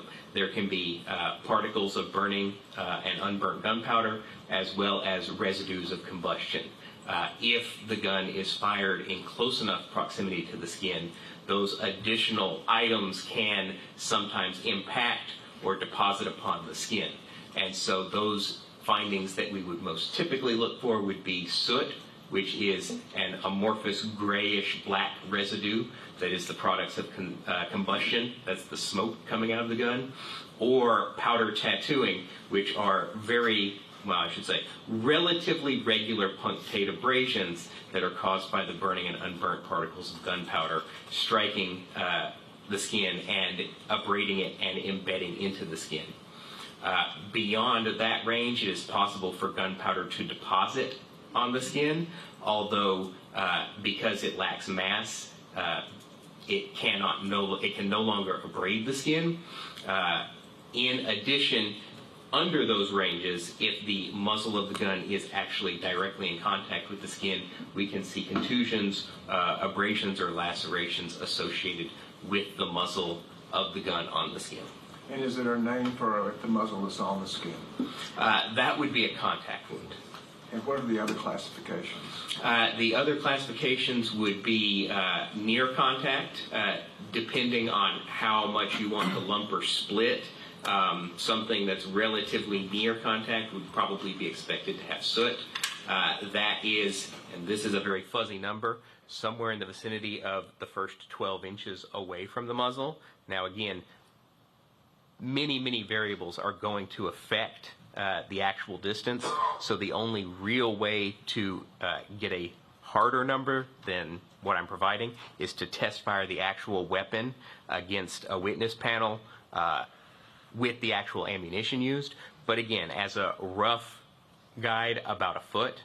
For powder tattooing, Somewhere in the range of 3 to 4 to 5 feet is where powder tattooing will cease. For gunpowder particulate deposition, a very broad range, anywhere from 9 to 21 feet, gunpowder particles can begin to cease being deposited on the skin. As we move beyond that, we will have no evidence of close range firing. Some people would call that distant, although it's also reasonable to call that indeterminate because, again, depending on many of these variables, there may be different reasons why you're not seeing evidence of close range firing. Thank you very much. And so we have talked about the wound that caused death. We've also talked about a chest wound, and you were talking about this third kind of abrasive wound. Is that correct? So in this case, there were the fragmentary injuries. Fragment wounds. I've next turn to State's Exhibit 740. If you could display that. Mr. Rogelio Torres. And is that your autopsy number 1380? Correct. And is there a wound depicted in State's Exhibit 740? A wound is seen. And what's the nature of that wound? That is a wound that is adjacent to the right eyebrow. But that was not a life-threatening wound? In this case, that was described as a graze wound. A graze? Graze, correct. Thank you. You can turn it up. Could you tell us then what your findings were as to Mr. Torres? In this case, 12 gunshot wounds were noted. The injuries that were produced included the brain, the right lung, liver, right kidney, thoracic spine and spinal cord, as well as the right humerus, which is to say the long bone of the upper arm. Okay.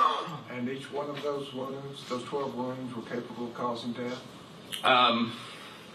They're all potentially going to contribute. Of course, a wound that is traversing the brain is going to very likely be causative of death in the absence of the rest. However, if you take out, for instance, the wound traversing the brain, a combination of liver, kidney, thoracic spine, long bone fracture, and lung injury might well also be productive of death. But again, these were all collectively present, and so they were all considered as collectively causing death. And any other non-life-threatening wounds? Again, some of the other findings, such as the graze wound, would have been present. So there was the graze wound on the right eyebrow. There were some additional, less physiologically significant wounds that didn't cause major neurovascular or organ injuries that were present. Thank you. Exhibit 741, Miranda Mathis.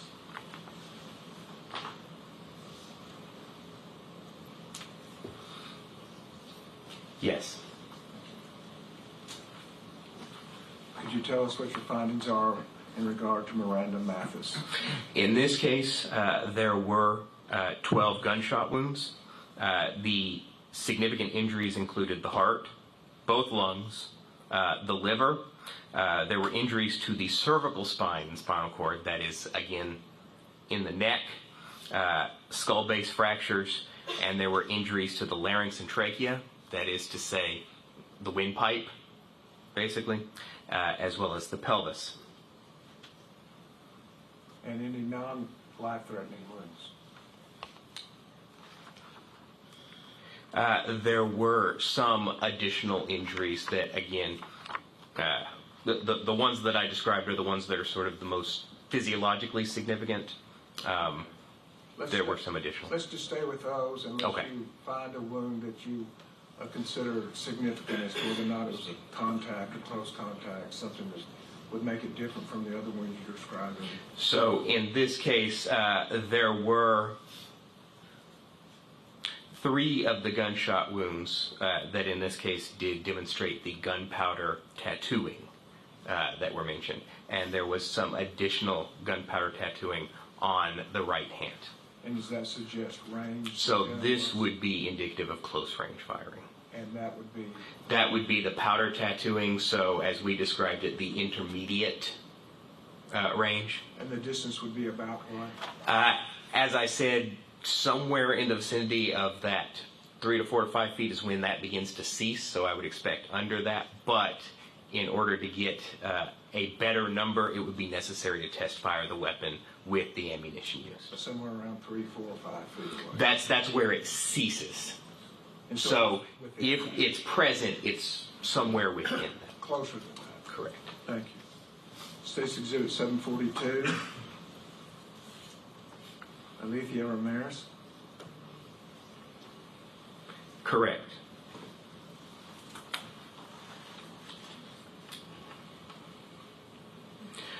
In this case, there were 4 gunshot wounds. There were injuries to the brain, both lungs, the aorta, left femoral vein, the pelvis, and left femur. The femur is the long bone in the thigh, and an injury to the trachea. And those were the significant findings? Those were the significant injuries, yes. And each of them were gunshot wounds? Gunshot wounds, correct. Thank you. Exhibit 743. Bea Bravo. Correct. In this case, the decedent had 8 gunshot wounds. The significant injuries included the brain, the major neurovascular structures of the right forearm, and the left upper arm, and fractures of the right radius and ulna. Those are the long bones within the forearm. And any of those sufficient in and of themselves to cause death? Certainly the brain injury, yes. State's Exhibit 744, Ileana Torres. Correct.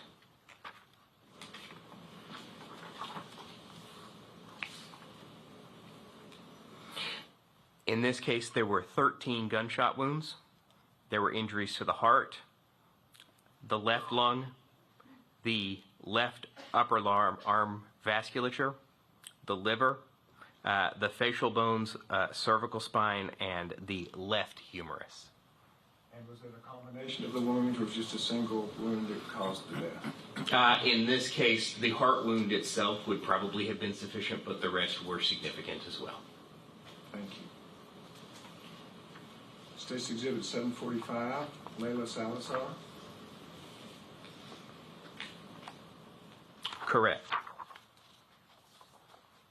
I've already taken Sorry, that. could I see that real quick? Yeah, Just confirm the number. Yes, thank you.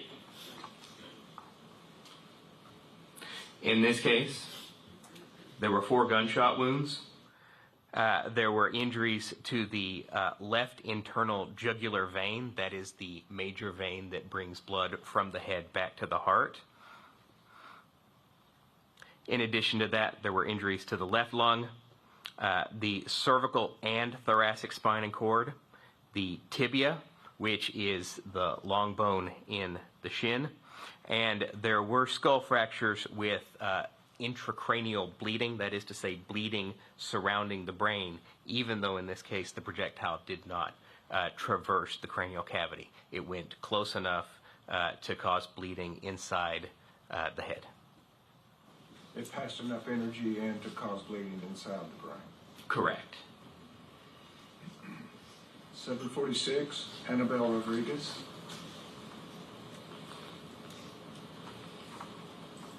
Correct.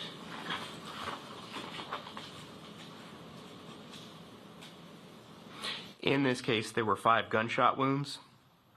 The right carotid artery and jugular vein were injured. Again, the carotid artery takes blood to the brain. The jugular vein returns it from the brain. Both lungs were injured, and the thoracic spine and cord, as well as the larynx, were injured. Likewise, with the injuries to the cord, what you will sometimes see is that blood will then enter the cranial cavity. So there was some subarachnoid hemorrhage, which is a type of bleeding inside the head surrounding the brain. Thank you. J.C. Luevanos, 747.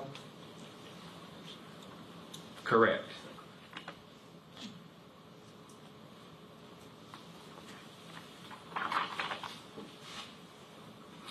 In this case, there were 3 gunshot wounds.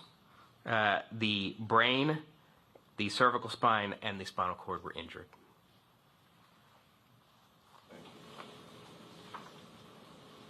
And each of these were gunshot wounds? These are all from gunshot wounds. All the wounds that you described for us are gunshot wounds, is that correct? That's correct. No other weapon caused any injury to this child? None that was, no, it did not appear so. In fact, in each case, although we haven't specified it, projectile fragments were recovered associated with each autopsy. Okay. Associated with gunshot wounds? Part of the bullet, basically. So that confirms for you that these are all gunshot wounds? One of the things, yes. Exhibit 748, Ileana Garcia.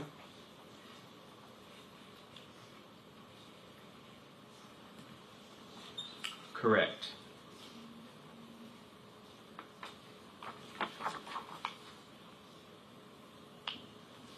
In this case, there were 5 gunshot wounds. The skull was fractured, again with that same type of bleeding inside the head, subarachnoid hemorrhage. There were also injuries to the right axillary artery and vein. The axillary artery and vein are the major blood vessels that run from the chest into the arm.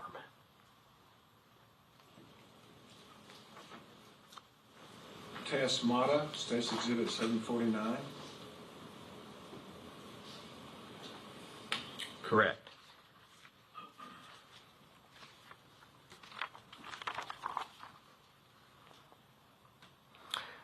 In this case, there were 5 gunshot wounds. The internal injury was the brain.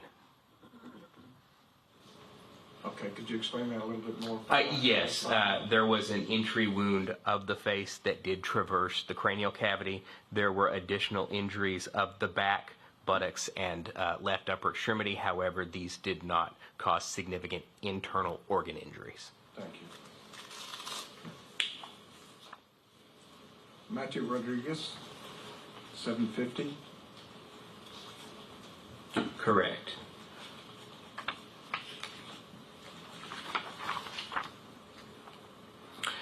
In this case, there were 3 gunshot wounds. The brain and the right lung were the major internal injuries.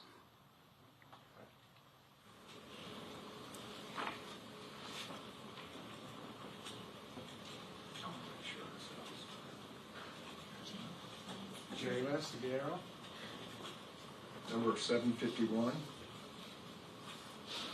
Correct.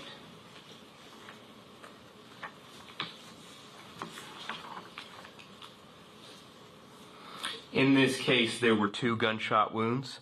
Both lungs were injured. The aorta was injured. The aorta is the major blood vessel that comes off of the heart and carries blood to the remainder of the body. And the thoracic spine was also injured.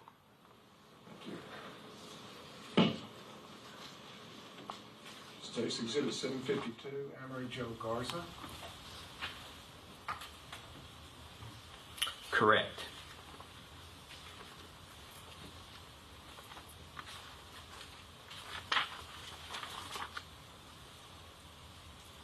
In this case, there was 1 gunshot wound, which injured the heart, right lung, liver. Those were the major internal injuries. It was just 1 wound, but it went. Yes. Could you just show us how that traversed? Yes, that's correct. This wound entered the back about here, and it went from back to front. And as it went from back to front, it went through the lung, the heart, the liver, and then was recovered from within the body. Thank you. 753 McKenna Elrod. Correct.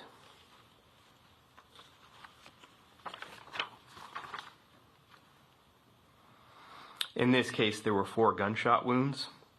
The injuries included both lungs, the brachiocephalic artery.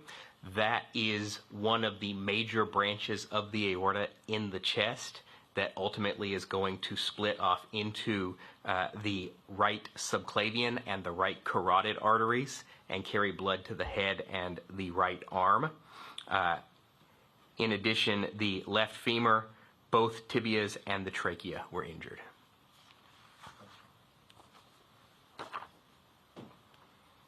Exhibit 754, Alexandria Rubio. Oh, I'm sorry. Sorry. Go too quick. Correct.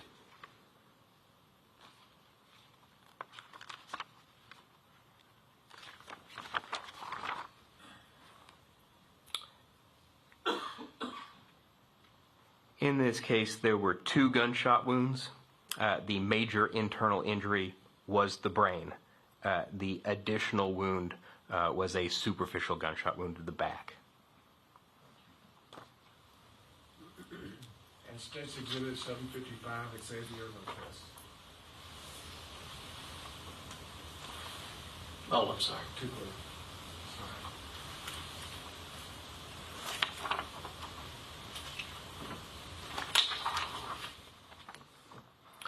Sorry. Correct. In this case, there were 3 gunshot wounds.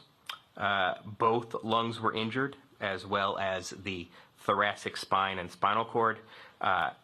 In addition, there was a wound that perforated the scalp.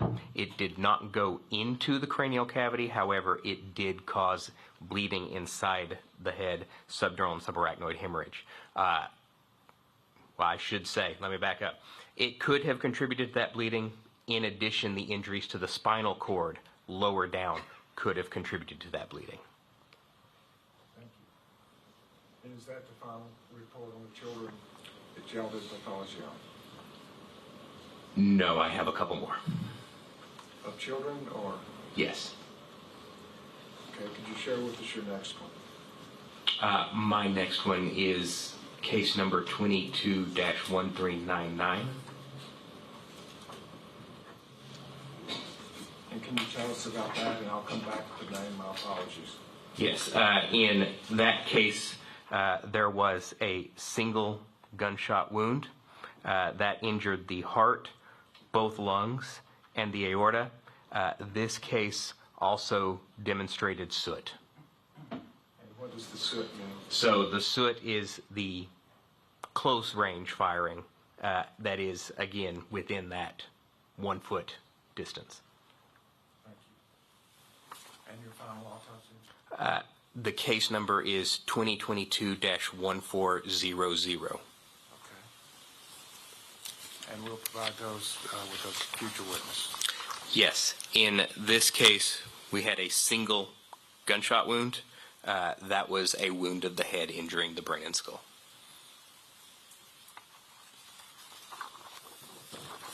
And thank you for doing all the work that it took to make these findings. Let me ask you, if I'm pushing too far, I don't mind going to somebody more familiar. But as a pathologist and reviewing the photos in this case, are you comfortable testifying that these were all children under 15 years of age? Judge will stipulate to it. I believe we have a stipulation that these were all children under 15 years of age. Yes, Your Honor, we will. Pass the witness. Okay, then court will take judicial notice of the stipulation. Pass the witness. Your Honor, I guess before I start, I just ask out of respect for the children and their families that this exhibit be sealed by the court, that it cannot be accessed by the public, that it stays with the court, because I believe that would be necessary to present. I had already instructed the court reporter as to that, so. Yes, Your Honor. I didn't know you had, but I appreciate you doing so. Dr. Phillips, you and I, we know each other, actually. Yes, sir. I'll tell you this, I hate to see you here, but I do appreciate what you did to document what that monster did to those children. And I'll pass the witness. That's all, Your Honor. Is he excused, not subject to recall? Yes, Your Honor. Mr. Goss? No, Your Honor, we don't need him for recall. All right. Thank you, Doc.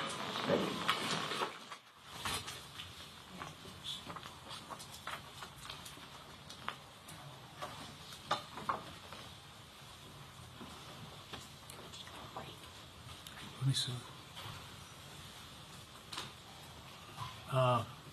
We're gonna take a short break, ladies and gentlemen, 10 minutes to take care of another matter. So remember my instructions. We'll see you back in 10. Would everyone rise for the jury?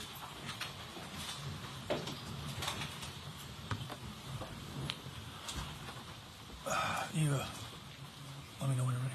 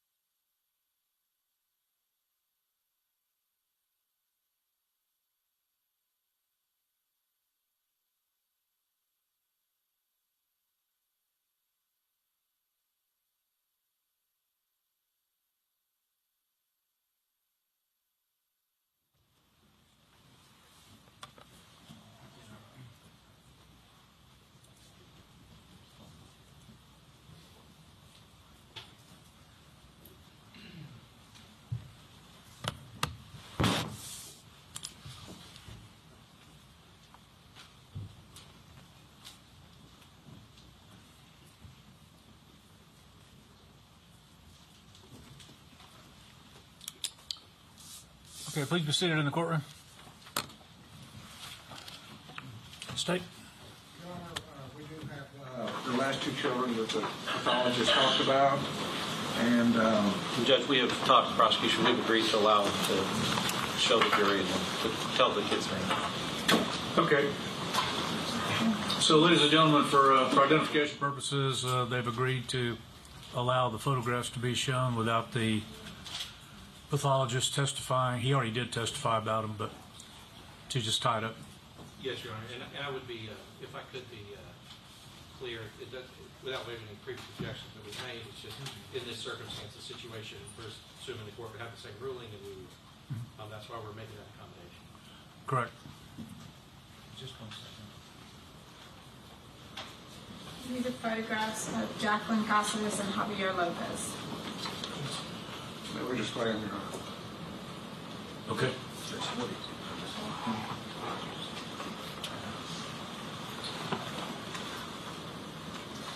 And that was number 1399, and that's the last autopsy that the pathologist talked about, and then 1400.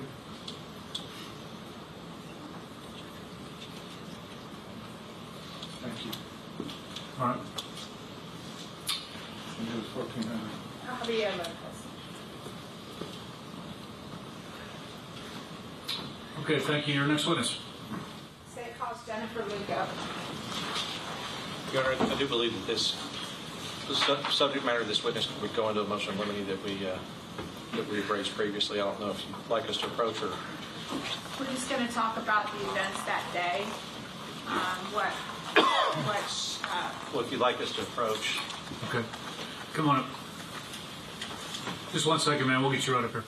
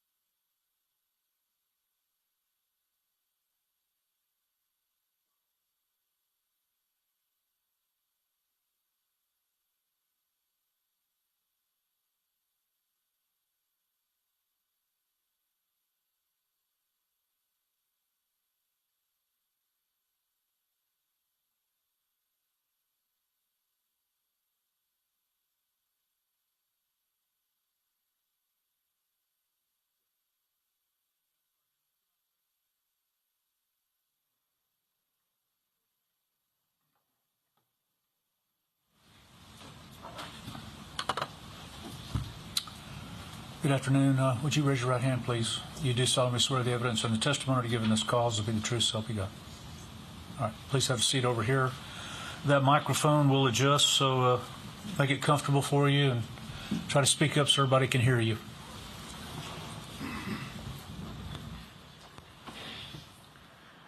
Good afternoon. Could you please state your name for the record? Jennifer Garcia. And Ms. Garcia, where do you currently reside? Don't tell me the address, it's the town and the county. Uvalde, Texas. Okay. And I'm going to take you back to the day of May 24th of 2022. On that day, did you have a child that went to Robb Elementary? Yes, I had one. And what was her name? Ileana Amaya Garcia. And where is Robb Elementary? Just to clarify for the record, is that in Uvalde County? Yes. Okay. And you dropped her off at school that morning? Yes. Okay. And was there something special about that day? Just that they were having an awards ceremony for the end of the year, school year. Okay. And was it a normal morning for you when you dropped her off? Yeah, I mean, I have more other children, so I dropped them off, made my rounds, dropped her off, and then went home just to get ready for the awards. And did you attend the awards ceremony that morning? Yes. And did she, in fact, receive an award? She did. She received one. I believe it was like a helping kind of student award. And were you there to see her get that award? Yes. And did y'all take pictures and all that? We did. She took a picture with her sister and a picture with her with the certificate. Now, at some point, did you hear that there was something happening at Robb Elementary? Not at that moment, not until I went home shortly after. Okay, so you left her at school that day? I did. She wanted to come home. She asked if she could come home, but I told her no, to stay in school. Because after the awards, earlier that week, I believe we had gave the teacher $2. They were all going to pitch in for pizza and have like a movie fun day kind of thing. So I told her no, that she didn't need to come home for her to stay at school, and that I would pick her up later. Okay. And at some point, so you returned back to your home? Yes. Okay. And at some point, did you return back to Robb Elementary School? I did. After shortly getting home, not that long ago, a neighbor came and asked where my girls were. I told her they all went to school but one. And she's like, okay, well, you need to get to Robb ASAP. And I'm like, why? What's going on? She's like, there's something going on. They believe that there's a shooter at the school. So I just grabbed the baby, jumped in the car. I believe we both went barefooted. She met me there. She took the baby, and I just started running, and there was just chaos. I mean, there was already people, cops there. I mean, everything was just hectic. And at some point, were you directed to the Civic Center? Yes, well, shortly after waiting there, seeing what's going on, asking where my daughter was, we couldn't find her. Kids were just running everywhere. Kids were loading up on the EMS. Shortly after we couldn't find ours, they're all like, we'll just check hospitals, but they redirected everybody to the Civic Center to wait for any updates, because they were still trying to get all the children directed that way. Okay. And once you got to the Civic Center in Uvalde, what happened there? It was just like we just had to wait for any updates. I mean, we waited there for a couple hours. Unfortunately, ours, I want to say we were the second, third to last parents. At the end of the day, about 9-ish, 10 to find out that one of our children was one of the deceased. Okay. And who told you that your daughter had died? I don't know. Was it? I don't think they were DPS. It was some officers that were in a room. I don't remember who they were. Okay. And how old was your daughter when she passed away? 9. And was her birthday coming up? Yes, her birthday was supposed to be June 4th. Okay. The weekend after that week. Okay. And again, state her name. Ileana Amaya Garcia. Thank you. Pass the witness. Ms. Garcia, I'm so sorry for your loss. That's terrible. And I pray to God for his peace for you and your family. I'll pass the witness. No more question, John. Okay, is she subject to recall, or is she excused to remain in the courtroom if she so desires? She's excused. We had talked about that, and I guess if we could approach on that, but for the moment, we just there was supposed to be an agreement, and I don't know if we've actually made that agreement. Well, I mean, if she's not subject to recall. Anyway. Yes, Your Honor. There were some conditions that we spoke about that I don't think we've actually revisited. But at this moment, we. Well, ma'am, you've testified you're not subject to recall. At this time, it's up to you. You can have a seat in the courtroom or go about your business, whatever you'd like to do. All right? Thank you. That was our last witness for the day, Your Honor. Okay.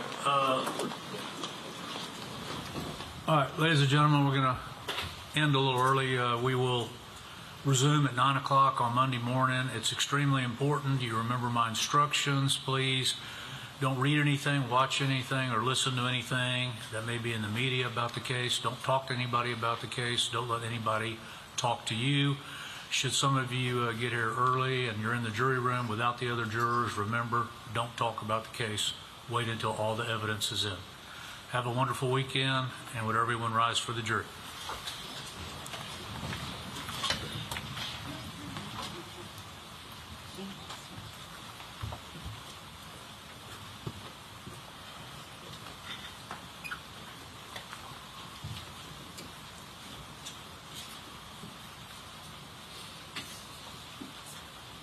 Okay, we'll be in recess till 9 a.m. Monday morning.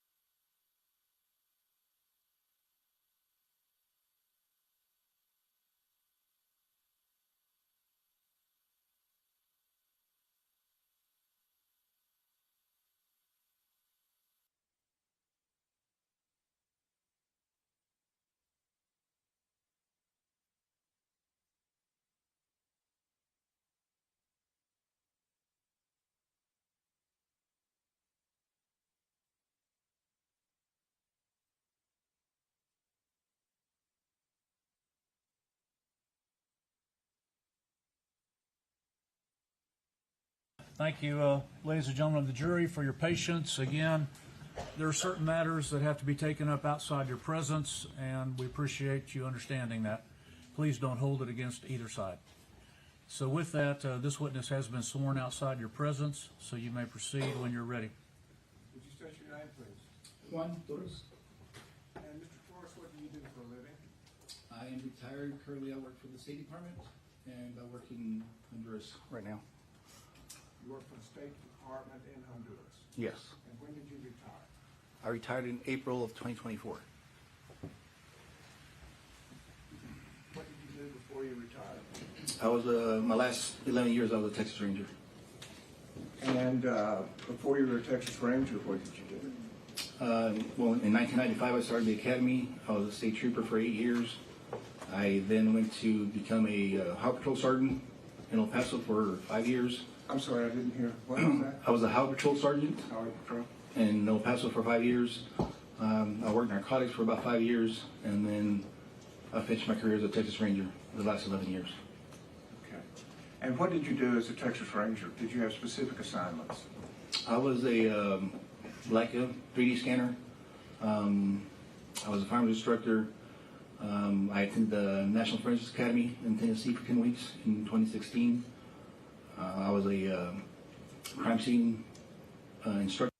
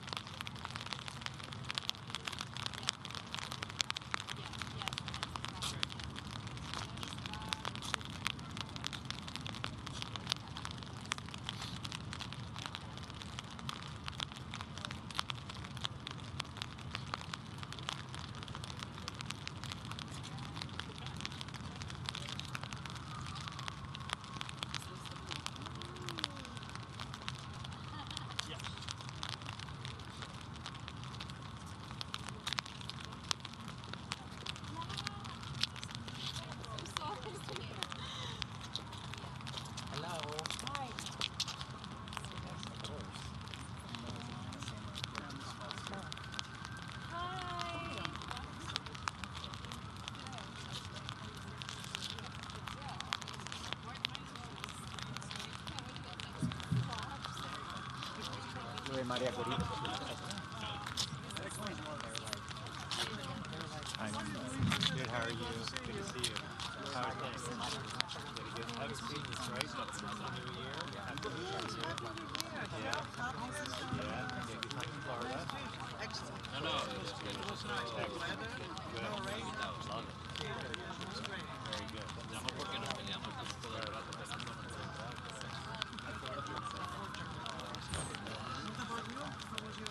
We were in Arizona, very nice. And then I'm actually going away next week.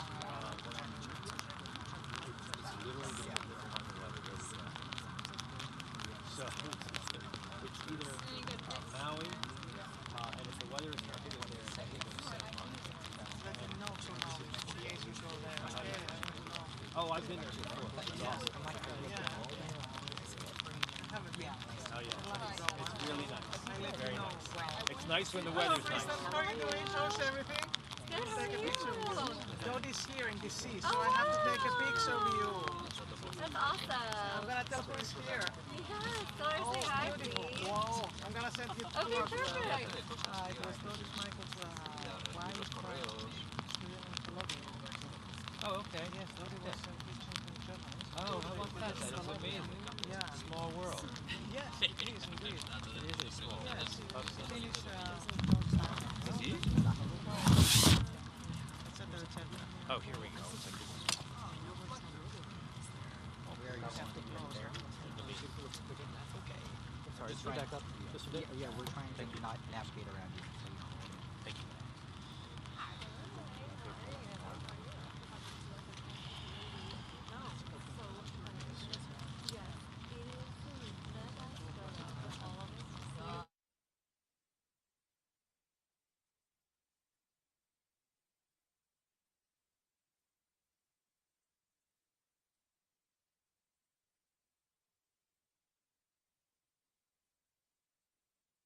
Thank you, ladies and gentlemen of the jury, for your patience. Again, there are certain matters that have to be taken up outside your presence, and we appreciate you understanding that. Please don't hold it against either side. So with that, this witness has been sworn outside your presence, so you may proceed when you're ready. Would you state your name, please? Juan Torres. And Mr. Torres, what do you do for a living? I am retired. Currently, I work for the State Department, and I work in Honduras right now. You work for the State Department in Honduras. Yes. And when did you retire? I retired in April of 2024.